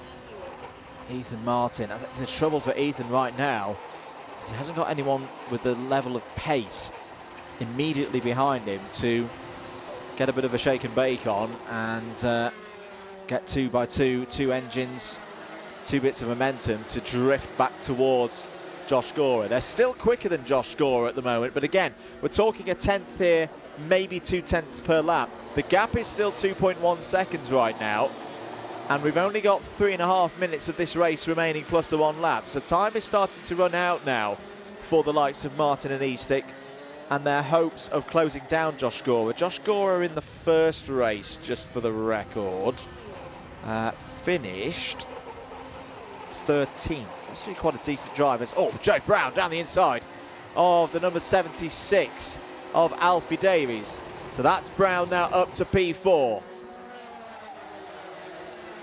Running as a privateer today is Joey Brown. Having a good run here in the Rotax classes is mentioned earlier, is normally an X30 driver. Has raced very well for Fusion Motorsport over the last couple of years at both the club and national level. Meanwhile, I think Martin and Eastick know that their realistic hopes of taking, well, firstly catching Josh Gora and then taking the lead away from Josh Gora are diminishing. So they're now going to have a bit of a scrap over second place. 2 minutes and 40 remaining. A little bit further down the field, just to update you, William Webb is through past Matthew So. Webb is now past Scott Hayward, as is So. Thomas Fan having a much better drive of it than last time around. Oh, nearly all going wrong there. William Webb driving very, very firmly in this race. Down towards the hairpin and through the hairpin once again. Ethan Martin still holding second ahead of Cian Eastick. Freddie Snelling has been on the move, has got past Tom Taylor, as has Joseph Orton. That's all around 20th place right now. Ollie Hayes having a good run as well, just to report. Top novice right now, up from 30th on the grid, is now running in 18th. That's a good performance from Ollie Hayes. Likewise, Max Rowley going up to 22nd as another overtake comes in, this time from the number 43 of Noosh Safa-Levers. So Noosh Safa-Levers going for 8th place. Noosh Safa-Levers could still be on pole position for the final here with a strong finish. So key to get every single place that you can at this stage. Martin feels the need to defend again, down, in and through the hairpin, ahead of Cian Eastick. Not quite been the level of performance from Ethan Martin so far today than we saw for round number 3 a month ago, but he's still scoring good points right now, which in a championship bid over the length of a season, it's these days, they're arguably even more important than the days when you're dominating and winning. Picking up the points that maybe you shouldn't have the right to have, as Noosh Safa-Levers and Para Tamathfand working their way through. Good teamwork here from the Evolution Racing drivers. They're taking on right now the number 76 of Alfie Davies, and Alfie Davies holding in well there. That was not easy at all. Round the outside there looks the 43 of Safa-Levers. That's not going to work, and that is going to be the opportunity for So and Hayward. I think Daniel Gurney looking to gain positions out of all of that. 35 seconds remaining on the clock. Lead gap is down to 1.6 seconds now. It's continuing to close in. Again, it could be the case for Josh Gora that Josh has overlooked his shoulder and gone, hey, I've got quite a big lead here. I'm not going to take more energy and more performance out of the materials and myself than I need to at this stage of the race. A win's a win in the heats. Down towards change for third. No changes for second. Martin and Eastick. Joey Brown trying to close in, but not there yet. Time is up. There is a move from Safa-Levers trying to get back up into the top 10 and successfully does so. Oh, Joey Brown's on the scene here. There could be some trouble for Cian Eastick and Ethan Martin on this last lap of the race. Josh Gora gets us onto the last lap of the race. Ethan Martin's done a good job here. Well, just as soon as we say Joey Brown's going to be causing trouble for others, William Webber's on the scene, giving Joey Brown something to think about. Martin defence in the middle of the road again. No way through for Eastick. Into the chicane once again. It's been a really good defensive drive from Ethan Martin, in fact. Hasn't looked phased by the proximity of Cian Eastick for the last 8 or 9 laps or so. But Josh Gora, though, is going to take this race victory. Bit of action at the start of it, but Josh Gora was able to drive away and takes the heat win. Martin second, Eastick third, Brown and Webb complete the top 5. Thomas Svand in 6th ahead of Matthew So. Matthew So is going to be nicely positioned on the grid, I reckon, for the final later on today. Not quite sure exactly who will be on pole position. That'll sort itself out with all of these positions and calculations. 8th for Scott Hayward, 9th for Alfie Davies, Noosh Safa-Levers 10th. So that'll be an intermediate score of 10, which, yeah, Matthew So will have beaten with a 2nd and a 7th with a score of 9. Charles Sutton 11th, Dan Gurney 12th, Daniel Kayev 13th, Max Chown. A good drive there into the top 15 ahead of Tom Nottingham, Abby Sanders, Freddie Snelling, Joseph Orton. Top novice was Ollie Hayes and Zhenzong Lim. Zhenzong Lim inside the top 20. Tom Taylor, difficult race, P21. And Max Rowley, Harvey Quick, Oliver Banford Senior and Ralphie Greenway on top 25. Jensen People, Marissa Teague, Dylan Tutton, Ivo Ivanov into the retirements now. Holly Garrett, Bertie Wellesley and Lilia Scatchard. Those were your 32 runners in Senior Rotax. We'll see their final later on in the day, of course, at around 4:45. Next up, though, out on circuit. Back to Formula Libra.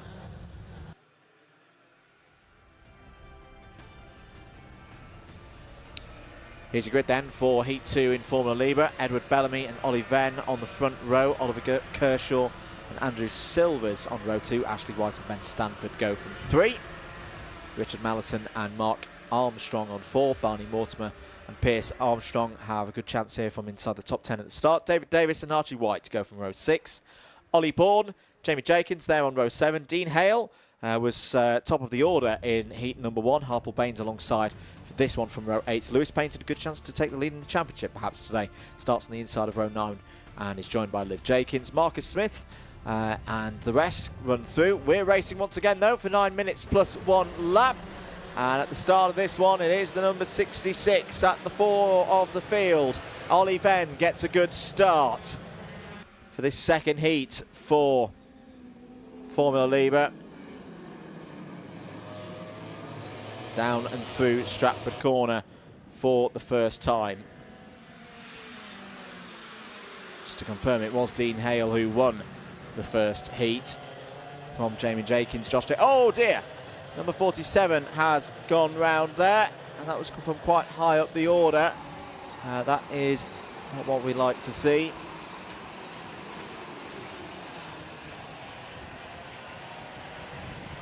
That was Edward Bellamy. So Edward goes down to the bottom of the order. 8 minutes to go in this one. Venn leads from Stanford. Oh, Dean Hale already up to 3rd place.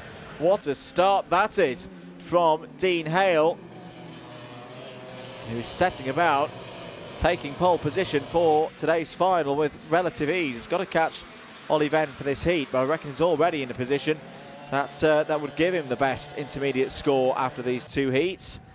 I saw Jamie Jenkins gaining another position. As problems for the number 88 of Harple Baines.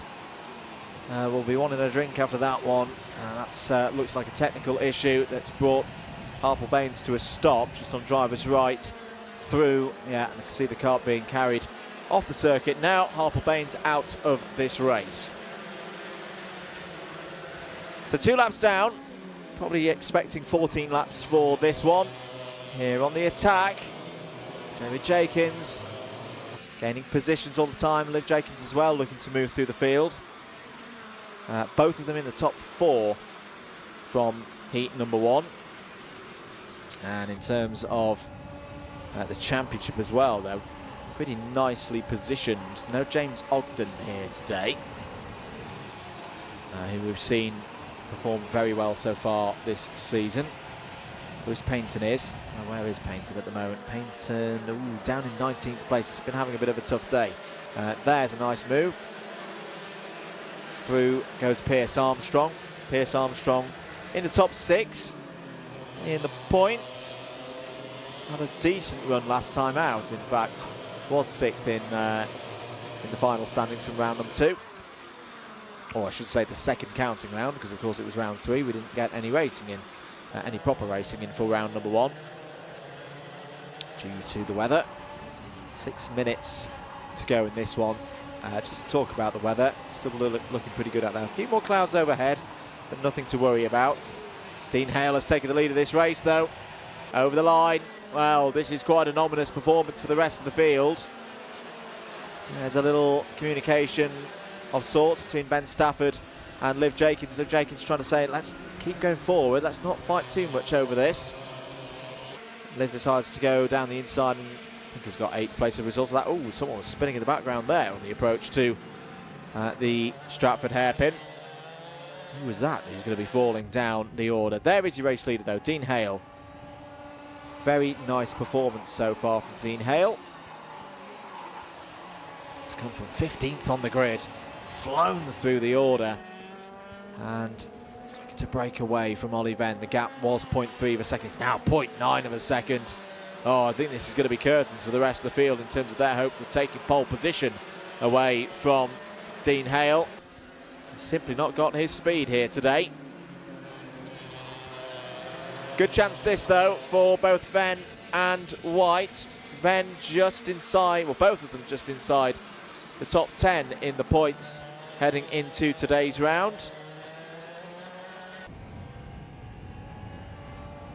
Ollie Venn was a gainer of 10 places in the last race to 11th, while Ashley White was actually, yeah, it was your biggest mover in the last race, so got 12 places. to P6. I tell you what, Ashley White could be on for a front row here, depending on how the likes of Jamie Jenkins and Liv Jenkins get on across the course of the next 4.25 minutes. This is a very good run for Ashley White. There's a move for 4th place. Jamie Jenkins has got it. Ahead of Mark Armstrong. Oh, did I speak too soon there? Is Mark Armstrong? No, Jamie Jenkins has got it on the return. Now, Liv Jenkins is also gaining position in the early stages of this lap, past Marcus Smith for P7. Another one of the things that really impresses me about this Formula Libra category, and yes, this is a cost-controlled, what you may term a clubman category. But you look at the preparation of the karts, you look at how they're presented, you look at how they're liveried up and taken care of. A lot of care, time, attention, commitment, all of those big buzzwords, well, they mean something in this category. No big massive teams in this category. The vast majority of them privateers or running out of an awning with a little bit of support, but as I say, not oodles of money being thrown into this, because they can't throw oodles of money into this. It's a cost-controlled series. Good overtake there. Pierce Armstrong past Mark Armstrong for 5th place. 2 minutes and 50 seconds. And Dean Hale now 1.76 seconds in the lead of this race. Ollie Venn 2nd. Ashley White 3rd. Jamie Jenkins 4th. And then this battle here, 5th, 6th, 7th. Pierce Armstrong, Mark Armstrong and Liv Jenkins. And got to say, the 2 Jenkins have looked really quick here today. They looked quick last month as well. And almost marking each other at the moment for these overtakes. So Liv now ahead of Mark Armstrong and up into the top 6. Jamie Jenkins' score right now would be a 6-pointer, a 2nd and 4th. Liv's would be a 4th and a 6th, that would be 10.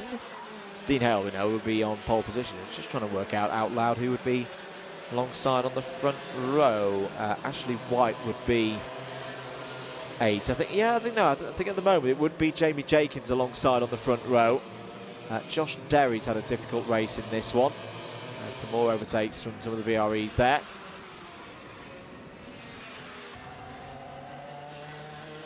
Josh Derry at the moment down in 23rd. In fact, Josh Derry has stopped, so Josh Derry is out of this race. That's a real shame for the driver who was 3rd in the first heat. So we have a look here. This is Barney Mortimer in the number 27, having a good back and forth with Oliver Bourne. This is outside the top 10. But no less entertaining than those up front. If anything, even more entertaining than those at the front. It's a bit spread out in the first 5 or 6 positions. Here, down the inside, potentially, no. Well covered off there. Andrew Silver's getting involved. As, is that Armstrong out? Yes! Oh, Pierce Armstrong has come to a stop. There's more incidents out of the Bruno chicane. The number 27 of Barney Mortimer spins off. It's a little bit of demonstration there. And one kart very high off up into, is that the 73 of Lewis Payneton? Yes, it is. 2nd in the championship. He's going to have work to do in the final here today. After that one, up the bank. Has lost at least one piece of bodywork. Hopefully not much. Yes, the rear bumper that's come off Payneton's kart. It's not often that you see a kart up in that position, but that's why that bank's there. Makes sure that you don't disappear off onto the gliding club runway. Archie White's being overtaken there by Ollie Venn. Not for position, though. Contact warning has come in for Archie White. May have been for a few moments ago. Good scrap going on. Just passed out of our window between Mark Armstrong and Marcus Smith, just heading down to the hairpin. But we'll keep things focused on the front of the field because we're approaching the end of this race. And Dean Hale, well, this is some performance from Dean Hale. He's come in today and really stepped up the level of performance in this Formula Libra class. Had some great racing through the first couple of rounds of the season. Is here for second place. This nearly was a move from Ashley White on Ollie Venn. 3.2 seconds back from Dean Hale.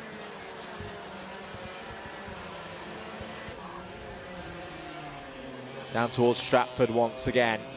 I just wonder for Ashley White whether that was too early in attack.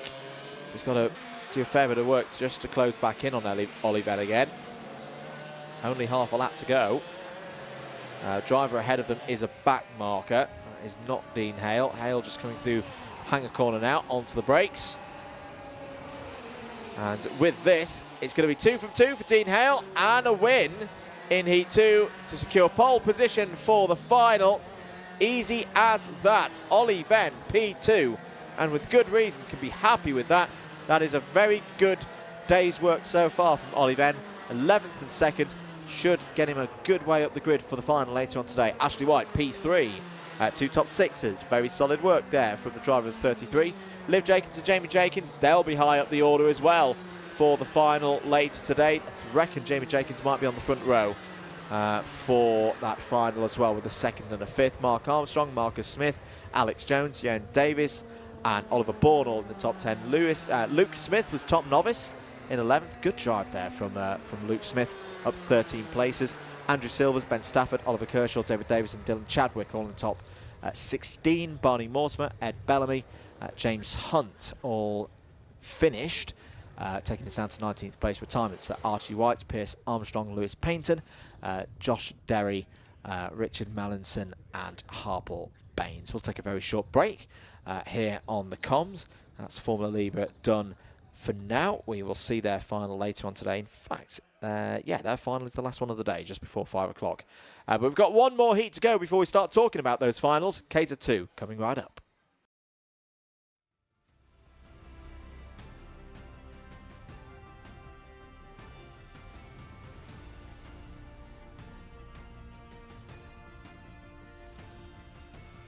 Back with us here at Shenington, and Heat 3 for Super 4 KZ 2026, their 2nd round of the season, organised by the Northern Karting Federation. And this is how they line up for this 3rd and final heat. Ryan Garvey and Craig Mays have the front row to themselves. Charlie Cole, big race this for the championship leader heading into today. Starts alongside Kai Springfield on that 2nd row. Jess Edgar needs a good result in this one as well. She suffered a retirement in the first race and is joined by Jade Racing team teammate Harry Walsh up there on row 3. Ellis Bourget has had a good day as well. Starts in row 4 with George Robinson in this one. Jack Simpson and Milo Manderson go from 5. Ryan Green and Alex Mackay go from row 6. Miles Murphy, Ralph Youngling, both of them on the podium last week at the British Championships at Warden Law. They start this race in Super 4 from row 7. Ryan Simpson and Isaac Smith go from 8.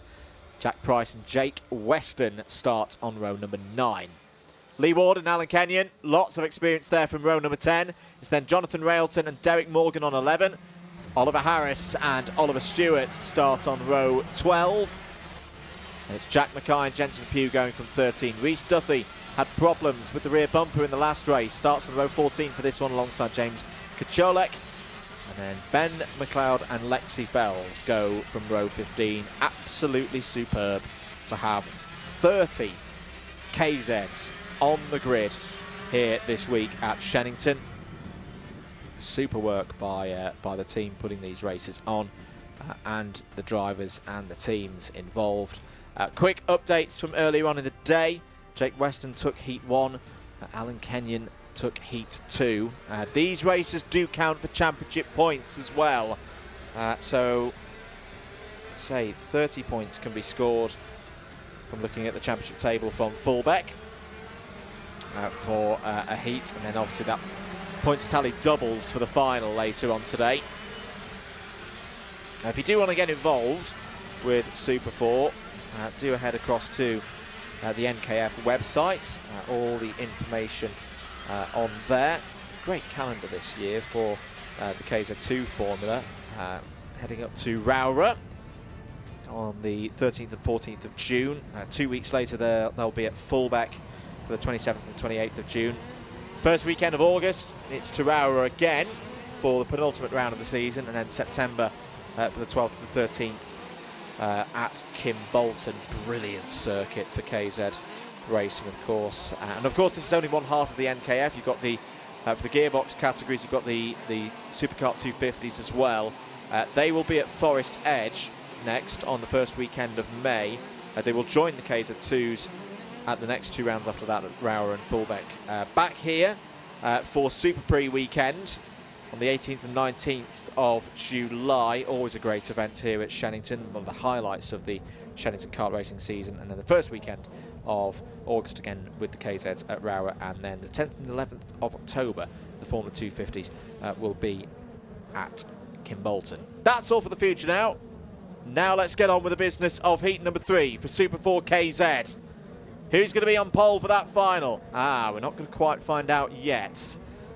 Little issue, meaning we've got to go around again, and that is the issue for the number. Oh, look at this, good sportsmanship. What had happened there is that I think there had been a stall for right in the middle of the pack. I think that was Alex Mackay in the number 55. So we'll go around again. Short oval taken to have another go at that one. Apologies, no, it wasn't the number 55. I think it was the 58 of Ellis Bourchier. Yeah, Ellis, that makes more sense. Yeah, the number 58 of Ellis Bourchier just needed a bit of. Wouldn't have been a safe way to have a KZ start with one kart stalled in the middle. But no worries, we'll go again. Gotta love this moment ahead of a KZ race. I mean, you can just hear the revs just being kicked, just being played with by the drivers. Oh no, we're going to go around again for another formation lap. Clear to us what the reason is. We're going around again, not sure. Either way, it's okay. Race officials just going through their procedures to make sure that everything is good for this race start.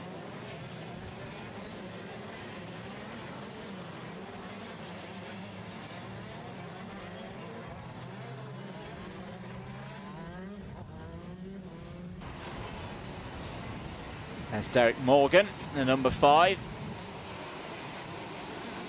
On that familiar. Now Derek's got damage to the rear of his kart. Now, how has that happened? Because we haven't gone racing yet, of course. But that could be a bit of a problem for the number 5 seed nationally last year.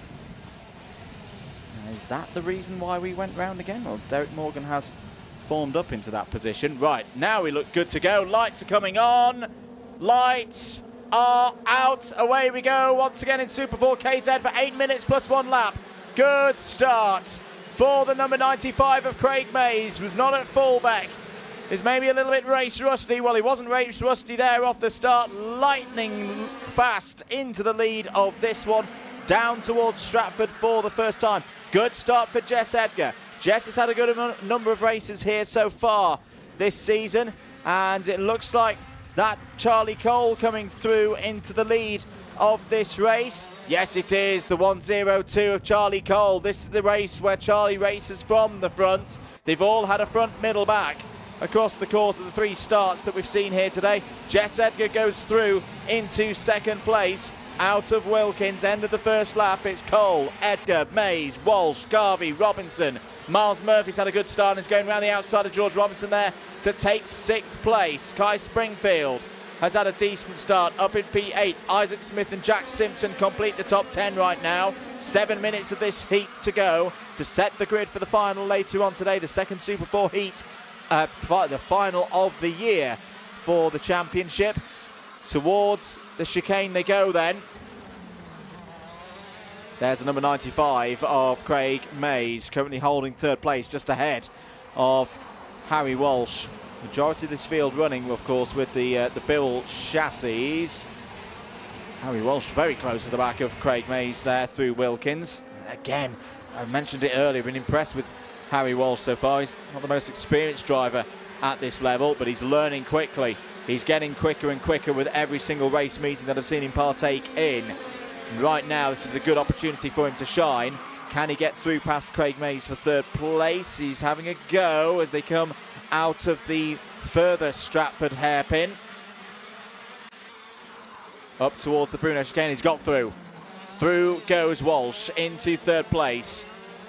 And in good time, because the next pack are closing in, including the likes of Ryan Garvey, Miles Murphy in there as well. 123 of Isaac Smith gets through past George Robinson. Here goes Murphy down the inside, 2 CRGs together. Sweet move from Miles Murphy up to P5, who again, it's only had a handful of races. Well, this will be the third race that Miles has had on this new CRG chassis. Part, of course, the Moore Racing operation, who are gradually switching their operations across from the Kart Republic and onto CRGs. Miles had a lot of challenges, I'll say, with the Kart Republic last year. I remember talking to him at Dunk as well for a race, and he was just frustrated more than anything. So they've made the switch to the CRG, and I've got to say, at this early stage, they're looking pretty good on it. It's a package that I'm sure that they will get more information on, and more used to as the races tick on by. And that will only mean more performance. Jake Weston's there as well. Jake Weston now in 8th place, running aboard the Sodi. Jake Weston, for me, a really underrated driver in recent years. Has been on occasion known to have really, really good results, particularly at places like Kimbolson. Good to see him here, and good to see him in good form, racing up through the field. 4.25 minutes of this race to go. Charlie Cole leads by 1.4. Jess Edgar in 2nd place. Harry Walsh 3rd. Craig Mays 4th. There's a little bit of an issue there for Ryan Garvey. Oh, it's Ryan Garvey. I think he's lost shift. Has he lost gears? Has he got in the air? He's out of this race. Hand in the air to indicate that he's got a problem. And he'll cruise into, just coast into pit lane. I think he's lost drive completely there as Miles Murphy makes another move, this time on Craig Mays, and is up to P4. That is not good news for Garvey at all. But again, that's one of the things with KZ. Gearbox, karts, more things to go around. Now, it's just rolled past me now with power. So I reckon he's stuck in gear. He may have lost selector controls. He just came past me ticking over and with a little bit of throttle picking up. So either way, the key matter is that he's out of this race and will lose a lot of points as a result of that. So Mays there from Alan Kenyon, just briefly saw for 7th place. Ryan Green and George Robinson not too far behind. And keep an eye on Ollie Stewart as well. Oliver Stewart, reigning British champion, of course. Scotsman has made the long journey down here to Shenington. He's just set his personal best within this race, 44.74 there. You see Murphy and Weston, will they try and work together now over the next few laps to try and close in on Harry Walsh in 3rd place? It's quite a gap up to Harry Walsh in 3rd place. It's some 2.6 seconds. There is what 2.6 seconds looks like in a KZ race. Absolutely massive gap. Ryan Green making nice progress here. Now in the number 11. Driver who uses the DR chassis and runs with a Modena engine. We're the only people in the country who does that. Had a great chat with Ryan last week about the technicals of KZ and how, yeah, the upfront cost can be quite big. Oh, Weston's going in on Murphy. Not willing to stick about here. And Weston, of course, also running on the CRG. Has made the move work there. Back with Ryan Green and Craig Mays. But as I say, he gave a really good insight into how, yeah, the initial upfront costs can be a bit steep because there's more equipment that you have to buy for a KZ versus a senior X30, a senior Rotax, you know, an OK, something of that description. But once you've got it, you can get a lot of value out of running a KZ, particularly in championships like this, running 6 events across the course of the season. 1 minute and 25 seconds of this race to go. In and through the Bruno chicane once again. There is Ollie Stewart now trying to find a way through past Craig Mays for 9th place. We'll stick with these two. Could be spectacular moves coming in from the number 1 plate. That's well covered off by Craig Mays. No opportunity for Stewart to get through. Now there'll be an opportunity though into turn number 1 on the inside line. Through goes Stewart. Good work there from Oliver Stewart, trying to take the lead in the championship here this week. This is actually quite an important race for Oliver Stewart in terms of the championship. He was 1 point behind Charlie Cole after fullback. And with Charlie Cole now leading in this race, Stewart knows he needs to do a bit of damage limitation. There goes George Robinson. Jack Dex Racing running a few of these MS karts. I know Jack loves to get aboard a KZ every now and then. So today he's busy with the team operations and making sure everything is in tip-top shape across all of the different categories. George Robinson doing a good job for the JDR boys, solidly in the top 10 right now. 2 laps to go then. Charlie Cole leads this one pretty comfortably, to be honest. 1.23 seconds clear of Jess Edgar. I think they're just bringing this one home now. Harry Walsh P3. Harry Walsh, with this kind of performance, I would not be surprised if we see Harry moving up into the top 10 of the points this afternoon for the NKF 2026 Championships in KZ. Was only 4 points outside the top 10 at the start of the day, with the likes of Ben McLeod and Isaac Smith not too far ahead. This is a really solid run for the young driver there in the number 73. Just to mention, Ellis Bourchier is under investigation. That came onto our screens actually quite a few minutes ago. Apologies, we missed that one. But to be fair, it's a Super 4 KZ race. There's been a fair amount going on in this one. I'll tell you what, this battle for second place isn't done either. There is your race leader, Charlie Cole. Charlie just needs to bring this one home, but Harry Walsh very close to the back of Jess Edgar at the end of this race. But now I think they're going to hold position. They're going to go 1, 2, 3, a Jade Racing team in the third heat. Good news ahead of the final. There it is. Charlie Cole wins the final heat. Jess Edgar second. Harry Walsh third. Jake Weston fourth. Miles Murphy home in fifth. Isaac Smith, Alan Kenyon, Ryan Green, Oliver Stewart and George Robinson all in the top 10. Oh dear, Kai Springfield.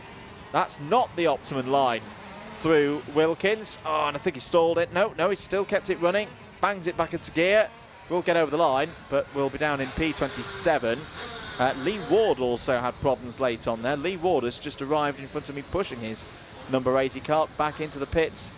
That's normally where you just hop through if you need to pop across the track on foot. So, yeah, a bit of drama towards the end for that race for a few drivers.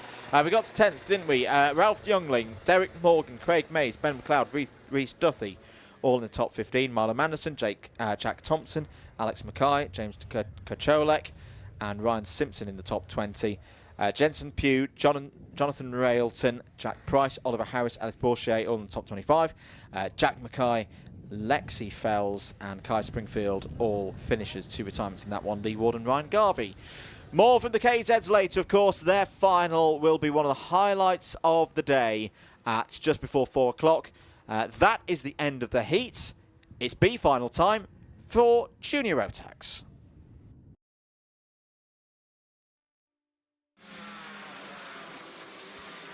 So time for the B final.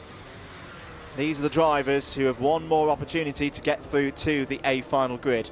They've not quite made it. That doesn't mean every weekend is necessarily going to end here. Ollie Healy and Amelie Johnston there on the front row. Oliver Barton and Zoe Cattett on row 2.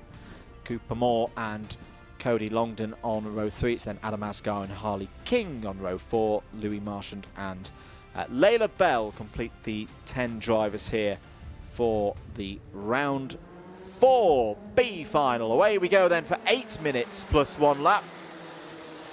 First job, make it through the first couple of corners. That's going to get very close and open the door for Oliver Barton to step through. Ollie Healy and Amelie Johnston very, very tight off of turn number 2 for Ollie Healy. Oh, that's really not gone well.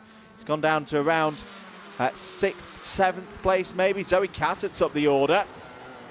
So Zoe Cattett currently leads this race, straight under investigation. Ollie Healy, Oliver Barton, and Cooper Moore. So straight away the race officials are going to be a bit busy in this one. Over the line to start lap number 2. side by side, and it's Cody Longdon down the inside. Cody, one of the novices, not looking like a novice there. Great move to take the lead away from Zoe Cattett. To the hairpin they go. Emily Johnston third at the moment. Layla Bell, Oliver Barton, Harley King in the top 6. Cooper Moore, Ollie Healy, Adam Asgard and Lou Martian completing the 10 runners right now.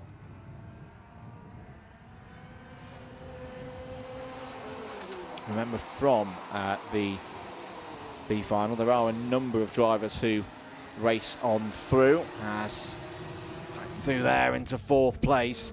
Layla Bell holding on to that position. Here down the inside now, racing for 5th and 6th places. Cooper Moore on the outside. That's a good bit of drive from Cooper Moore, who could well be about to take 5th place to fight their way back up through the order. As, oh, that all gets a little bit too close through the hairpin. It's not what you necessarily want to see, and I fear for some drivers, they have had some front bumpers being popped out there. It's the top 4 that go through from this this Junior Rotax B final. So starting another lap.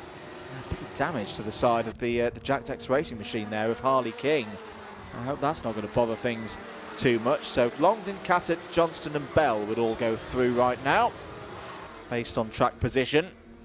Top 3 should just work together now, especially if you've got 2 teammates in there as well for the AJ Racing team of Cattett and Johnston. There's no real need for them to fight. They can sit away from that pack, fighting for 4th place right now. They've picked their way through the start of this race very, very well indeed. In and through the last braking zone they go. Keep your comments coming in. Longdon leads this race. Hello to David Whitehouse again. No, I can. Well, technically, given the airline that I was with yesterday afternoon, we'll come back to that story because there's a battle going on for the race lead. Zoe Cattett trying to find a way past Cody Longdon. Now, there is an argument here that if you're feeling that the driver ahead of you is significantly losing pace and the group behind are catching, which they are starting to, then maybe you do get a bit of track position. Oh, the 2 teammates nearly run into one another. Emily Johnston takes 2nd place away from Zoe Cattett. Zoe won't like that at all because now Zoe's got a deal. Well, that's thrown Zoe back into the scrap, the B final scrap, to not finish 5th, to not be outside the top 4 at the end of this one. And Oliver Barton has come alive now. Layla Bell down the inside takes 3rd place. And here's Oliver Barton with a chance of taking 4th place away from Zoe Cattett. Zoe Cattett has gone from, I just wonder for Zoe whether it would have been better to go for the overtake on Cody Longdon, because Cody Longdon about 2 laps ago just seemed to lose pace all of a sudden. That started bunching things up. Emily Johnston saw that indecision, went for the move. It was a bit of a rough move, if I'm being perfectly honest. And it's put Cattett now in this really tricky position. Oliver Barton looking for a way through. Harley King still there in 6th place, and Cooper Moore not too far behind as well. Down towards the hairpin once again. We'll try and finish this anecdote then. So yes, David, with the carrier that I was with yesterday, yes, I was in 1st class because they only have 1 class. Everybody's treated the same. You understand my drift. Contact warning for Emily Johnston. That may well be for the incident that we saw there with Zoe Cattett. Contact warning for Harley King as well. In fact, that's now been upgraded to an under investigation. Oh, as Cooper Moore nearly goes for a bit of more airlines there out of Cafe Corner. So, oh dear, that would be a real bitter pill to swallow if the AJ Racing drivers, one of them gets an under investigation for arguably an unnecessary move, and the other driver involved that's been put in a really difficult position, not out of the A final at this moment, was their teammates, as Zoe Cattett's really having to work hard there to keep Oliver Barton back. That's good coverage of the inside line there by Zoe Cattett, not losing control on the way into Wilkins. Less than 2 minutes to go of this race. Down towards the hairpin once again. Oh, look at that move round the outside from Harley King. Oh, they're all doing it now. Round the outside moves on a dry day through the Stratford hairpin. That was mega from Harley King. Contact warning for Oliver Barton.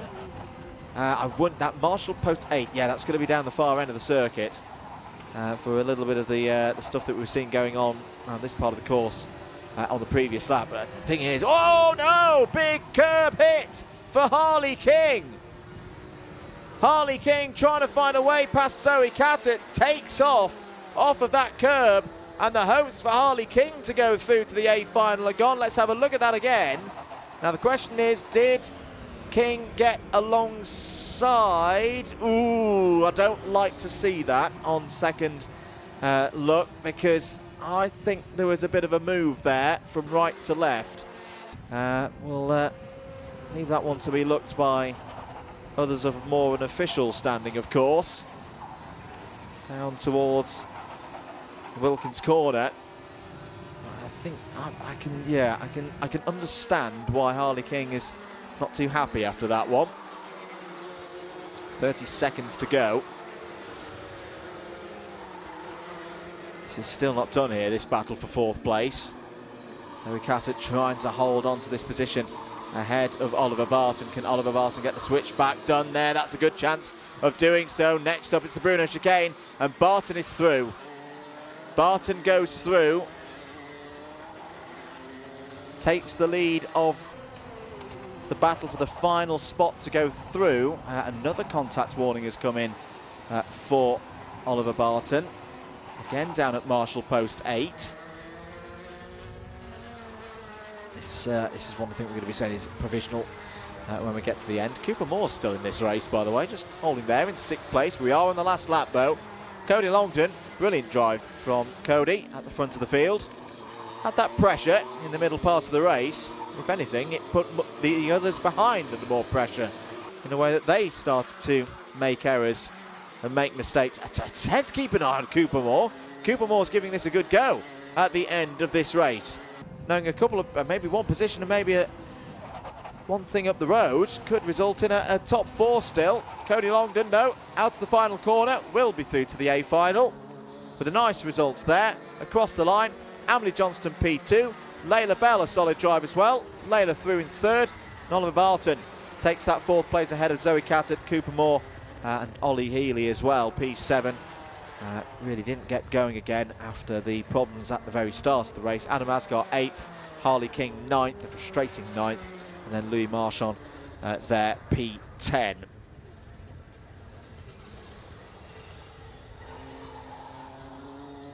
So the Junior Max drivers, for 6 of them, that will be their day done. The A final is about an hour and a half's time, 4:14 for that one. I do hope you can be with us for that, and as soon as we know the formal results to confirm who is going through to the A final, we will let you know. You can see that David Whitehouse has put the link in the chat for all of the results to analyse. So if you've got queries, questions, etc., that is all over there to view through at your leisure. And yeah, for the juniors, we will see their A final later on in the day. We do move into the A finals now. That's all the heats and the B finals completed. We up the time on the A finals now. We go to 11 minutes plus 1 lap. The cadets are up first.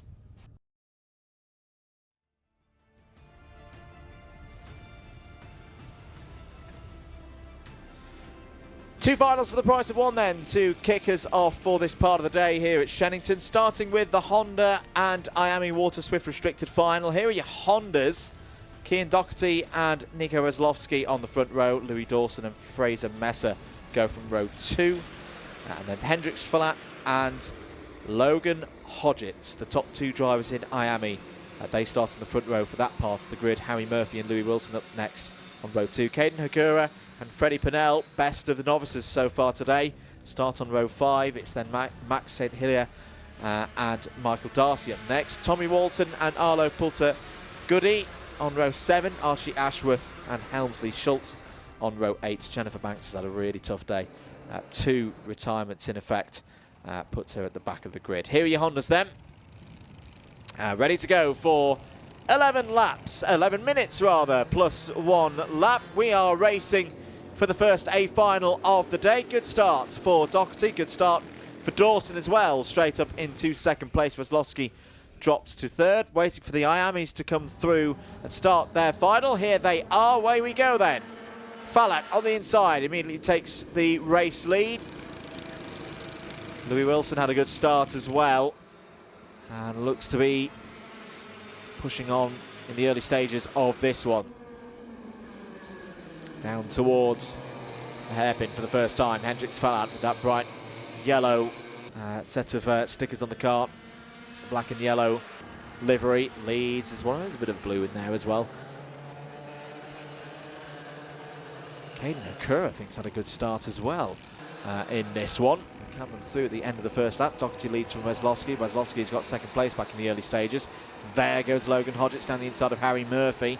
Harry Murphy, that kind of dark blue and white livery, was at second place. So we're quite happy with third in these early stages, ahead of Louis Wilson, ahead of the rest of the novices. Other drivers to have gained on that first lap. Arlo Pulter Goody up 3 positions to 11th overall. Jennifer Banks as well. Jennifer up a couple of spots to 15th.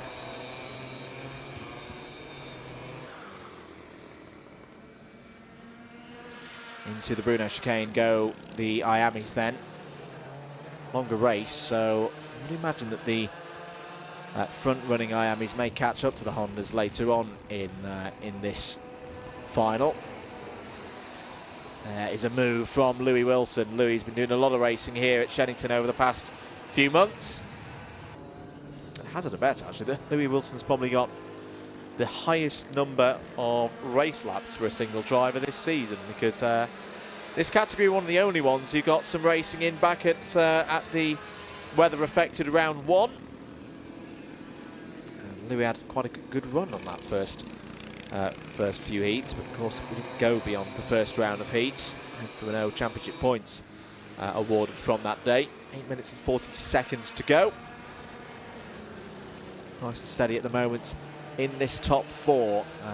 Been a problem, unfortunately, for Arlo Pulter Goody. So after mentioning that Arlo had gained a few positions, it's unfortunately fallen to the back of the field now. And not quite sure what's happened there. Oh, change for the lead in IAME. Through goes Logan Hodgetts. Good move there from Logan. Down the inside. Now they've got the 4th of the Hondas to deal with in a moment. So they need to be careful with that. Fraser Messer has experienced this through the 2 heats so far, so it won't be a complete surprise to Fraser that these drivers are on their way. In fact, Fraser does a very good job there just to keep to one side, not get in the way of those front-running IAMEs. That's good awareness from Fraser Messer, who's just at a 52.19. Don't worry, we're keeping an eye on Fraser's lap times here in this one to see if we're going to get a PB for the day. But Hodgetts through with Fallat and Wilson. Harry Murphy just got left a little bit behind in that one. But not to worry. As Louis Wilson having a little look here for second place. No, not enough speed, unfortunately, through Park Bend. And has to just retreat back into the relative safety of third place. Wilson does lead the championship going into today. Actually, it's a share of the lead with Henry Hales. Henry Hales, the Welsh driver, not here today. I think could well be racing in other places. It's a good opportunity there for Wilson to take advantage. Here is your battle at the front of Honda. They've dropped Louis Dawson. Oh, not quite. No, Louis still there in the number 48. Doherty from Weslowski. At the moment, running the exact strategy that that you would teaching a young Honda cadet, if they're new to the sport, of this importance of reducing the numbers game, of the moment pulling away from Louis Dawson, and meaning that they could always fight for first and second later on in the race, or just fight for it now, which is what Weslowski's having a go at. Oh, that's a bit of a touch there on the approach of the Bruno chicane. Doherty holds on to it. That'll make Louis Dawson's eyes pop open. Seeing that, thinking, hey, this could still be a chance of a win here today. Not completely unheard of in a race like this for the top two to get so invested with each other that they forget about the driver immediately behind.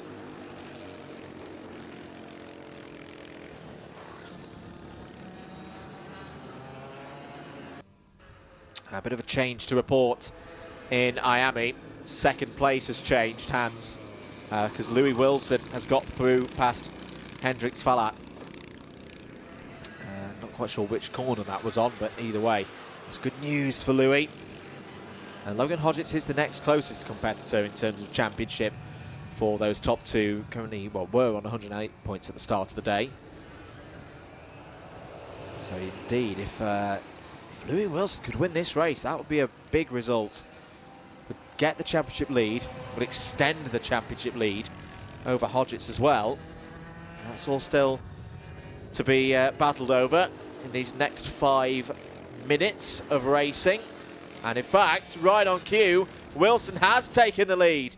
So Louis Wilson in the IAMEs, who's been a little bit quieter so far today. Here is that group, and you can see the Tim Wilson Motorsport machine at the front of the field. Logan Hodgetts now trying to find a way back through. This has all brought Harry Murphy back into play as well. Harry, who's had a couple of 49s on the scorecard so far this year. I don't think Harry's actually had a podium yet this year. So this would be great for Harry if he could break that run and get at least one more position and ahead of Hendrix Falat. In and through towards Wilkins Corner now. Leaders in IAME will have a bit of traffic to deal with. That's good driving from Helmsley Schultz, just to move over to driver's right and make sure that there was no opportunity there. It's a lot. Hodgetts has gone down the inside. Well, Wilson left the door open there, to be honest, and Hodgetts went, well, I'll have that, thank you very much. Back into the race lead. Backmarker didn't play at all into that, as down the inside looks Wilson. This could give Falat an opportunity. It could be 3 wide. Oh, that's down onto the rough part of tarmac. That's not really the racetrack. Hendrix Falat doesn't take second place. I've got to be honest, he was rather forced there. I don't think he chose to go into that part of this part of the world of his own volition. Through Wilkins once again, 3 minutes and 20 seconds to go. No changes in Hondas. Still Doherty from Weslowski. Dawson still running in third place. Then your front running IAMEs. Hodgetts, Wilson, Falat, Murphy, Caden Hakura still doing a great job. Top novice again. And it's got Max St. Hilaire running not too far behind. So it's not done for top novice awards of the day. Change for 15th place. Arlo Pultagoody back up to 15th place. So recovering after the problems earlier on in this race. Has just got past Archie Ashworth. Tommy Walton has just set a personal best in this race as well, a 52.62. Here are your two Hondas at the front of the field. Looks like Hodgetts has got back ahead. We saw that at turn 1 a few moments ago. Ahead of Wilson. When does Weslowski make the move? Does Weslowski, in fact, try and wait for when the IAMEs catch up? At the moment, the Honda's running 50.4s at the very front of the field. They're 0.8 of a second slower than the IAMEs. I don't think the IAMEs are going to catch here, actually. I think the IAMEs are going to stay in a group on their own because they're about 5 seconds behind the Hondas. And I don't think we're going to have 5 more laps of this race. They do have to deal with Louis Dawson. Dawson on course for 3rd place as Hodgetts gets through. Falat gets through. Wilson does as well.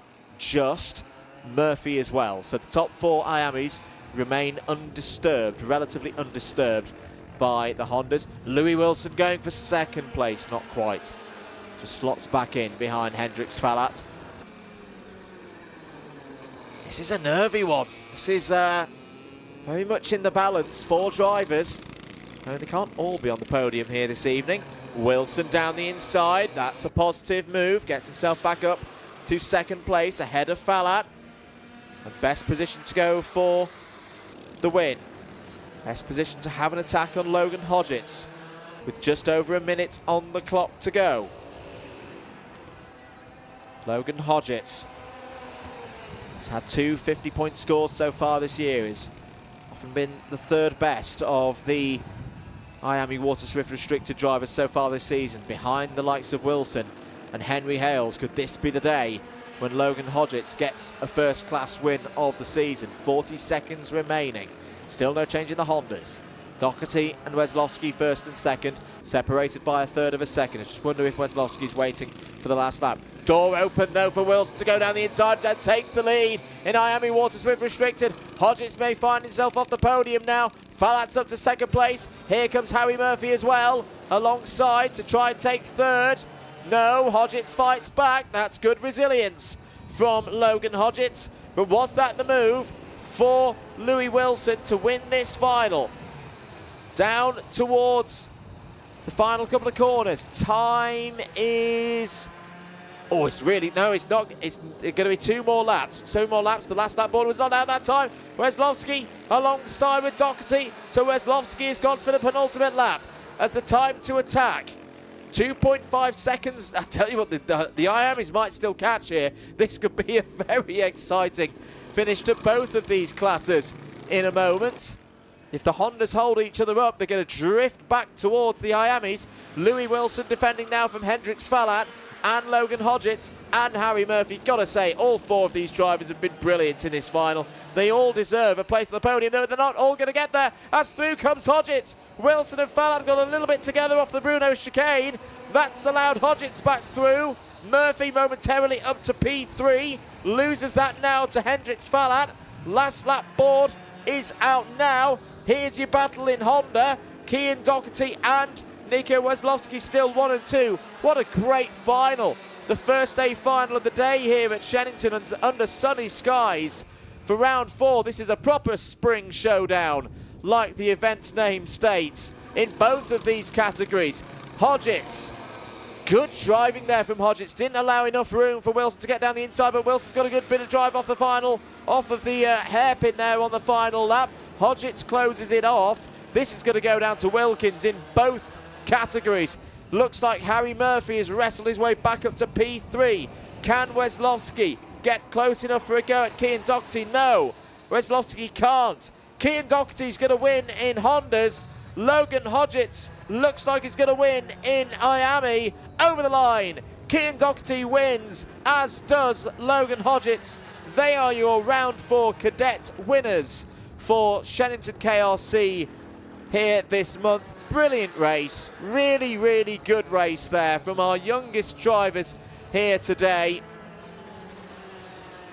Doherty wins in Hondas, Weslowski second. It'll be a podium for Louis Dawson as well. 3rd in the Hondas, 7th overall. Hodgetts, Wilson and Murphy, your top 3 in IAME. A first podium of the year, I reckon that, for Harry Murphy. Great drive for Louis Wilson as well. Yes, it's not the win, but that's a very useful result in terms of the championship. It will be Louis Wilson leading the championship, leaving today. Good drive as well from Caden Hakura, top novice in all of the categories actually. Caden Hakura takes 8th place overall, and Max St. Hilaire 9th, Freddie Pennell 10th, Darcy, Messer, Banks, Poulter Goody, Walton, Ashworth and Schultz. Those were your 17 cadets. Well done to all of them. Do hope we see them again for the next round in May. We've got to move on though. IAME Water Swift Inter final is next.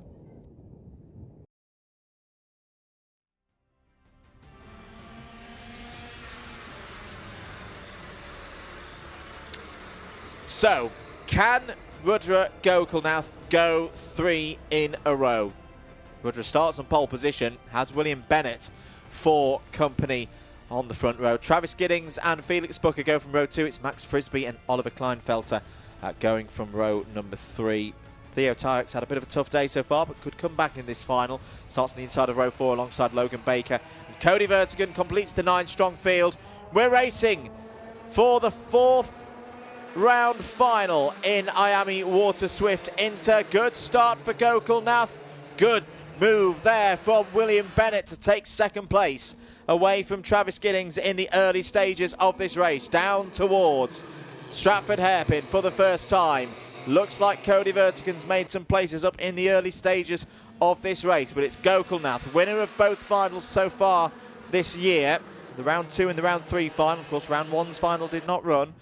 And this is why we're saying, is Gokul Nath going to try and go 3 in a row? William Bennett, who was 2nd last time out, had that great drive. Kart wasn't really underneath him. They'd had a few technical issues across the course of the day. They'd scrapped up through the order, got good points. They want to go one stage further this time. They want a victory. And his dad, Mike. Theo Tyak goes through there past Felix Booker, takes 4th place. Got to feel that the early stages of this race are going to be very important indeed for setting the tone across the course of things. In and through the chicane. There's a good bit of progress for Max Frisbee. Max the single novice in this category. And has already got a couple of positions in the early stages of this one. So end of lap number 2, Gokul Nath leads. Good start to this final, quite close here in the top 6. Bennett, Giddings, Tyak, Booker and Vertigan.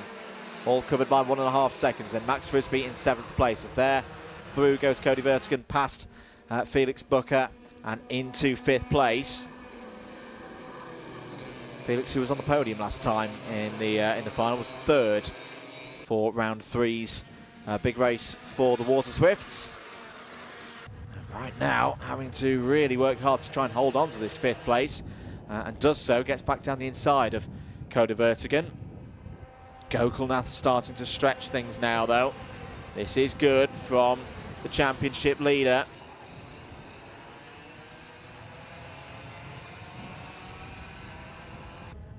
Over the line to finish lap number 3 then, as there's a move from Theo Tyak. Well, we said Theo Tyak might have a go back in this final. He's had a tough set of heats, but we know his skills. Was on the podium for the first final of the year, and just off it for the 2nd. So very much warrants being up at the front of the order.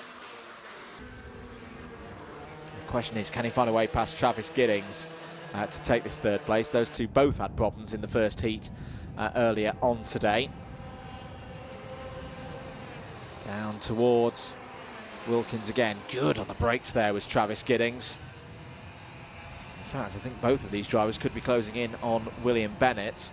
William Bennett's just dropped back a little bit from Gokul Nath. It's a tough place, this, when just feel the driver ahead starting to edge away from you. You can easily overdrive, get out of a rhythm. The 2 other drivers joining William might actually be a moment for the young Welshman to turn a page and start to close back into the race leader. And this group of drivers work as a trio now. There's a good scrap going on just behind Oliver Kleinfelter. Kleinfelter for Tim Wilson Motorsport gets through past Max Frisbee. There's been a problem for Cody Vertigan as Cody's lost a couple of positions there.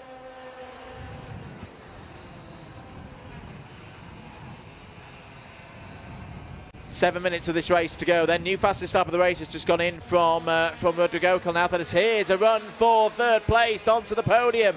Theo Tyak, Travis Giddings fights back, holds on to that spot, but for how much longer?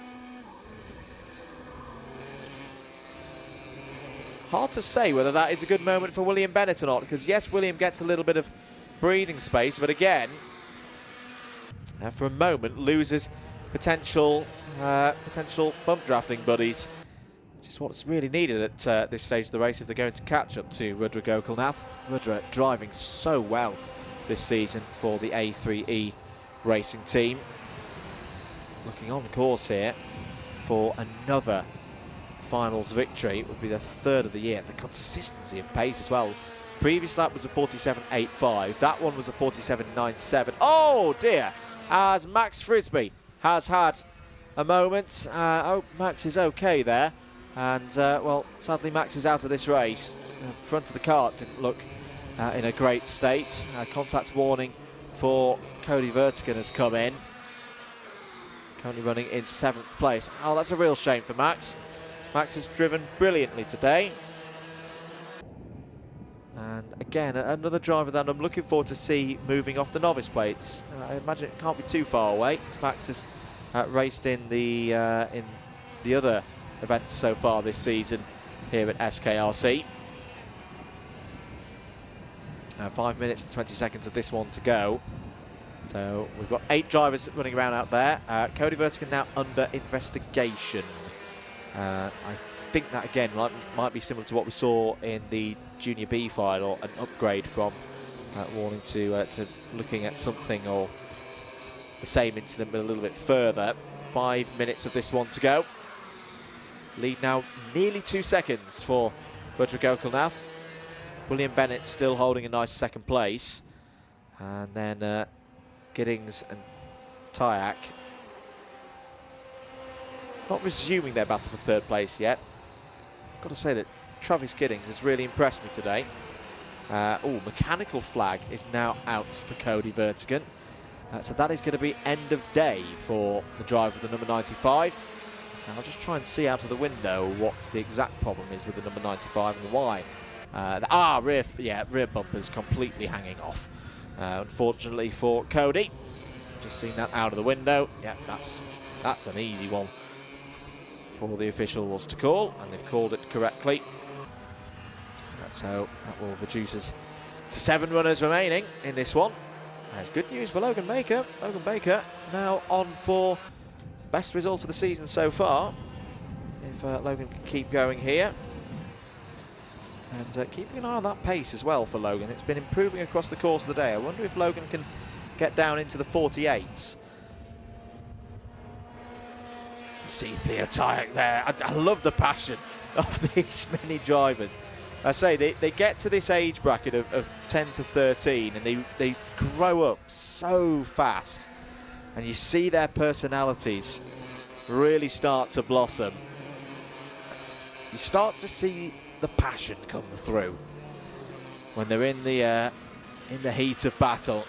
Theo Tyak knows that he's not that far away. Okay, so here is Cody Vertigan, so it's not come in yet. So just watch the rear bumper as Cody comes through this corner. Yep, there it is, dragging on the ground on the right-hand side. So the bracket on the right-hand side has ceased to have its primary function. And that's why the mechanical flags come out. Cody does need to come in, because if he doesn't serve a mechanical flag, it's going to get it's going to be upgraded. And yes, it has now been upgraded to a black flag. So yeah, not the best of moments there for Cody Vertigan. It may just genuinely not know that the rear bumper, because of course it's behind him. He hasn't got eyes in the back of his head. He hasn't got mirrors as well to tell him that the rear bumper was off. But that is definitely end of race now. In theory, with a mechanical flag, you can repair it and then go back out, but that will not happen now with the black flag having come out. 2.5 minutes remaining in this one. Theo Tyak getting closer again to Travis Giddings. There could be another go here for 3rd place. Not that time. Tyak was simply not close enough. Might be close enough now, though, as they head towards turn number 1. Tyak just waiting, maybe thinking Stratford corner as the best opportunity to overtake. But that means getting these next couple of turns right. And of course, making sure that there's enough space in front to go for it and not affect teammate William Bennett's race. 1 minute and 45 seconds to go. Leader now 2.7 seconds ahead. Still hitting in those 47.8s. This is a tremendous drive from Rudra Gokulnath, and it's really starting to make a bit of a notice to the rest of those on the club racing scene. I do hope we see that Rudra race in this category in the national championships. They get going for the British Championships in a couple of weekends' time, just up the road at Wilton Mill. yeah, I hope we see Rudra there. I want to see what Rudra can do against a full IAME Water Swift national grid. Just intrigued. Because based on this form at Shenington so far this year, that's a driver in that number 25 who could be on for really good things in the sports of karting. As could these three. William Bennett still holding that second place. Pace is consistent there as well. The driver of the number 99, 48.2 last time around. Travis Giddings doing enough at the moment to hold third place ahead of Theo Tyack. I think we'll have 2 more laps. Yeah, the time will run out on this one. And then we'll get, as I tell you what, Travis Giddings' pace has suddenly turned up a notch. Half a lap ago, William Bennett was quite comfortable in second place, and now Travis Giddings has closed in right onto the rear bumper of the number 99. Bennett's going to have to defend, and does so. Does so nicely. Nice calm driving there from William Bennett. I like the body language. Yeah, there's the occasional check over the head, but the shoulders aren't tightening. William Bennett knows the job at hand here. He's been doing a lot of club racing in this category. And he's learning very quickly as well. Last lap board is going to be out. Rudra Gokulnath leads this race. He's looking good for the win. William Bennett now looking stronger for second. That was a great response from William Bennett. Checked over, saw that Travis Giddings was there, thought, right, okay, we're just going to need a couple more % here on this lap. And now the tide has turned again, and it's more likely that Theo Tyack's going to have a go for third place on Travis Giddings. Down through Stratford. That's one of the key overtaking spots done. Status quo remains between these three through the Bruno chicane. Travis Giddings closing in again. How much does he want second place? Does a spot on the podium of any colour count for him, or does he want as much of a position as possible? Oh, through has gone Giddings. That got close there.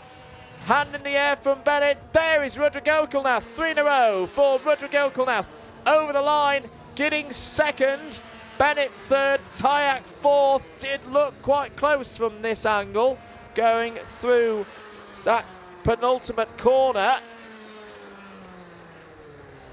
Let's have a look at it again. I just want to see if there's a little bobble of Bennett's head. If there was a little touch. Ooh, yeah, there is a touch there. And we'll see whether that one... well, results are always provisional at this stage of things. There was a bit of a tap there from Giddings to the back of Bennett. And we'll leave that one there for the moment. Gokulnath then. 3 from 3. What a start to the season for Rudra Gokulnath, who is quickly getting a real run together that could be the makings of a championship campaign. Travis Giddings second, William Bennett third on the podium. We know that for sure. And a good drive there. Second podium in a row for William Bennett. Theo Tyack just off the podium today. But that's every single final in the top 4 so far this season for Theo. Oliver Kleinfeld, a good drive there from Oliver. Had a tricky start and got back into the top 5. Good score, best result. In fact, yeah, that is a best result of the year so far for Oliver. Felix Booker 6th, Logan Baker 7th. Logan, just missed out on breaking into those 48s, but good driving there from Logan Baker. Cody Vertigan was a retirement with that broken rear bumper, and Max Frisbee as well, a retirement. So those were your Water Swifts. We'll see them again next time. Thank you very much for all of them joining and supporting the championship as ever. We're going to take it up to the juniors next. X30 final is up next.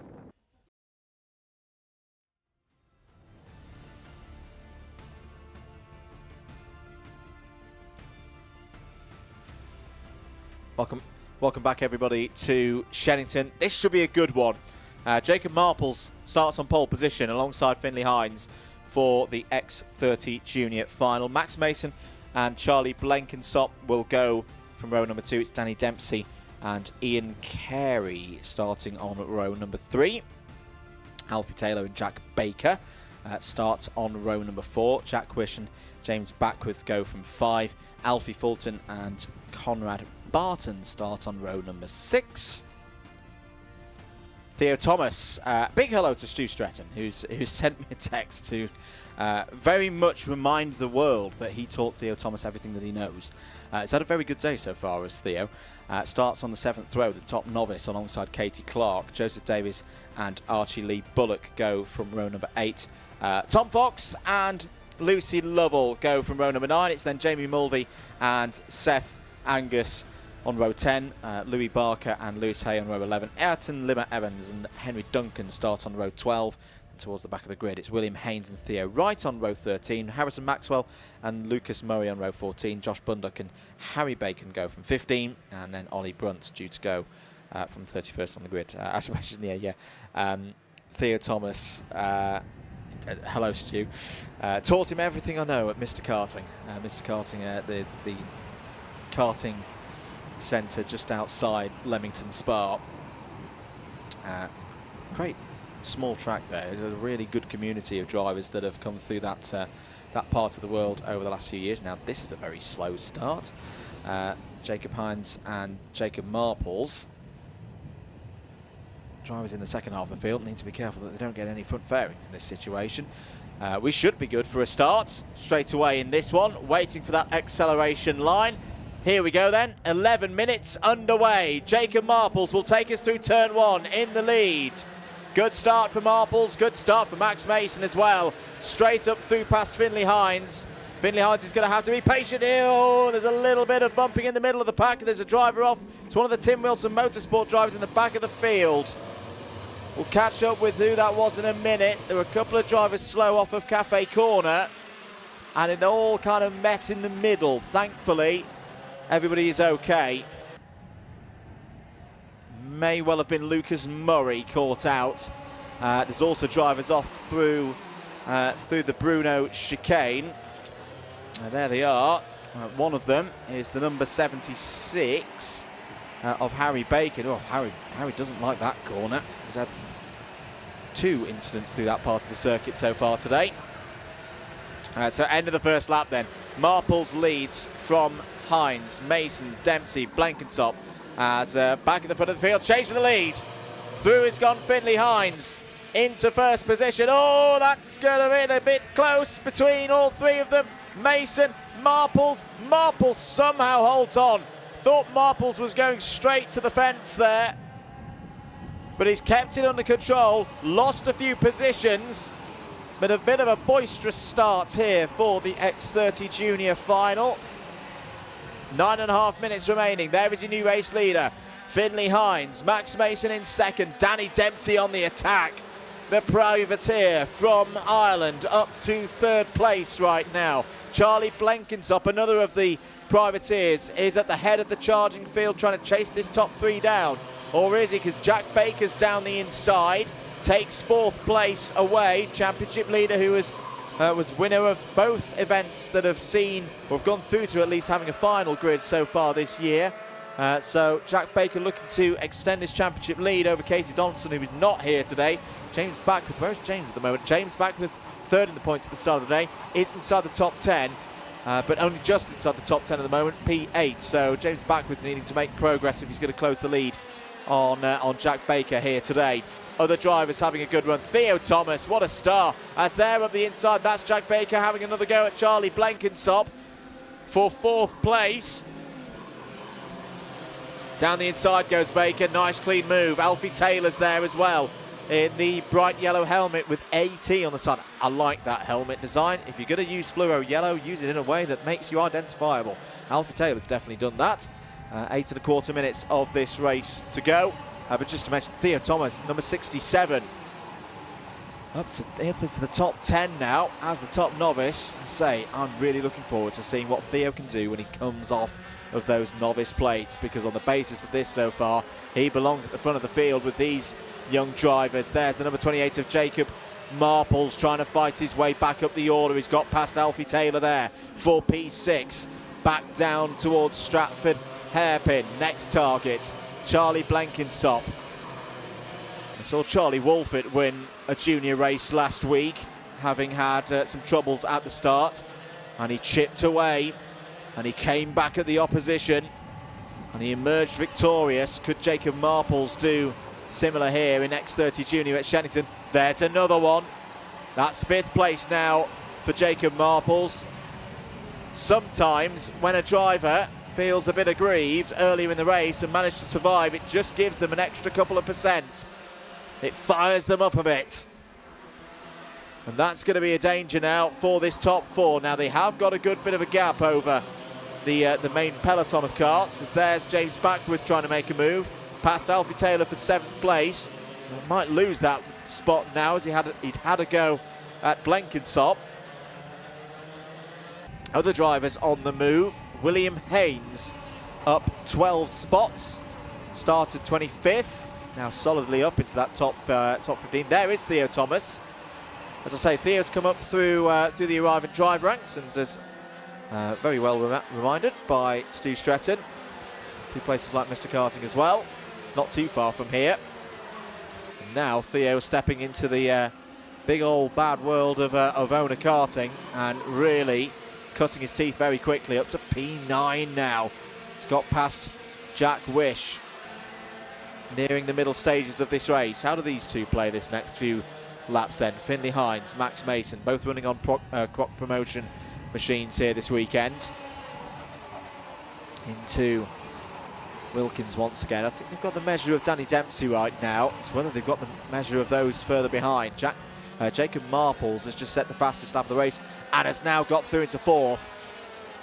So Jacob Marples has now cleared Jack Baker. Jack Baker still picking up good points here. This is a strong race still in terms of his championship. Some of these drivers ahead of him aren't necessarily full season club contenders. They won't mind losing points to these competitors. It's the folks such as James Backworth and Lucas Murray, who's had a difficult day so far, and Tom Fox, Alfie Taylor, who's ahead of all of those right now. So would, in theory, be growing that 12-point championship lead at the end of today. There is Alfie Taylor. Oh, down the inside of Charlie Blenkinsop. Blenkinsop holds around the outside. Stays in 6th place for now. Just to note the gaps at the moment. Next to nothing between the two Crocs at the front of the field. Then a second back to Danny Dempsey. Then 7/10 back of a second back to Jacob Marples. And Jacob Marples was a 1/10.5 quicker than Dempsey last time around, with no toe as well. As Marples gets closer to Dempsey, he'll start picking up a couple of extra kilometres an hour down these long straights here at Shenington. Meanwhile, we're watching the battle for 6th place here. Blenkinsop, Taylor and James Backworth. This time, that's a better run for Alfie Taylor. That's 6th place. Learned his lesson from one lap ago, and that time made it count. That's good racing from all three of these drivers. Now, can they set about trying to close down in on Jack Baker for 5th place? That would be a useful thing to do for Alfie Taylor. Looking to bounce back after a bit of a difficult final last time out. He was only 14th in the final last time out. Back at the front, Hines and Mason. Good work between these two at the moment. What was the pace like this time around? It was in the 43.1s last time around. Yeah, it's pretty much there again.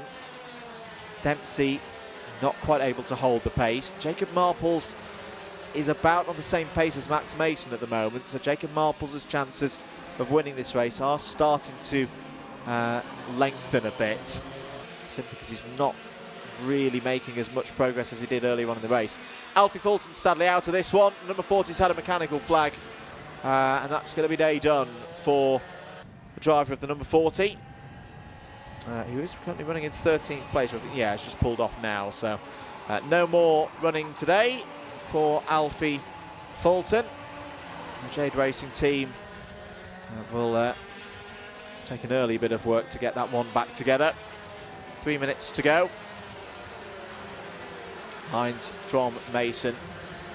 Dempsey still running there in 3rd. Dempsey might have to deal with Jacob Marples in a bit. Jacob Marples is still edging closer to Danny Dempsey for that last spot on the podium. Here down into the hairpin. This is the Jack Wish, Theo Thomas, Jamie Mulvey, William Haynes battle, including a number 69 machine of Haynes that has gained 13 places in this race. Tremendous work A note for Lewis Hay as well. Lewis has had a tough day, but is looking to finish on a high. Oh, the number 34 has just come into the pits just below us here in the box. That's Archie Lee Bullock, and that's a shame. Archie was running up in the top 15. Might be just trying to get a bit of repairs and back into it, but either way, he's lost a lot of positions, so not much to be gained from going back out there. Joining this battle for 9th place then, got Joseph Davies on the scene. Yes, it is. But Joseph Davies and William Haynes now part of the fight. Jamie Mulvey just trying to hold things at the moment there. Ooh, Jamie Mulvey front fairing, looking a bit wibbly and wobbly. Oh, that's a bit wibbly and wobbly as well for Theo Thomas, who just holds on, rear wheel to rear wheel. Pitched Theo into a wider line there out to the final corner. And contact warning has come through for Theo Thomas. 1 minute and 10 seconds remaining in this race. Hines and Mason still have it under their control. Again, I think they're just keeping the pace high in their powder dry right now to make sure that the others don't catch up behind. Jacob Marples has taken 3rd place away from Danny Dempsey, so even more reason now for Hines and Mason to keep things steady and then battle it out on the final lap of the race. 2 seconds can quite quickly be lost around this place if you go side by side, corner after corner after corner. Theo Thomas there now running in 13th place, just ahead of Jamie Mulvey. Tom Fox has got through past Lewis Hay for 15th place. Charlie Blenkinsop there, a bit lonely at the moment in 8th place, 1.5 seconds behind back with Taylor Baker, but also 2.5 seconds ahead of the next group. Leader coming across the line then, 2 more laps to go. Jacob Marples' pace, yeah, I don't think he's going to be able to close in. It would have been an amazing run for Jacob Marples to close in and take this race win, but he's 2 seconds back. There he is in the blue and white kart, the MDL machine, and did a 43.22 last time around. These two running in the 43.1s.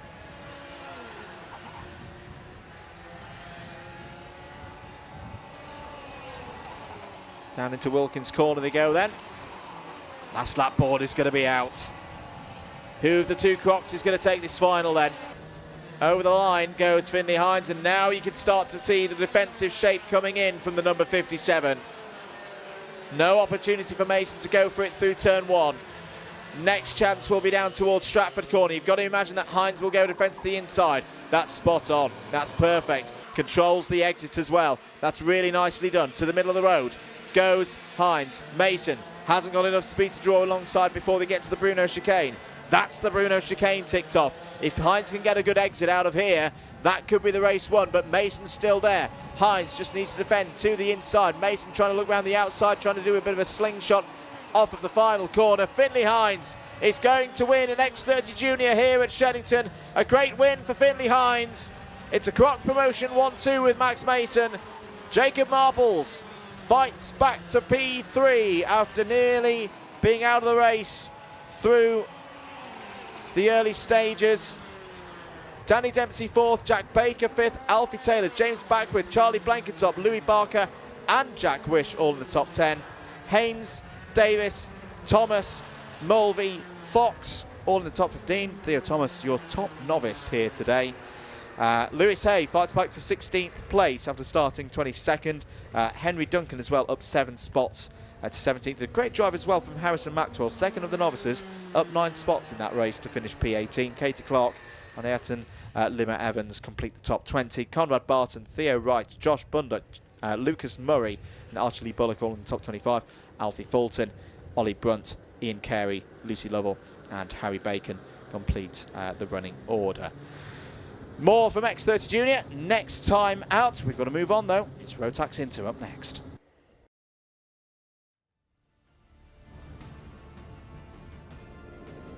Let's dash through the grid then for this final. Ben Hunt and Freya Lally start on the front row. Dan Hulse and Jude Story go from row 2. Noah Hobson and Arthur Kayser start on row 3. It's Nikita Roberts and Matthew Lilly on row 4. Charlie Heffer and Toby Miles complete the top 10. Ollie Blanford, Sandra Kemp, they're on row number 6. Arlo Atwood and Rishan Koshler go from row 7. Harvey Ball and Xavier Davidson go from 8. It's then Jake Hansford and Thomas Laidler on row 9. Seiki Komatsu and Alicia Waterhouse start inside the top 20. It's Kian Koshler and Eva Jones on row 11. Emrys Perring and Chloe Van Beneden next up on row 12. Roshan Vachada completes the 25-strong field. We are not ready to go racing, which is opportune for us here in the box, because I know we had questions about the second Minimax race and whether there were jurisdictions. Yes, there were. Charlie Heffer did get a 5 seconds for, well, he actually got 2 5 seconds. One for breaking formation at 4 wheels outside the corridor at the race start, and then also had a 5 second for gaining an unfair advantage. So Charlie Heffer dropped down to 16th place in that race. It was Ben Hunt who took the win again, and so far this season Ben Hunt been in very, very good form in these finals. Could this be a chance to extend the championship lead? Oh, it definitely is a chance. The question is, will Ben take the chance?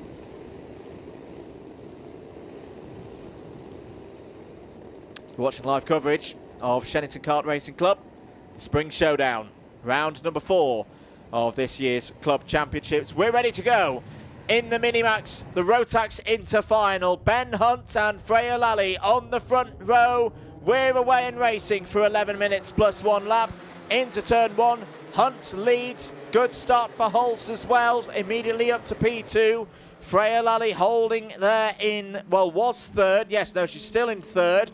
Down towards the hairpin for the first time. Good start as well for Jude Story in that white and orange machine. They're all through the first couple of corners, which is good to see. Ben Hunt's making a bit of a break for it, though, at the start of this race in kart number 53. One last time out, was on the podium in terms of points awarded, well, 4th place on the road, 3rd place in terms of points at the first scoring final. There's a little bit of a switch back and forth between Hulse and Story. So it's Hunt, Hulse, Story, Lally, Kayser, Hobson, Lilly, Heffer, Roberts and Kemp in the top 10 on the first lap. Who's making progress? Thomas Laidler's making progress, up 5 spots to 13th on that first lap.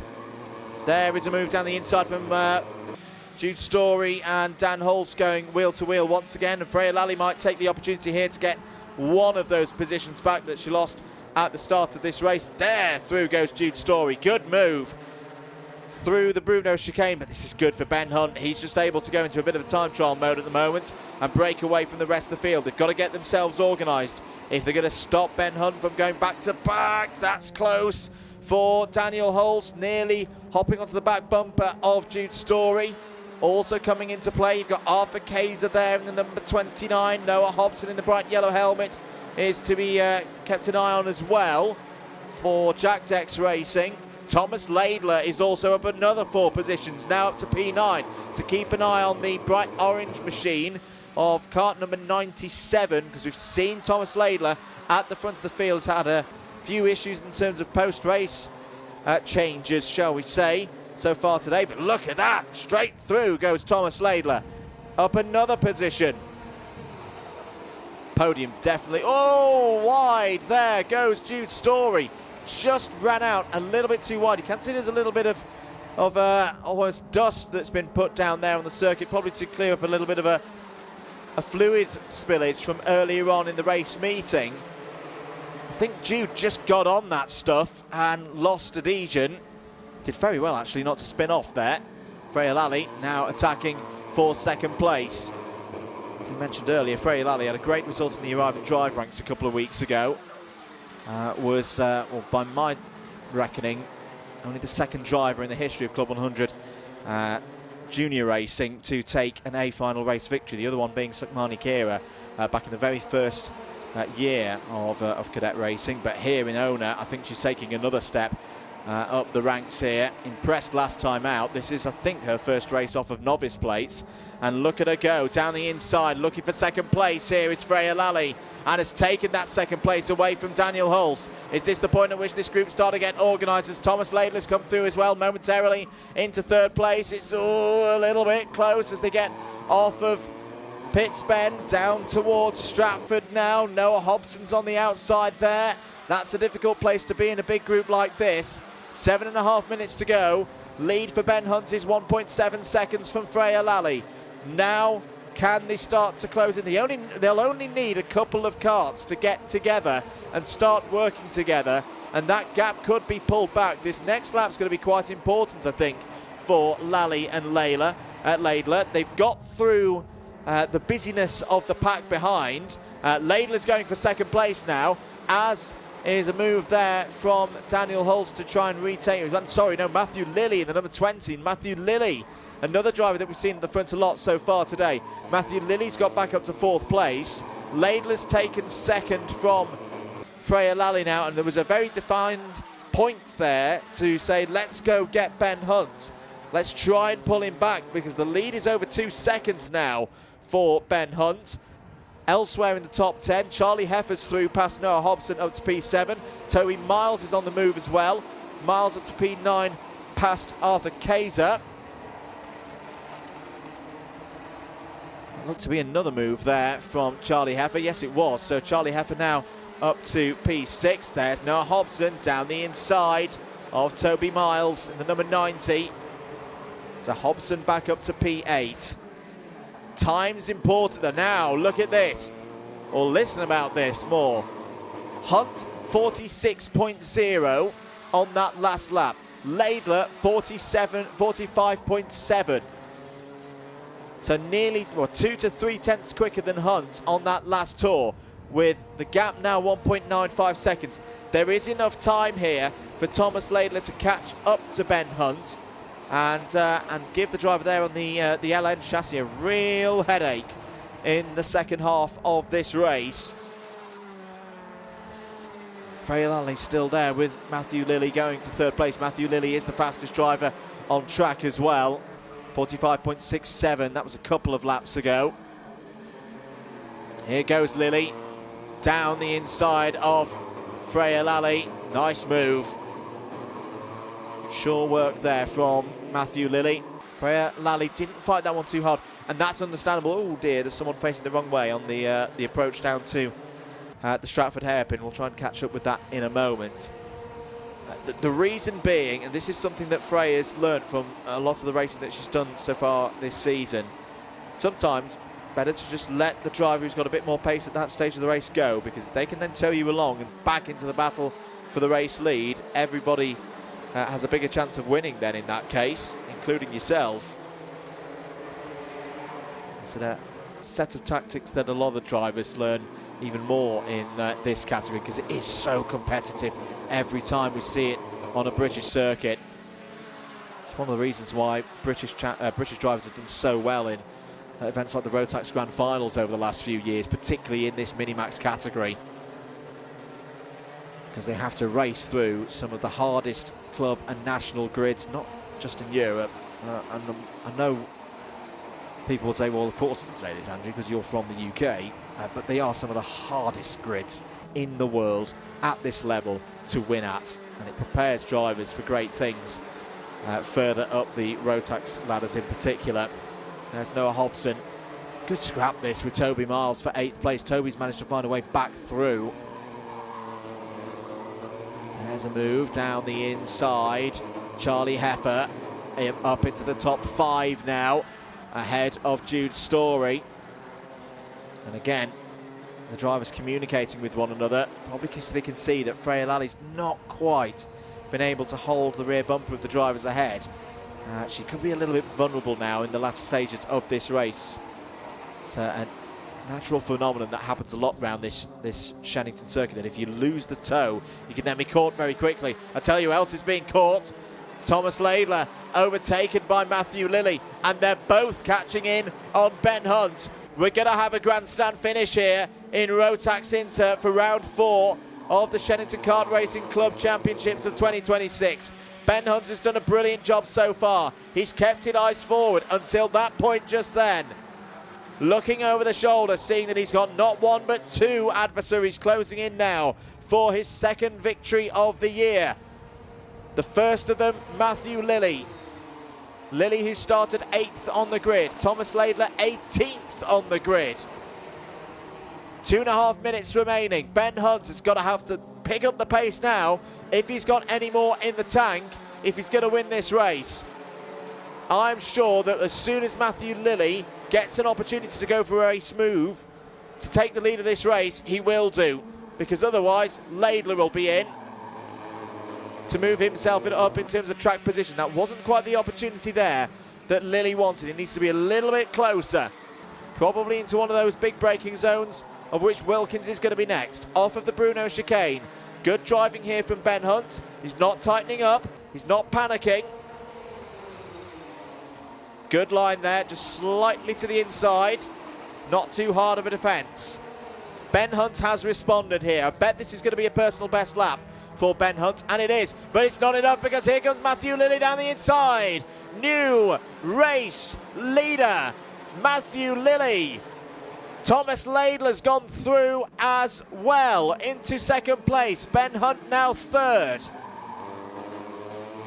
Round the hairpin they go. Now Matthew Lilly's job has got to be for keeping his eyes forward, making sure that he can try and drive away from this field now. If he's got that speed, if he's got that rhythm, why change it? Keep pushing, keep driving away from the rest. 45.53 was the lap time for Lilly last time around. These times will be very telling now with 1 minute to go on the clock.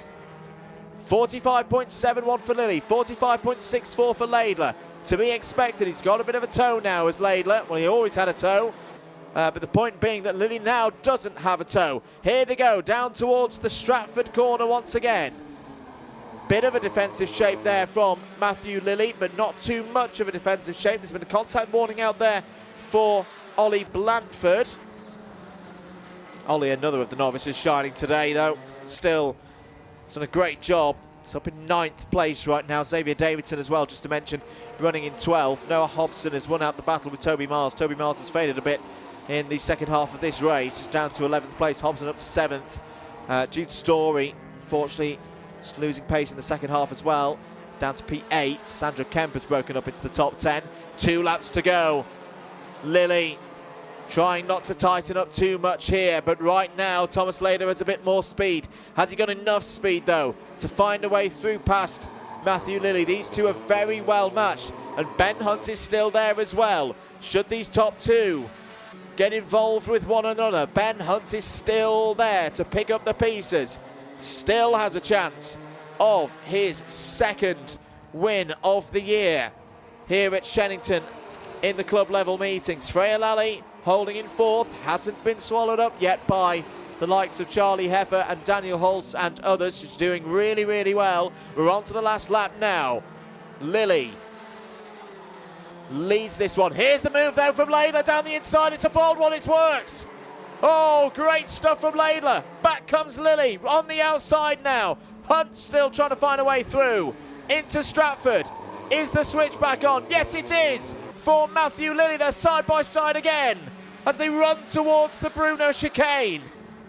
Brilliant sequence of corners. Fantastic racing once again here in Minimax.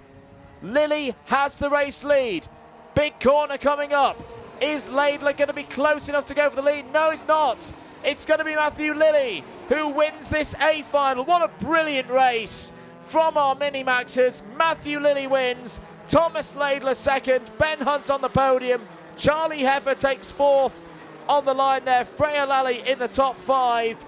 Daniel Holtz, Noah Hobson, Jude Story, Ollie Blandford top novice, and Sandro Kemp all in the top 10.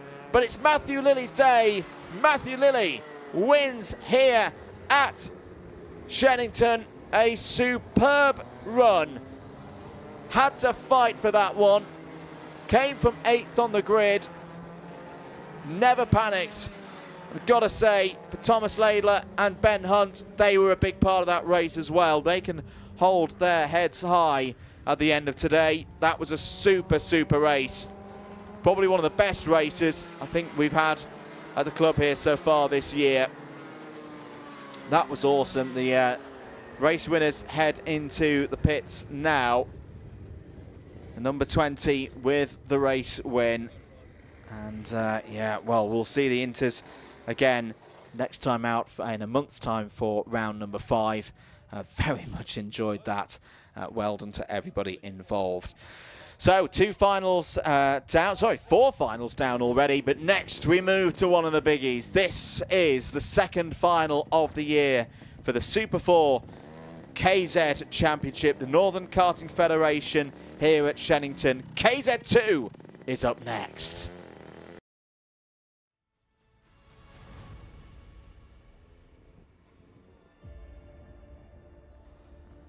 Here we go then. Super 4 KZ final, second one of the year. Here is your grid for it, and it's quite a mixed up order as well. Jake Weston has pole position for this final. Miles Murphy looking to go back-to-back like he did from the National Championships last week at Warden Law. Starts second on the grid for this one. Alan Kenyon and Isaac Smith go from row 2. Derek Morgan and Ryan Green will look to use all of their experience and prowess from that part of the grid. Ralph Youngling and Ben McLeod on row 4. Harry Walsh and George Robinson on row 5. Charlie Cole is your winner, of course, from Fullbeck. Starts on row 6 alongside Jensen Pugh. Row 7, Oliver Stewart and Milo Manderson. Jess Edgar and Ellis Bourchier go from row 8. Lee Ward and Jonathan Railton start on row 9. And then Craig Mays, Ryan Simpson on row 10. Alex Mackay and Reese Duthie go from row 11. Oliver Harris and Jack Price start on row 12. Jack Simpson and James Kacholek go from row 13. Kai Springfield and Jack Mackay go from row 14. Ryan Garvey had technical problems in the heats earlier on, starts on row 15 alongside Lexi Fells. It is a 30, read it, 3-0 strong KZ field here at Shenington for the second final of the year in the Formula KZ2 Super 4 series, the Super 4 Gearbox Championship run by the Northern Karting Federation. Very popular series, long-standing series that will also be racing at Rowra the middle weekend of June, the 13th to 14th. Fullbeck for the 27th to 28th of June. And the first weekend of August up at Rowra again, the 1st and 2nd of August, and then at Kinbolton for the 12th and 13th of September. The KZs will also be back here in a month's time, as will all of us be for Alpha Live Productions and DDMM Sports Commentary. Next month is around not just part of the club meeting here, it also counts towards the British Championships. We had a really, really exciting final last week here on Alpha Live for up at Warden Law for the KZs. If you haven't seen it, go back and watch it in its full. It was dramatic, to say the least. And this one could be as well. It's an all CRG front row for this one. And two very experienced drivers on the front of this grid. Jake Weston, the man from Doncaster, taking on Wrexham's finest. Miles Murphy as, ooh, now we've got dramas already for one of the drivers out there. I don't think we're going to see Isaac Smith in this race, because I've just seen the 123 being pushed into the space in between the exit of Cafe and the Bruno chicane. So that's a real shame. Yeah, Isaac Smith is out of this race, will not take the race start. That's just looking at that out of the commentary box window. For the others, they line up on the grid then. CRGs versus Sodis, that's a familiar sight in recent times, with the Birrells in there as well. Great array of chassis here today. A couple of MS karts, a couple of Energies as well. Here we go then. Super 4 final is underway for the second time this year. Great start for Miles Murphy. Murphy takes the race lead in the early stages. Up to second place immediately is Alan Kenyon. Kenyon, who's looked mighty quick so far in the practice sessions here at Shenington, down towards the hairpin, and through goes Kenyon. Kenyon into the race lead then. Got that move done on the second part of the hairpin. Murphy still holding there in second place. Through, is that a really good start? I think Ryan Green's up to third place. That's a tremendous run for Ryan Green. Everybody else has made it through the first half of the first lap. Let's count them through with 10 minutes and 15 seconds on the timer of this final remaining. It's Kenyon, Murphy, Green, Morgan, Weston, Youngling, Cole, McLeod, Robinson and Walsh all in the top 10. Ollie Stewart knocking on the door of that top 10 at the moment. There goes Charlie Cole through past Ralph Youngling for 6th place. Down towards the hairpin once again. Kenyon hard on the brakes. That's the difference with these KZs, not just the gearboxes. Brakes on all 4 corners. Unlike what we see for the other categories here today. Kenyon on the Sodi runs through in the race lead. Miles Murphy, his 3rd race on that CRG, wants to win here today. They found a lot of speed across the course of the weekend last weekend at Warden Law. This is a very different circuit though to where they were last week. Ryan Green still holding there in 3rd place. Weston and Cole now through past Morgan and Youngling. So Weston back up to P4. Cole, winner last time out in fullback, up to P5. Elsewhere down the order, just to note, good start for Rhys Duffy. Duffy up 8 spots into 3rd place. Sorry, there was a move there for 3rd place that took my mind away. Oh, driver spinning off in the background. We'll catch up with who that was in a moment. Jake Weston did get that move done for 3rd place. Rhys Duffy just to come back to that, up 8 spots and into 14th. That's a good start. Also moving up the order, James Kacholek from the back of the grid has gained 6 places and is up into the top 20. The spinner was Derek Morgan. Derek Morgan's disappeared from the field, so Derek Morgan loses the chance of a good result here today. 8.5 minutes or there or thereabouts to go. Kenyon still leads from Murphy, but now with Jake Weston bearing down there in 3rd place. That was a new fastest lap of the race from Jake Weston, 45.04 seconds. This could be the 2 CRGs pouncing on the Sodi in a few moments' time. Down towards the Bruno chicane. There's at least one driver. I've heard a kart coming in underneath. I think it's Kai Springfield is out of this race. I think Oliver Stewart's out of this race as well. Oliver Stewart is not scoring through on timing, so the driver second in the points at the start of the day is going to lose ground in the championship fight. Here comes Weston down the inside, has a little look, but Miles Murphy is not just simply overtaken in this sport. Down once again towards the hairpin. Alan Kenyon doing a really good job at the moment, I've got to say, keeping his eyes forward. Not, oh no! And Murphy runs into the back of Kenyon. Murphy loses control, slips down the order, and that opens the door for Jake Weston. Here it is again. Down towards the hairpin, gets on the brakes, and there was nothing really that both of them could do there, just simply too much speed for both, well, for Murphy into that corner. Kenyon was taking his normal line. Kenyon very lucky actually to still be in 2nd place in this race. Hopefully not too much damage to the number 40. Oh no, Ollie Stewart's fine. Ollie Stewart's just been rescored in 5th place. Apologies, folks. Gave you all a bit of a scare there that the last year's British champion was out of this race. That was a bit of a transponder error, I think, at our end. He is still there. He's actually still, he's now nicely closing in on this group. Could be on for a podium here. Well, how things are turned around here today. Jake Weston, though, leads this race right now. Wasn't at fullback, so isn't at the moment high up the scores in terms of the NKF 2026 championships. But he'll make his mark here at Shenington if he can take this one through to the checkered flag. 6.5 minutes to go. Ryan Green 3rd. Charlie Cole still there in 4th place, and Charlie Cole is always going to be a threat, isn't he?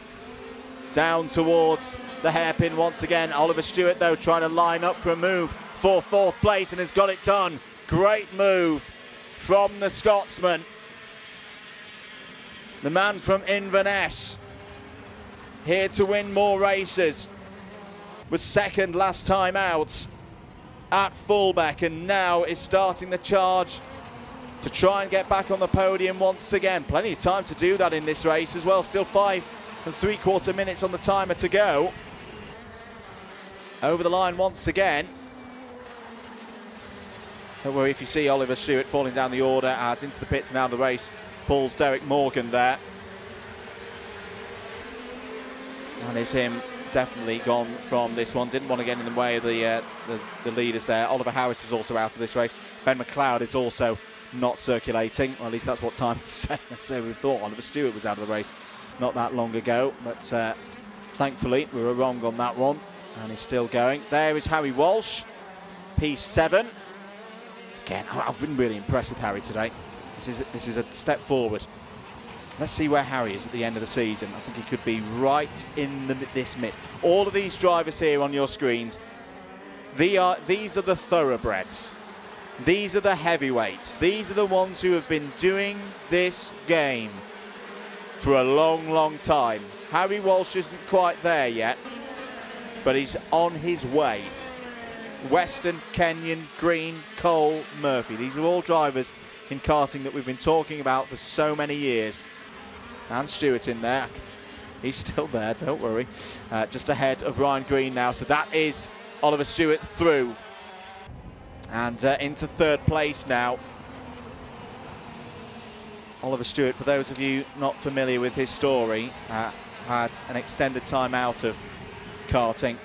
He was involved in a road traffic incident that nearly changed his life. There's a great move. That was Charlie Cole down the inside of Ryan Green for fourth place. There was a long time where we didn't think Ollie would ever get back in a kart competitively, and he fought back.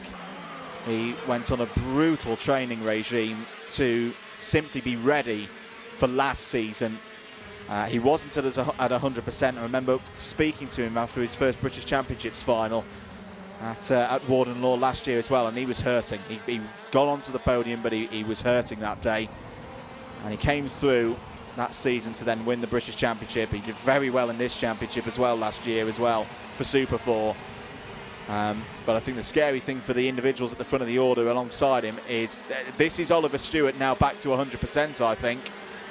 This is the Oliver we didn't see last year, chasing down opponents one by one and looking like the driver to beat. Well, I say that, he isn't leading this race at the moment. Jake Weston, to give him his dues, is still at the front of this field.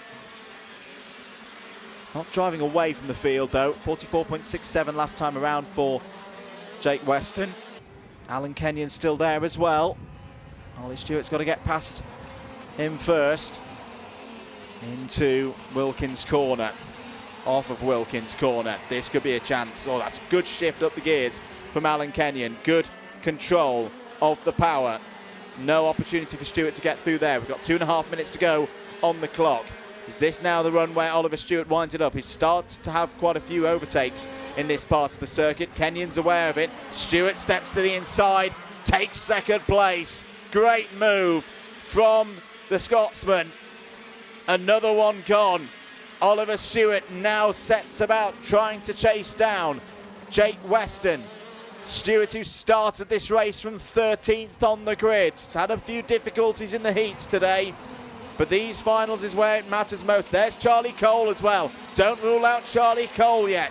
He's not given up the hopes of a race win here today. Can he find a way through past Alan Kenyon pretty quickly? Well, he recently set the fastest lap of the races. Charlie Cole, a 44.43. Lee Ward's having a great drive, just to mention, up 9 places. The Irishman, the privateer, up to P8. Good points being scored by Lee here today. 1.5 minutes to go. This lap will be very telling. What kind of pace does Stewart have relative to Weston? Has Weston got something in reserve? Weston's been managing this pace very nicely. Constantly setting green sector times, getting quicker little by little, but not taking too much out of his materials right now. That was a 44.8 for Weston, but it was a 44.42 for Stewart. Stewart is closing in here. 60 seconds remaining in this race. Other shifts down the order. Milam Anderson is up into 16th place. It's got through past Craig Mays, Jack Mackay, and Lexi. Lexi's having a good race as well. It's up to P23. And remember, the only novice in this race is Lexi. And she's beating some drivers with a lot more experience than her at this level. That is really, really good to see. Big step forward for Lexi Fells today versus appearances earlier on in the season. It's going to be 2 more laps of this one. But Oliver Stewart has closed in now on Jake Weston. Jake Weston is going to have to dig deep now. And he is digging deep. That's another personal best from Jake Weston, a 44.59. Down towards Stratford once again. Stewart is very quick through this first sector. Into the hairpin again on those brakes. The braking phase looks good for Stewart as well. Oh, there's a bit of a to-do there for third place between Kenyon and Cole. Is that going to give Ryan Green the opportunity to go up the order? Through the Bruno chicane. Jake Weston keeping his eyes forward, trying to take this CRG to race victory here at Shenington. This has been a very good lap from Jake Weston. Oliver Stewart's charge to his rear bumper has slowed slightly onto the last lap. A little check over the shoulder there from Jake Weston. Another PB from Jake Weston. If Jake Weston's going to win this race, it's going to be his race management that does it. But Oliver Stewart had a very good run there through Cafe Corner. Head down, trying to get through. Weston defends through the hairpin. Stewart is right there now. They're going to be side by side, potentially. No. Stewart just slots in behind once again towards the Bruno chicane. This is all on the line now. Stewart could have had a win in the heats earlier on and needed one more lap. Is it going to be a case of, again, him needing one more lap here in this final? Jake Weston holding on. Has just got to get this last corner right to hold on to victory. Stops it on the corner. Accelerates off the corner. Jake Weston, is he going to hold on for victory? On the line, side by side. Yes, he is. Jake Weston wins the final here at Shenington by a whisker. What a race. What a performance from Jake Weston. Ollie Stewart, P2. Alan Kenyon comes home third in this final. Charlie Cole and Ryan Green secure results in the top 5 as well. Miles Murphy fights back to P6 there. Harry Walsh impresses. Got to say, I think that's the best day of KZ racing I've seen from Harry so far in his young career. Harry Walsh P7, Ralph Youngling P8, Reese Duthie, what a drive. Up from 22nd on the grid and gets in the top 10. Alice Bourchier as well secures a top 10 finish. Jensen Pugh, Jess Edgar, George Robinson, Milo Manderson and Ryan Simpson all in the top 15. Craig Mays, Alex Mackay, James Kacholek, Jack Price and Jack Simpson record top 20s. Jack Mackay, Lexi Fells, Lee Ward, Jonathan Railton and Derek Morgan in the top 25. We're into the retirements now. There were in total 22 finishers. Oh, Lee Ward had a problem right at the end there and fell down the order. Oh, that's a real shame for Lee. Rest of them then, Oliver Harris, P26, Ben McLeod, 27th. Kai Springfield was the Jade that we saw retiring just underneath us early on in the race, and Ryan Garvey and Isaac Smith did not take many laps there at all. Brilliant stuff from the KZs. Love them bringing here. Full credit to the NKF and the Super 4 Championship. Best wishes for the rest of their season. We've got to move on though. Next race is out on circuit.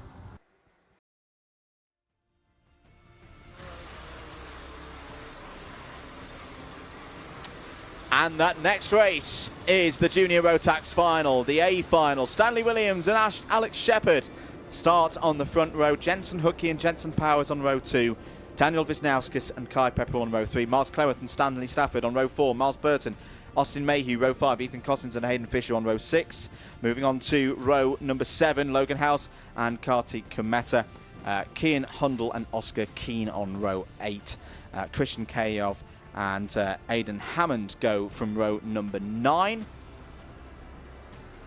And then moving through the rest of the order, Ethan Guest, Ryoma Kaatsu on row 10, Jesse Whitmore and Louis Marshall on row 11, Lily Shaw and Jack Corser row 12, Sam Batty and Finley Hands on row 13, Jay Singh and Samir Paul on row 14, and then coming through as well right at the end, Charlie Delamere and Austin Moth. Those were the last of the qualifiers through from the straight into the A final. These were your repechargees. This has changed a lot. Layla Bell, Zoe Cattett, Emily Johnston and Ollie Healy were the ones at the end given those 4 places to repecharge through from the B final.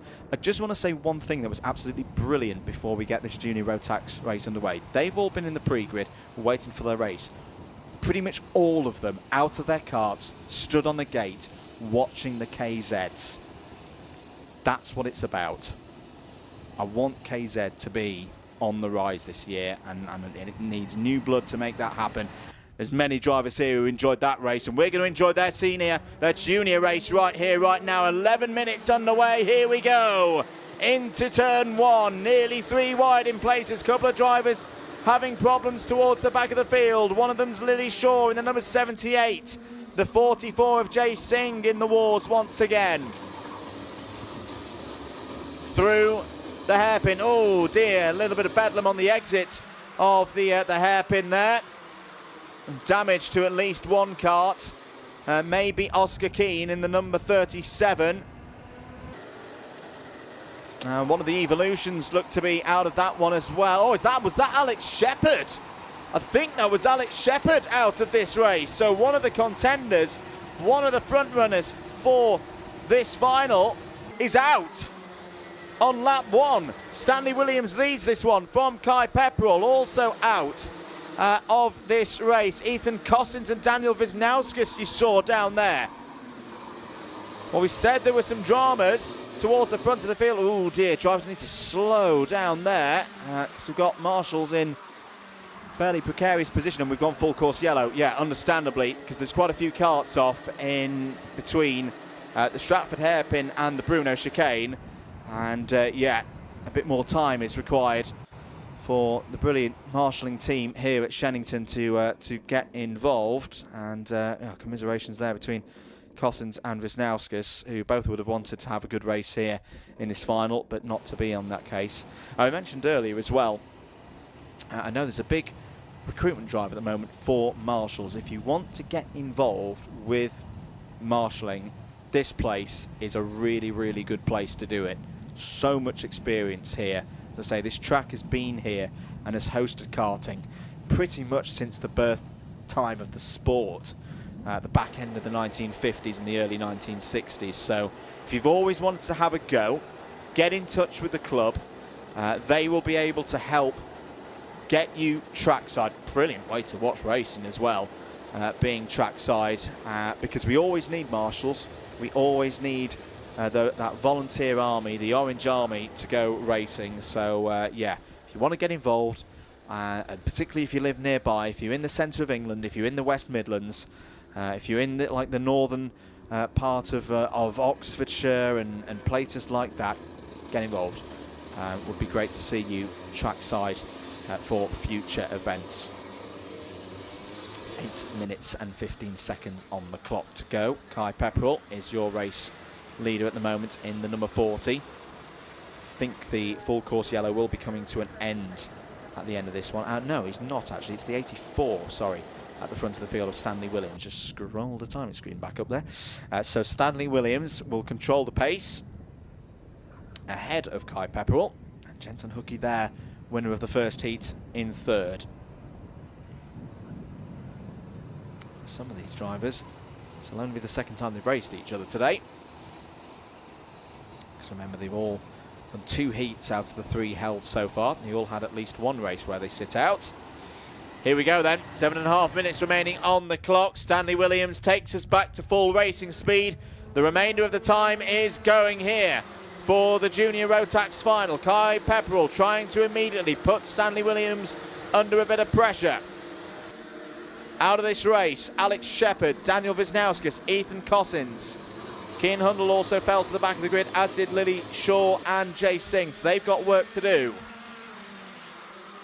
Jensen Powers having a go there at Jensen Hookey for third place.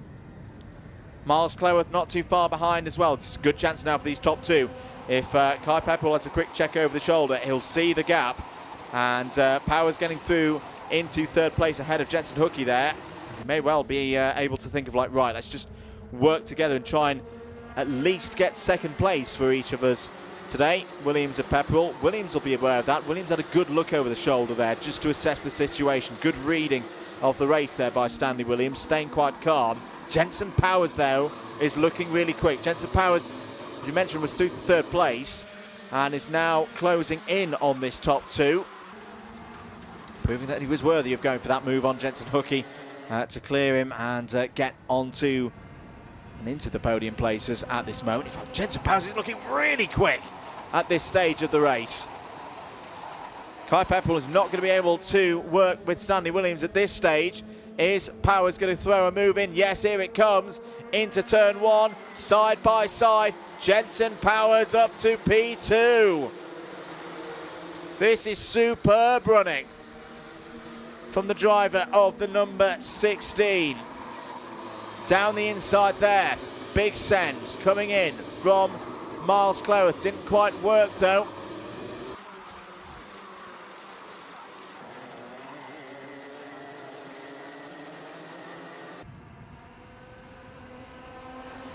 Coming through into last parts of lap number 6 then. Just to mention some drivers on the move up through the field. Samir Paul, great drive up to 15th place, having started 28th. Finley Hans has also followed through, is knocking on the door of those positions. Oh dear, I think I've just cursed Samir Paul, because as soon as I've just said that he's on the way up, yeah, he's just fallen down to 30th place. I am so sorry, Samir. That was very bad of me. Miles Cleworth again having a go, trying to get past Jensen Hookey. Jensen Hookey just not quite having the pace at the moment. Start of the day great in heat number 1, but for whatever reason, just not quite able to get things going in this final. Right, I'll try and mention some other drivers who've moved up the order nicely and hopefully not curse these young folk. Zoe Cattett is one of them. Up 14 places, Zoe, who came through from the B final, is now running in 18th place. Layla Bell up 11 as well into the top 20. All of our B final repechage doing really nicely. Emily Johnston in there as well has got up to P21. Please, boys and girls, don't fall off the road now or have a problem or have a mechanical. Save yourselves from the DDMM commentary curse. 4 minutes to go. Contact warning for Lily Shaw. Miles Cleworth again trying to find his way through. Kai Pepperell's coming back to them now. Kai Pepperell at this stage of the race looking like he's in a bit of bother here. This could be the tonic for Jensen Hookey's challenges in the first half of this race, just to get him going, if he can get an overtake in on Kai Pepperell. He's going to have a look at it down the inside, and that is a nice move from Jensen Hookey. Beautifully glided the back end of that kart into the apex of the corner. That is poise, that is experience. This is a young man that I've had the pleasure of commentating on all the way from his Bambino days. Probably for about 6 years now I've been watching Jensen race, and that was masterful. Just to slide it on in there.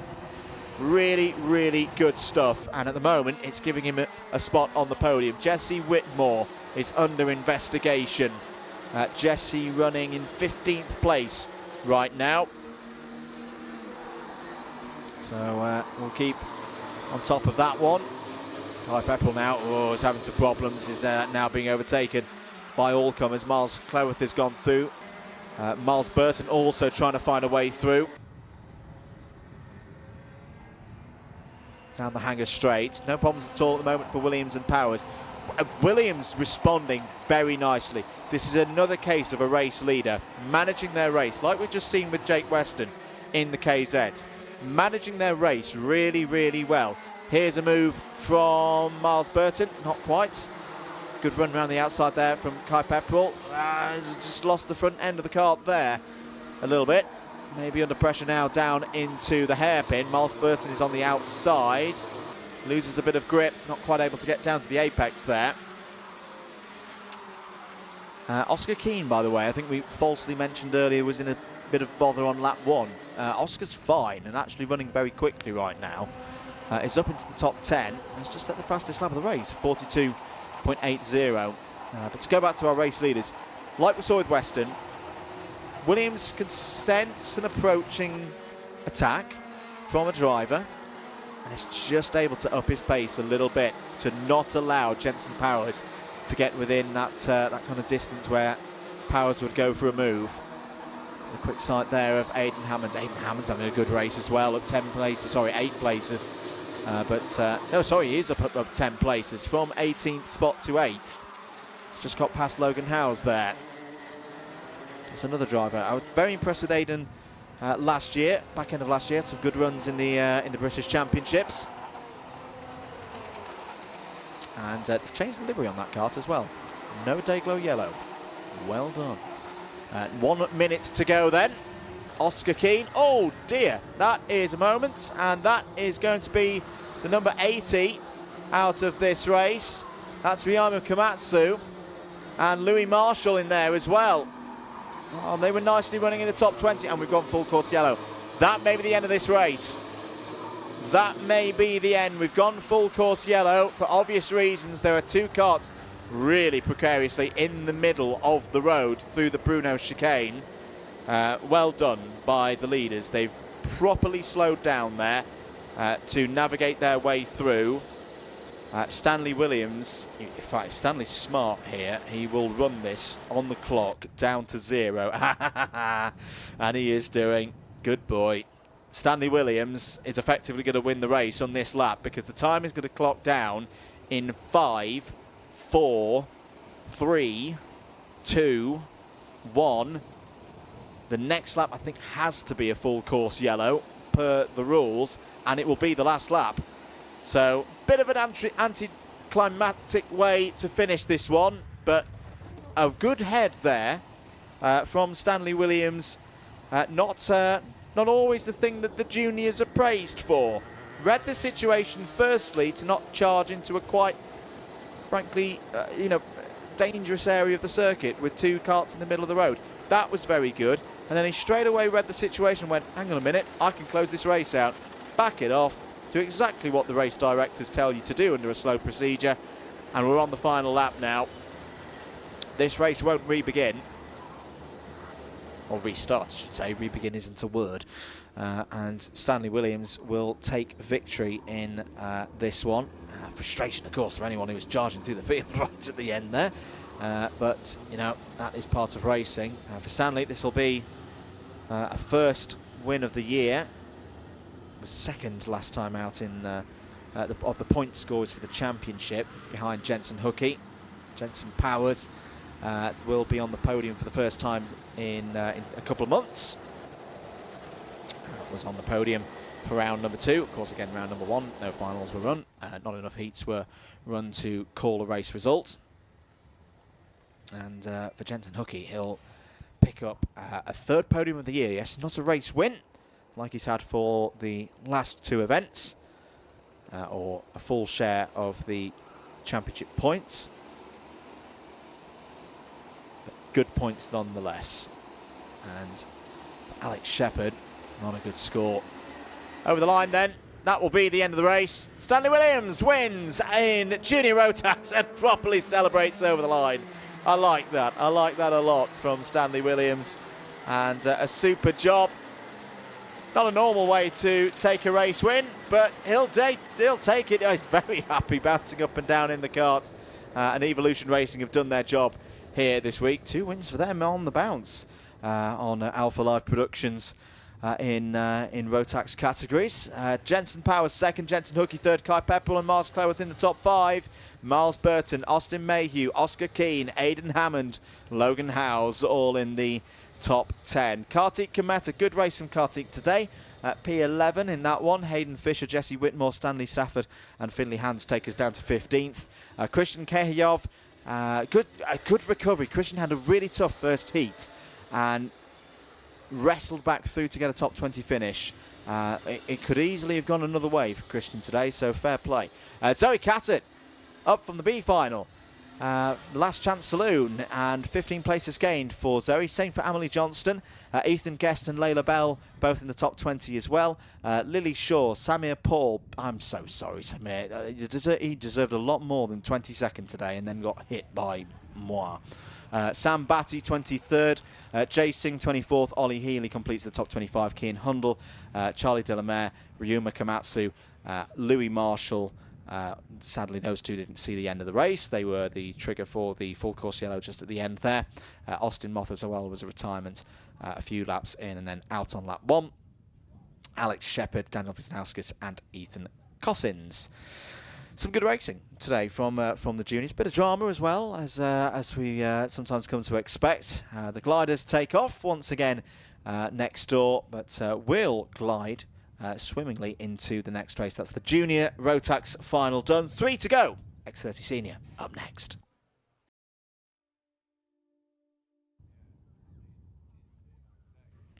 So a little pause here at Shenington, just whilst the karts are recovered. That weren't quite able to see the end of the previous race. We will take a look through the X30 Senior final. Well, after some confusion here in the box, on the second heat, Katie Ashman stormed to pole position for this final. It's joined by Dom Parabok on the front row of the grid, and the VRE team very happy with their work so far today, because Peter Jurovic will start on the inside of row number 2 with Bailey Brooker for company. Lucas Armstrong and Alvin Chu, they start on the 3rd row.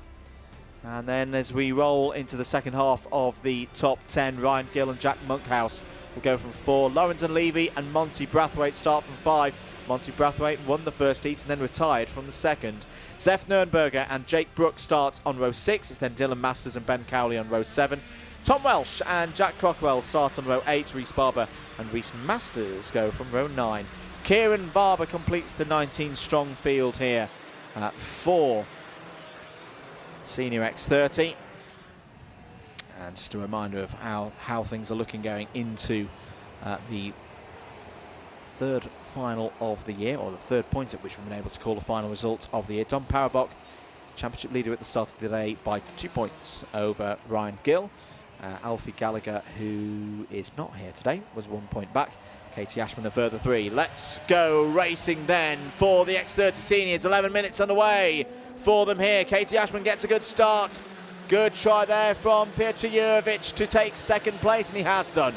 Good start for Jurovic down towards the hairpin they go. In fact, there's been a change for the lead as Jurovic got into the race lead. Yes.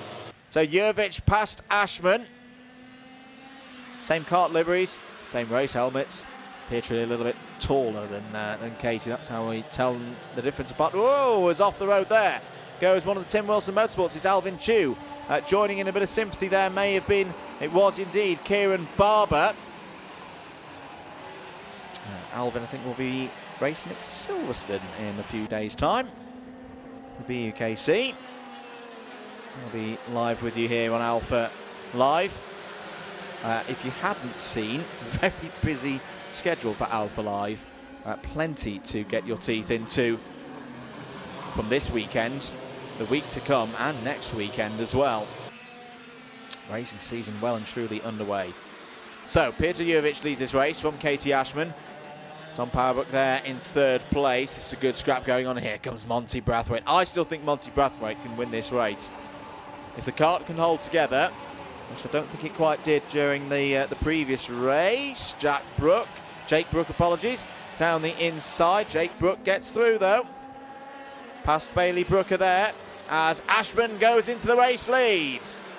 So Katie Ashman, kart number 53, back to the front as Katie did in heat number 2. There's a problem for Ben Cowley out of Cafe Corner. Falls down the order from 12th place. Katie Ashman on the podium last time. Hasn't had a win in a final though so far in 2026 here at Shenington. It's going to be a breakthrough day in terms of this championship campaign here for the Shenington clubbies.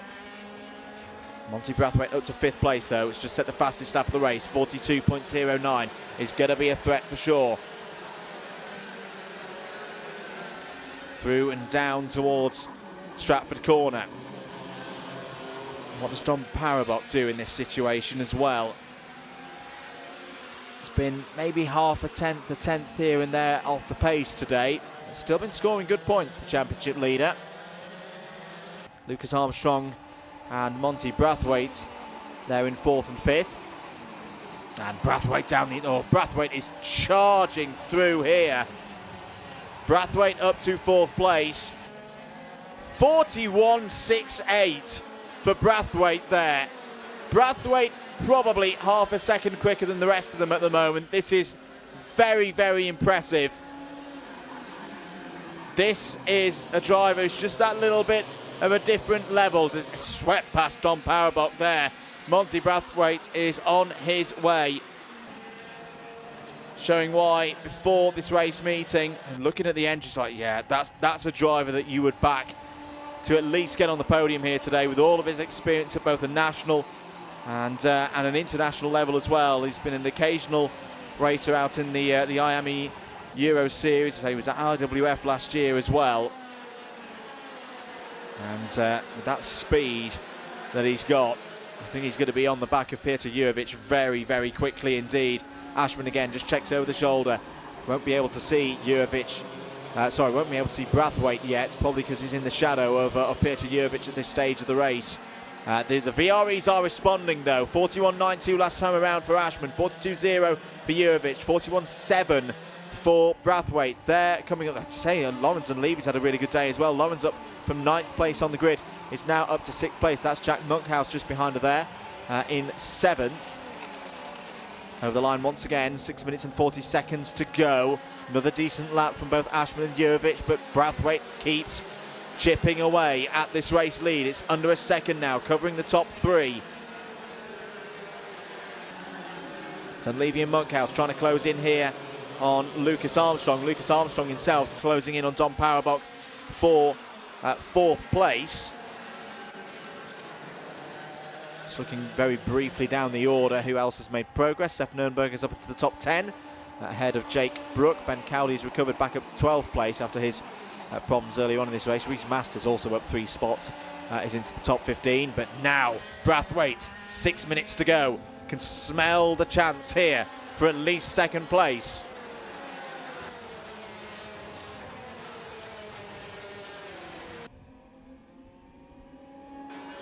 Down towards Stratford, and he's got it. Brathwaite's already got through into 2nd place. That must have just been on the exit of Cafe Curve. But Brathwaite now will set about the race leader, Katie Ashman. Is there anything that Katie can do to hold off the charge of the number 32, who again has dropped the lap times to a 41.6 that time around? Here we go, on to lap number 9. 5 minutes and 20 to play. Plenty of time here for Brathwaite. I think that's the toughest proposition. Oh, he's not going to need much time. Straight down the inside, through Cafe Corner. Glorious move, but Katie Ashman's going to come back here. That's great stuff from Ashman. Switched back by Brathwaite. Retakes the race lead. Super racing here in Senior X30. But Monty Brathwaite, I was about to say, with the time on the clock, you almost felt it was inevitable. And whether Brathwaite would just take his time, doesn't need to. Straight through into the race lead. Fair play to Katie Ashman. Threw it in there to try and take the lead back. For a couple of metres it worked, but then the wise head of Monty Brathwaite at this Senior X30 level has put him into the lead of this race. But I tell you what, he's not galloping away though. So is this now a bit of a show from the VREs? Ashman's back down the inside here to retake the race lead. That's a much better opportunity this time. Brathwaite holds around the outside, gets his nose back in front. Okay, we've still got a race on here, folks. We've still got a battle for the race lead. Monty Brathwaite is not galloping away, as perhaps the data would have suggested the last few laps. Can the teammates work together? Ashman and Jurjevic. 4 minutes to go. Dom Powerbox still not too far behind as well. Is this a setup thing? Have the VREs been working on a setup that is quick in the last 3 minutes of a race? Is that why Brathwaite was closing in on them so quickly in the first half? They are not giving this one up. Ashman's back alongside, in towards the chicane. Still side by side. Brathwaite up against it now. I don't think Monty Brathwaite would have expected this 3 laps ago. Ashman's pointing forward. Here comes Peter Jurjevic down the inside to take 2nd place. This is a great race. Another great final here at Shenington. Katie Ashman back down the inside, looking for 2nd place here on her teammate. Sweeping around the outside, there goes Peter Jurjevic. Holding on to 2nd place. Dom Powerbock is back, part of this battle as well there in 4th place. Don't rule out Lucas Armstrong and Jack Monkhouse and Laurent Levy. Monty Brathwaite's pace has dropped off a cliff in this last 3 laps. We were talking about those 41.6s, those lightning quick times. He's a second off the pace. He's a second off the pace that he had earlier on in this final. I just wonder whether this is all set up. Oh, the back end of the... I say that crop promotion now really doesn't look too good for Monty Brathwaite. He's having to work hard. The back end of it doesn't look as settled as it was earlier. It's squirming, it's moving around, under braking, on the power through the high-speed corners. Here comes Ashman again, down the inside, takes track position ahead of Peter Jurevich, points again, saying, no, come on, guys, we've still got a chance of winning this race if we win together, if we work together as teammates. Little adjustment from Katie Ashman.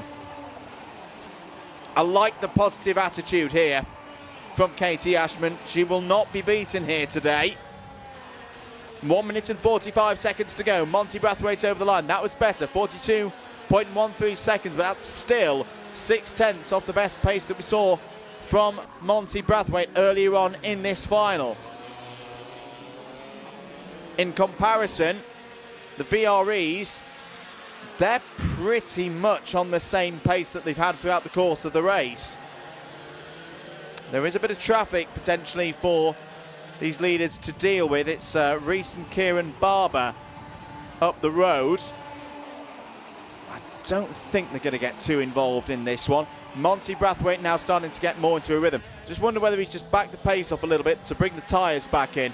Now the kart is looking far more settled. Brathwaite back to matching the pace of the 3 behind. The 42.0 that time around. There are those back markers.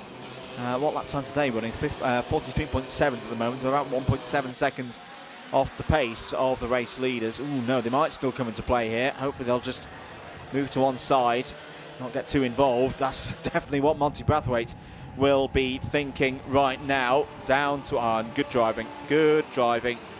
Just getting out of the way of the race leaders, not wanting to affect this race. I always tip that to be good driving.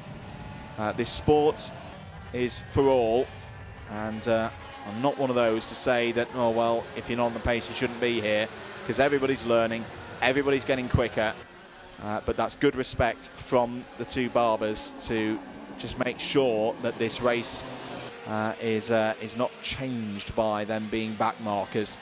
I like to see that. Time is up then. And Monty Brathwaite, he's had to work for this today.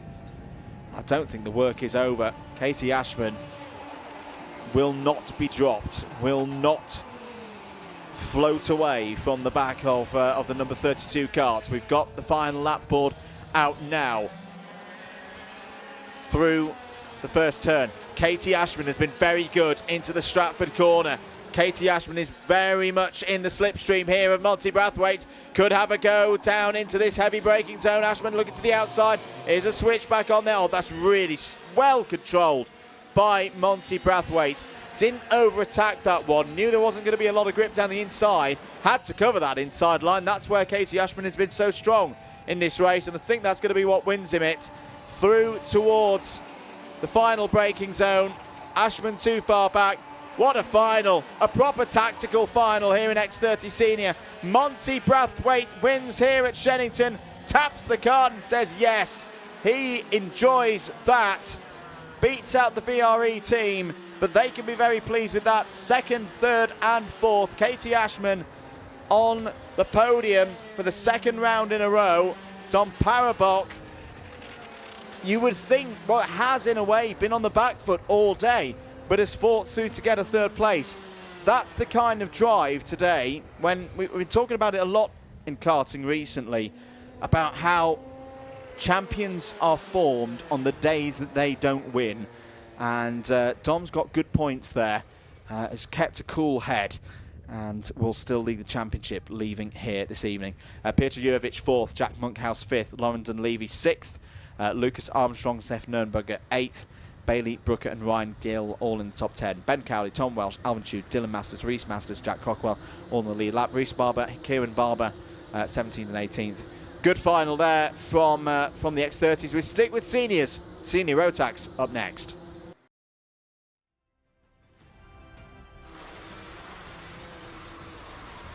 Here's a grid then for the Senior Rotax final. William Webb, Matthew So, that's your front row. Ethan Martin, Noosh Safa-Levers on row 2.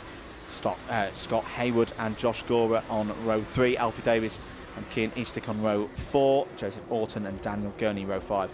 Joey Brown and Abby Sanders start on the 6th row. It's then Max Chown and Freddie Snelling on row 7. Harvey Quick and Daniel Kahiyov on row 8. Tom Nottingham and Ollie Hayes go from row 9. Parser, Thomas Fand and Tom Taylor are in the top 20. Sutton, Lim, Rowley, Wellesley and the others there form up the grid for this Senior Rotax final. 11 minutes once again are underway here at Shenington. Good start for William Webb. Matthew So's going to have to be patient here. Starting from that outside line. Oh dear, second half of the field. Mixed results there for the second half of the field.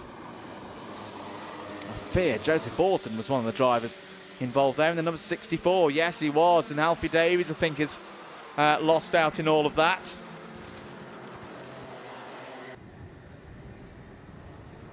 Through towards Hanger then on lap 1. It's Webb, Ethan Martin. Good start for Ethan. Matthew So still there in 3rd place. Safa-Levers and Hayward, top 5. Breaking away, under investigation straight away is the last of those drivers. Scott Hayward is down the inside. Safa-Levers and Matthew So going for 3rd place. Matthew So holds on to it. That allows Ethan Martin and William Webb just to have a bit of breathing room at the front of the field. Scott Hayward takes advantage, moves past Safa-Levers and into 4th place. Other drivers who had problems on that first lap, Holly Garrett was involved, and number 56 and Cian Eastick as well. That's a shame. Cian was really strong in one of the heats earlier on today. End of another lap. William Webb leads this one, but for how much longer? Because Ethan Martin is a bit quiet today, but has been consistent, qualified well. Championship leader looking to extend that advantage. Noosh Safa-Levers through down the inside there. 3 points between these top 2 at the start of the day. And you never know, that could swing with this race. Remember, it's 56 points for a final victory, 52 if you finish 2nd. So right now, William Webb is taking the lead in the championship tonight. If he can hold on to this advantage, checks over the shoulder, sees that Ethan Martin is there. Trouble is, there's a lot of other drivers there. This is a close final. This is one of those that I think you just keep yourself contained for the first 3, 4, 5 laps, but not if you're Ethan Martin and you want that race lead.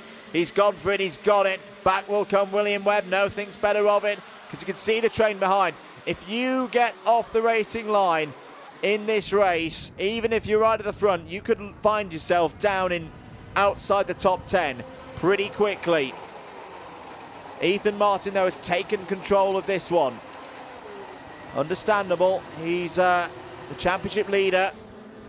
He'll be a targeted driver, I'm sure, in this one, in terms of everyone will want to beat him.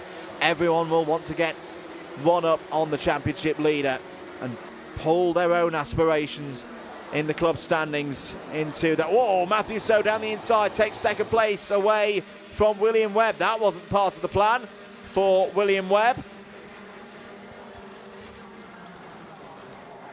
Through the chicane once again. Josh Gora not too far behind here in 6th place. Josh, who had that great run in the 2nd heat earlier today. Daniel Gurney and Joey Brown also closing in. As there's a move from William Webb back into 2nd place, back ahead of Matthew So. Had to do that, had to get track position back, because otherwise Ethan Martin, I think, is going to start running away with this, as now Matthew So and Noosh Safa-Levers continue their fight from earlier on in the day. Scott Hayward still there in 5th place. Joey Brown has broken through the 2nd pack and is now up into 6th place. Contact warning for Harvey Quick out there in the number 14. Quick check down the order. Who's had a good start? Parsa Thomas Fand up 7 places to 12th spot. Bertie Wellesley as well up 7 places to 17th. Tom Taylor is on the move. Charles Sutton is on the move. Both of them up 6 positions and into the top 15.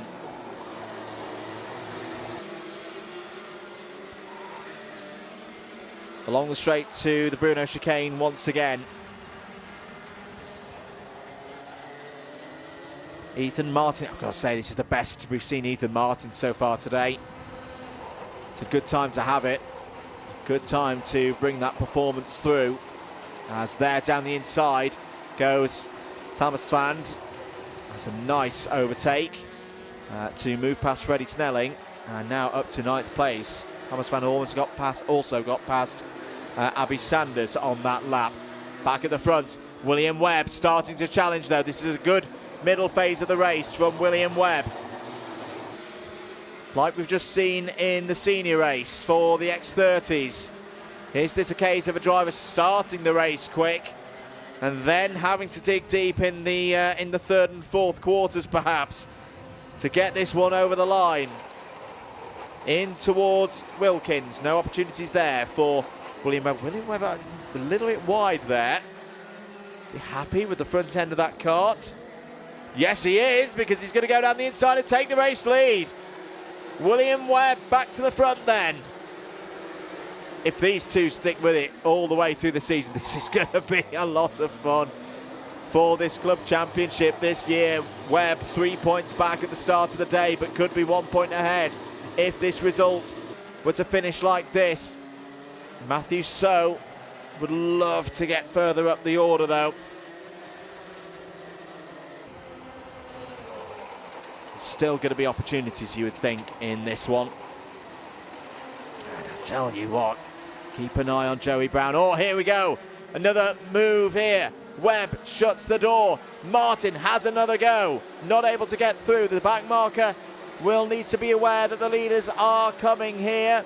Matthew So is having a go as well. Off of the corner. Oh, it's still getting a little bit complex. Says, oh no, Joey Brown's had a spin. Joey Brown spins out of the race.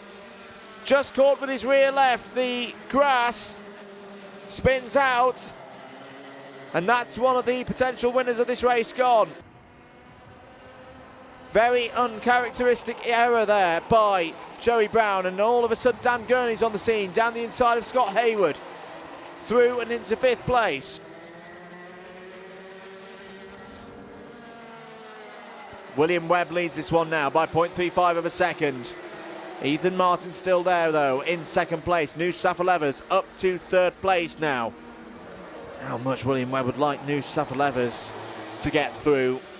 Take some more points off of Ethan Martin. Get them into a 1-2 position. Matthew So still there in 4th place. But keep an eye on Dan Gurney. Dan Gurney looking very good. Has just gone purple through sector number 1. There in that Tony kart with the plain white front fairing. Is nice move there from Josh Gora down the inside of Scott Hayward up to 6th place. Pastor Thomas Fand as well, not too far behind in 8th spot. But Dan Gurney could spring a surprise here towards the end of this race. Ethan Martin closing in again though on his early championship rival William Webb here in senior Rotax. Dan Gurney last time out was in the top 5 in the final, so he's there again. William Webb looking pretty good off of the corners. I don't think the entry to the corners is quite his forte. Ethan Martin's looking a little bit stronger. But at the moment, not able to draw right alongside and get a bit of a block pass in. William Webb, just gets away a little bit. But this is going to be a challenge now. Yeah, William Webb knows it's got to go to the middle of the road there. That's a good defence. That's good heads-up racing, if you ask me. Could just feel the presence of Ethan Martin right on his shoulder as they came through Pitts Bend. Moved to the middle of the road. There wasn't really much that Ethan Martin could do. Still too early in the race to go for a big send, a bit of a banzai move into those corners, especially with the likes of Safa Levers, so Gurney not too far behind. Here's the opportunity though for Ethan Martin, is drawn fully alongside. New Safa Levers down the inside as well. Through goes Ethan Martin. Matthew So having a go now for third place. This is a great race once again. We have been treated to some super finals here today at Shenington. Proper racing, and it's not done here. Martin shuts the door on William Webb through the Bruno chicane. What is William Webb's next move? No move into this corner. Well covered off by Ethan Martin.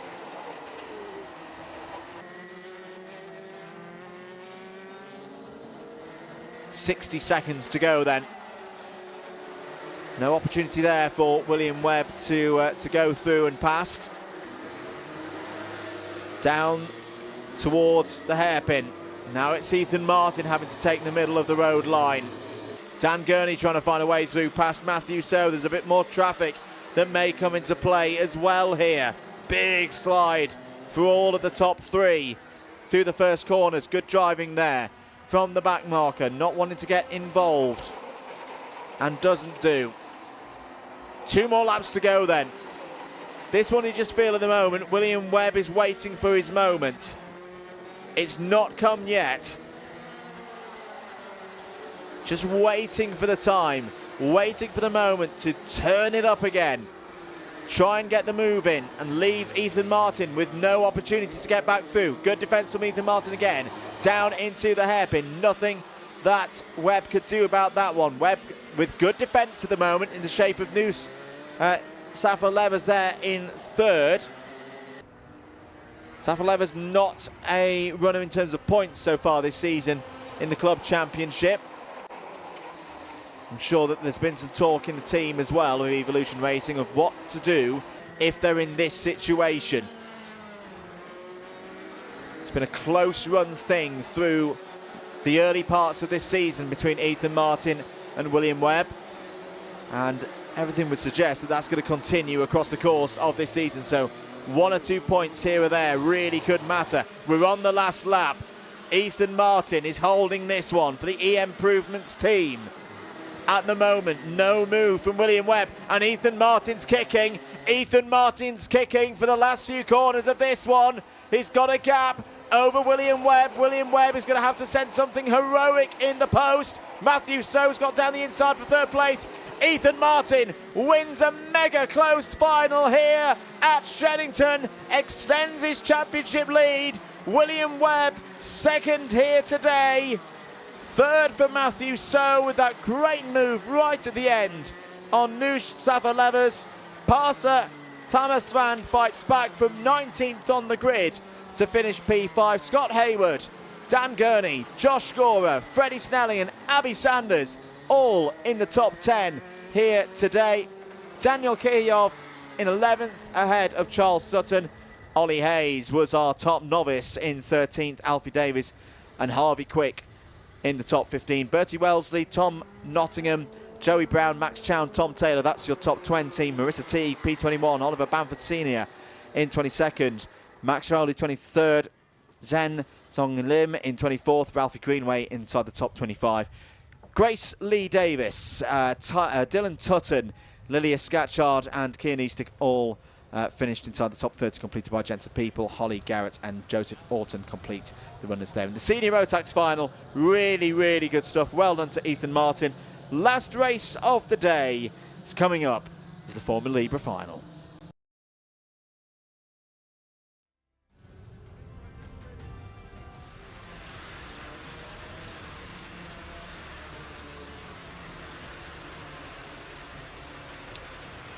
Here's the last final grid of the day then. Dean Hale has dominated Formula Libra so far today. Jamie Jenkins alongside on the front row. Liv Jenkins on the inside of row number 2 is joined by Ashley White. Ollie Venn and Marcus Smith go from row 3. Oliver Bourne and Ian Davis go from row 4. Apologies, a little bit of an issue there with the graphic. That's not the full grid. We've got a full of 25 on this one. Ian Davis, Mark Armstrong, Josh Derry, David Davis, Luke Smith, Lewis Paynton, Pierce Armstrong, all in the top 15. We look ready to go, though. No, we're going to go around again for another formation lap. Okay, let's do that all again. Let's give it another go with the grid there. Hale and Jenkins, Jamie Jenkins, row 1. Liv Jenkins and Ashley White on row 2. Not Ashley Lewis, he was in KZ last week. Alex Jones and Ollie Venn on row number 3. Marcus Smith and Oliver Bourne, row 4. Ian Davis and Mark Armstrong on row 5. Josh Derry and David Davis, row 6. Luke Smith and Lewis Paynton go from 7. Pierce Armstrong and Barney Mortimer on row 8. Oliver Kershaw and Andrew Silvers on row 9. Dylan Chadwick, Ben Stanford complete the top 20, sorry, on row 10. Edward Bellamy and James Hunt on row 11, and then Harper Baines 23rd. We do have one driver who I don't think is going to be in this race. Just going to get the eyes in to confirm on who it is. I fear it is the number 21 of Archie White. Yeah, Archie's number 21 machine not running, but these drivers are. For the last race of the day here for Spring Showdown, Formula Libra final is underway. Can the Jenkins take this fight to Dean Hale? Whoa, off the road there goes the number 30 of Dylan Chadwick. I think Ben Stanford was also involved in that one, and there is a challenge coming in on Dean Hale from both of the Jenkins at the moment. Jamie Jenkins ahead of Liv. There's a quick check over the shoulder there to confirm how things are going. Ashley White is up to 4th place as well. Oliver Bourne there moving ahead of Marcus Smith. As, oh no, problems for the number 87 of Josh Derry. Josh Derry looks to be out of this race.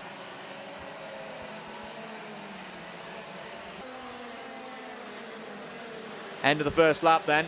A couple of investigations underway, both for start infringements. Liv Jenkins is one of them, and Alex Jones is another. As here, Jamie Jenkins down the inside takes the lead away from Dean Hale.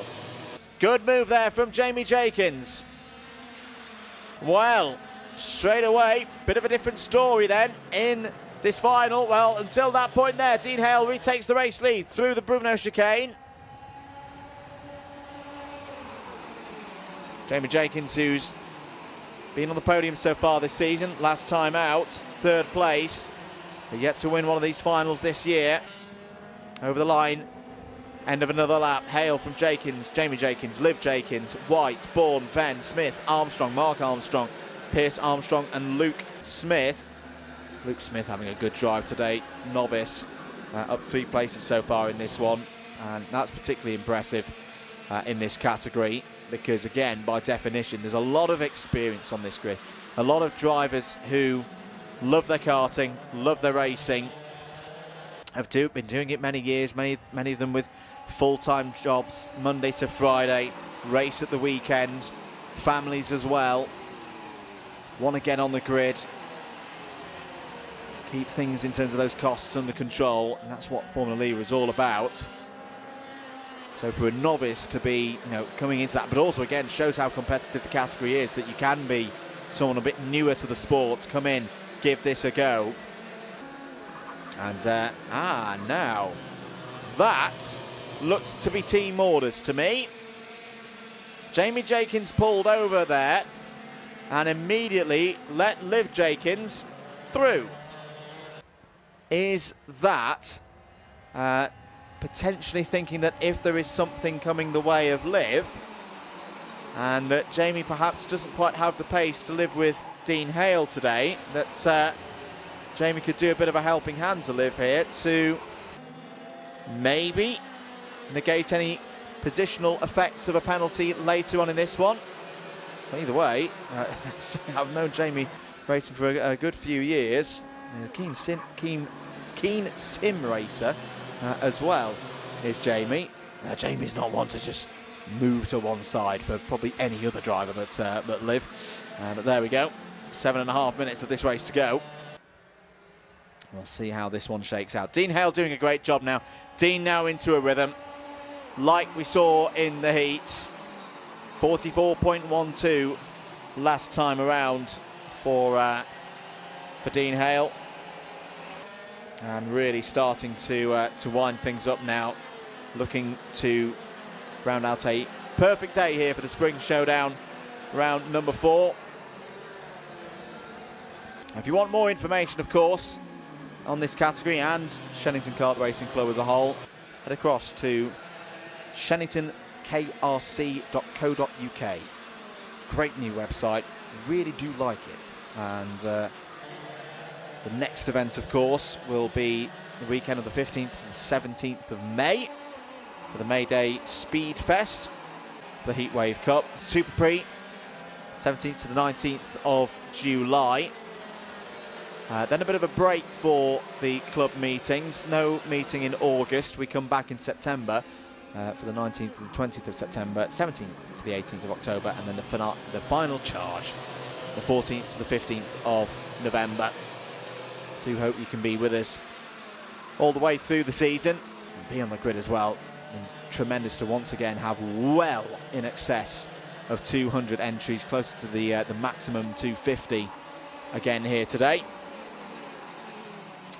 Gotta say, I'm really pleased with seeing some of the numbers for club karting in the UK this season. It's good. It needs to be praised. It needs to be rewarded.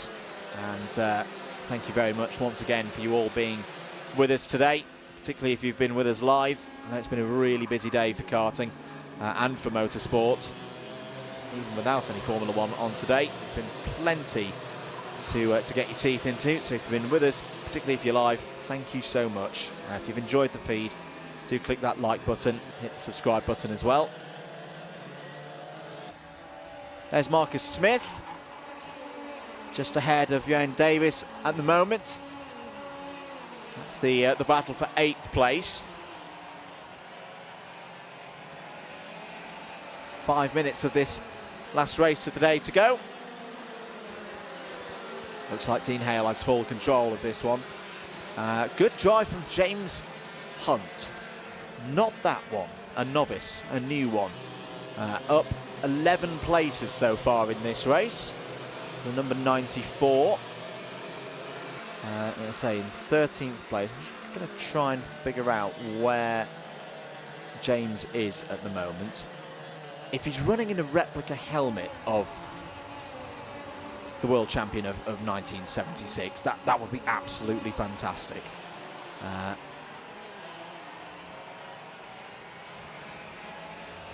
So running in 13th place at the moment, just behind David Davis in the number 55. Lewis Painton in the number 11. Not sure whether Lewis is actually going to be able to take the championship lead today. I know we've talked about that at the start of the show. Yeah, it's been a difficult day for Lewis Painton.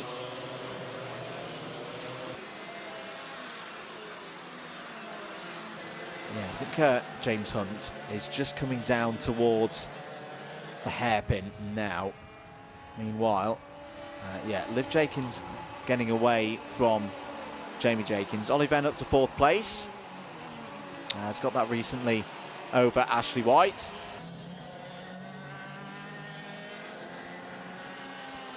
Three and a half minutes to go. Here is that battle. There is James. Yeah, he's not wait. James, get a replica, get that white lid painted if you want, like the other James Hunt, because then moves like this would look even better. Oh, around the outside, holds David Davis there. Oh no, into the wall with Oliver Kershaw. James Hunt points at Oliver Kershaw to say, that was you, buddy. I'm not sure Oliver Kershaw will see things that way. Oh, right on cue.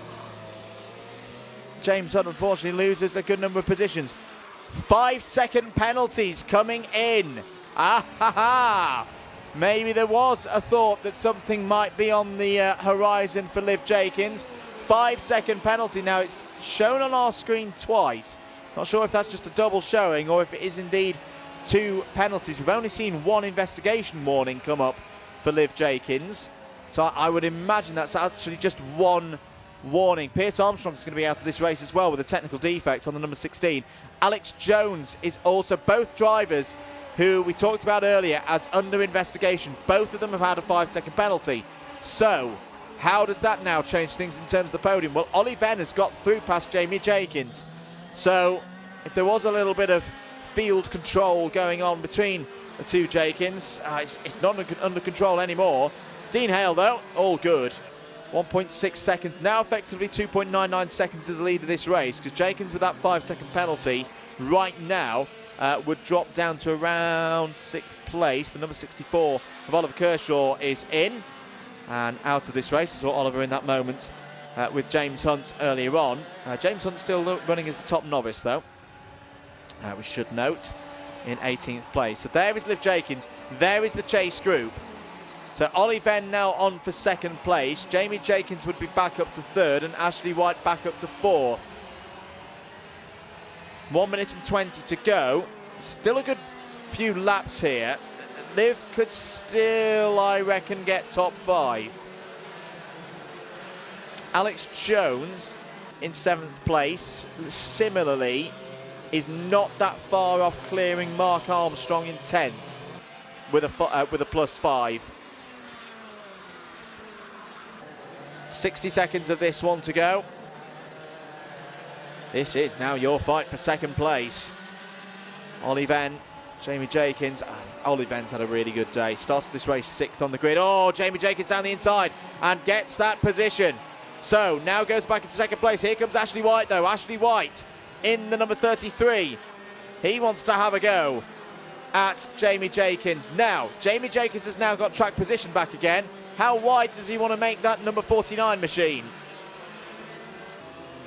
Down the pit straight, not the pit straight, down towards Stratford Corner. Defensive line being put in there by Jamie Jenkins. Ashley White drawing alongside, going for 2nd place.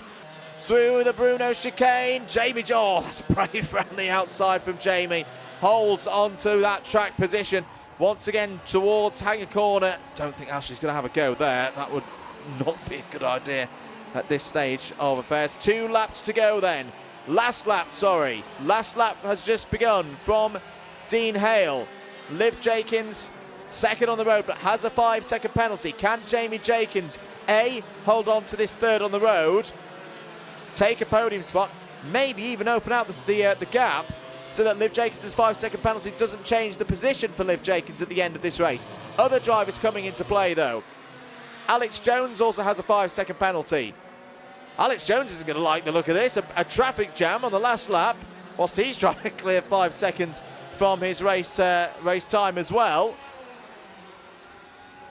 Round the final corner comes Dean Hale. Dean Hale will take the win here in Formula Libra. Across the line there. Liv Jenkins 2nd. Start the stopwatch. Is it going to be 5 seconds? No, I don't think it is going to be. Jamie Jenkins over the line. 3rd. Will go up to 2nd. Ashley White will be on the podium. That 4th will become 3rd. Ollie Venn will gap through as well to be 4th. So Liv Jenkins will fall to 5th, just ahead of Alex Jones. Alex Jones will then drop at 5 seconds. So Oliver Bourne, Marcus Smith, Ian Davis, they all move up. I think Mark Armstrong will move up as well. So in the end, Alex Jones will slip to 10th, Lewis Payton 11th, David Davis 12th, Andrew Silvers 13th, Harple Baines, Barney Mortimer, Ben Stafford, Edward Bellamy, James Hunt, top novice in 18th place, Dylan Chadwick, Pierce Armstrong, Oliver Kershaw, Luke Smith, the last of those who saw 1 lap. Josh Derry did not complete the 1st lap. And with that, we're done. Great meeting this month here at Shenington. Thank you so much to all the Shenington team, all the hard-working staff here at Shenington Kart Racing Club, all of the marshals, of course. We couldn't go racing without them. Big thanks to Adam Chapman, Andrew Holmes, the whole team from Alpha Live, Slavic Piscors and others all out there on circuit. Without them, I couldn't do my job. Brilliant job from them as ever. If you've enjoyed the feed, do give that like button a press. And if you're new here, if you've not done so before, do hit that subscribe button. Plenty of race days coming up. Lots of broadcasts already scheduled, so do go check those out on the Alpha Live pages. In terms of this championship, though, we'll be back in a month for the 17th of May, the May Day Speedfest. As mentioned, that is also a day that is a round of the British Championships for the KZs. So if you've particularly enjoyed the KZs today, and you're thinking, oh, do you know what? I want to have a watch of those trackside. Get here on Sunday, the 17th of May, for that. That should be absolutely fantastic. And of course, all of the club level classes as well will be here as well. If you've enjoyed the comms, at @MM, at Andrew Weller Commentary, and all of that business on social media. But for now, all that's left is to wish you a very happy rest of your Sunday. Enjoy it, whatever you're doing. We'll see you next time for the May Day Speedfest, 17th of May, from us all here at Shenington. Thank you very much for watching. And for the rest of the evening, have a good evening. We'll see you very, very soon. Bye-bye.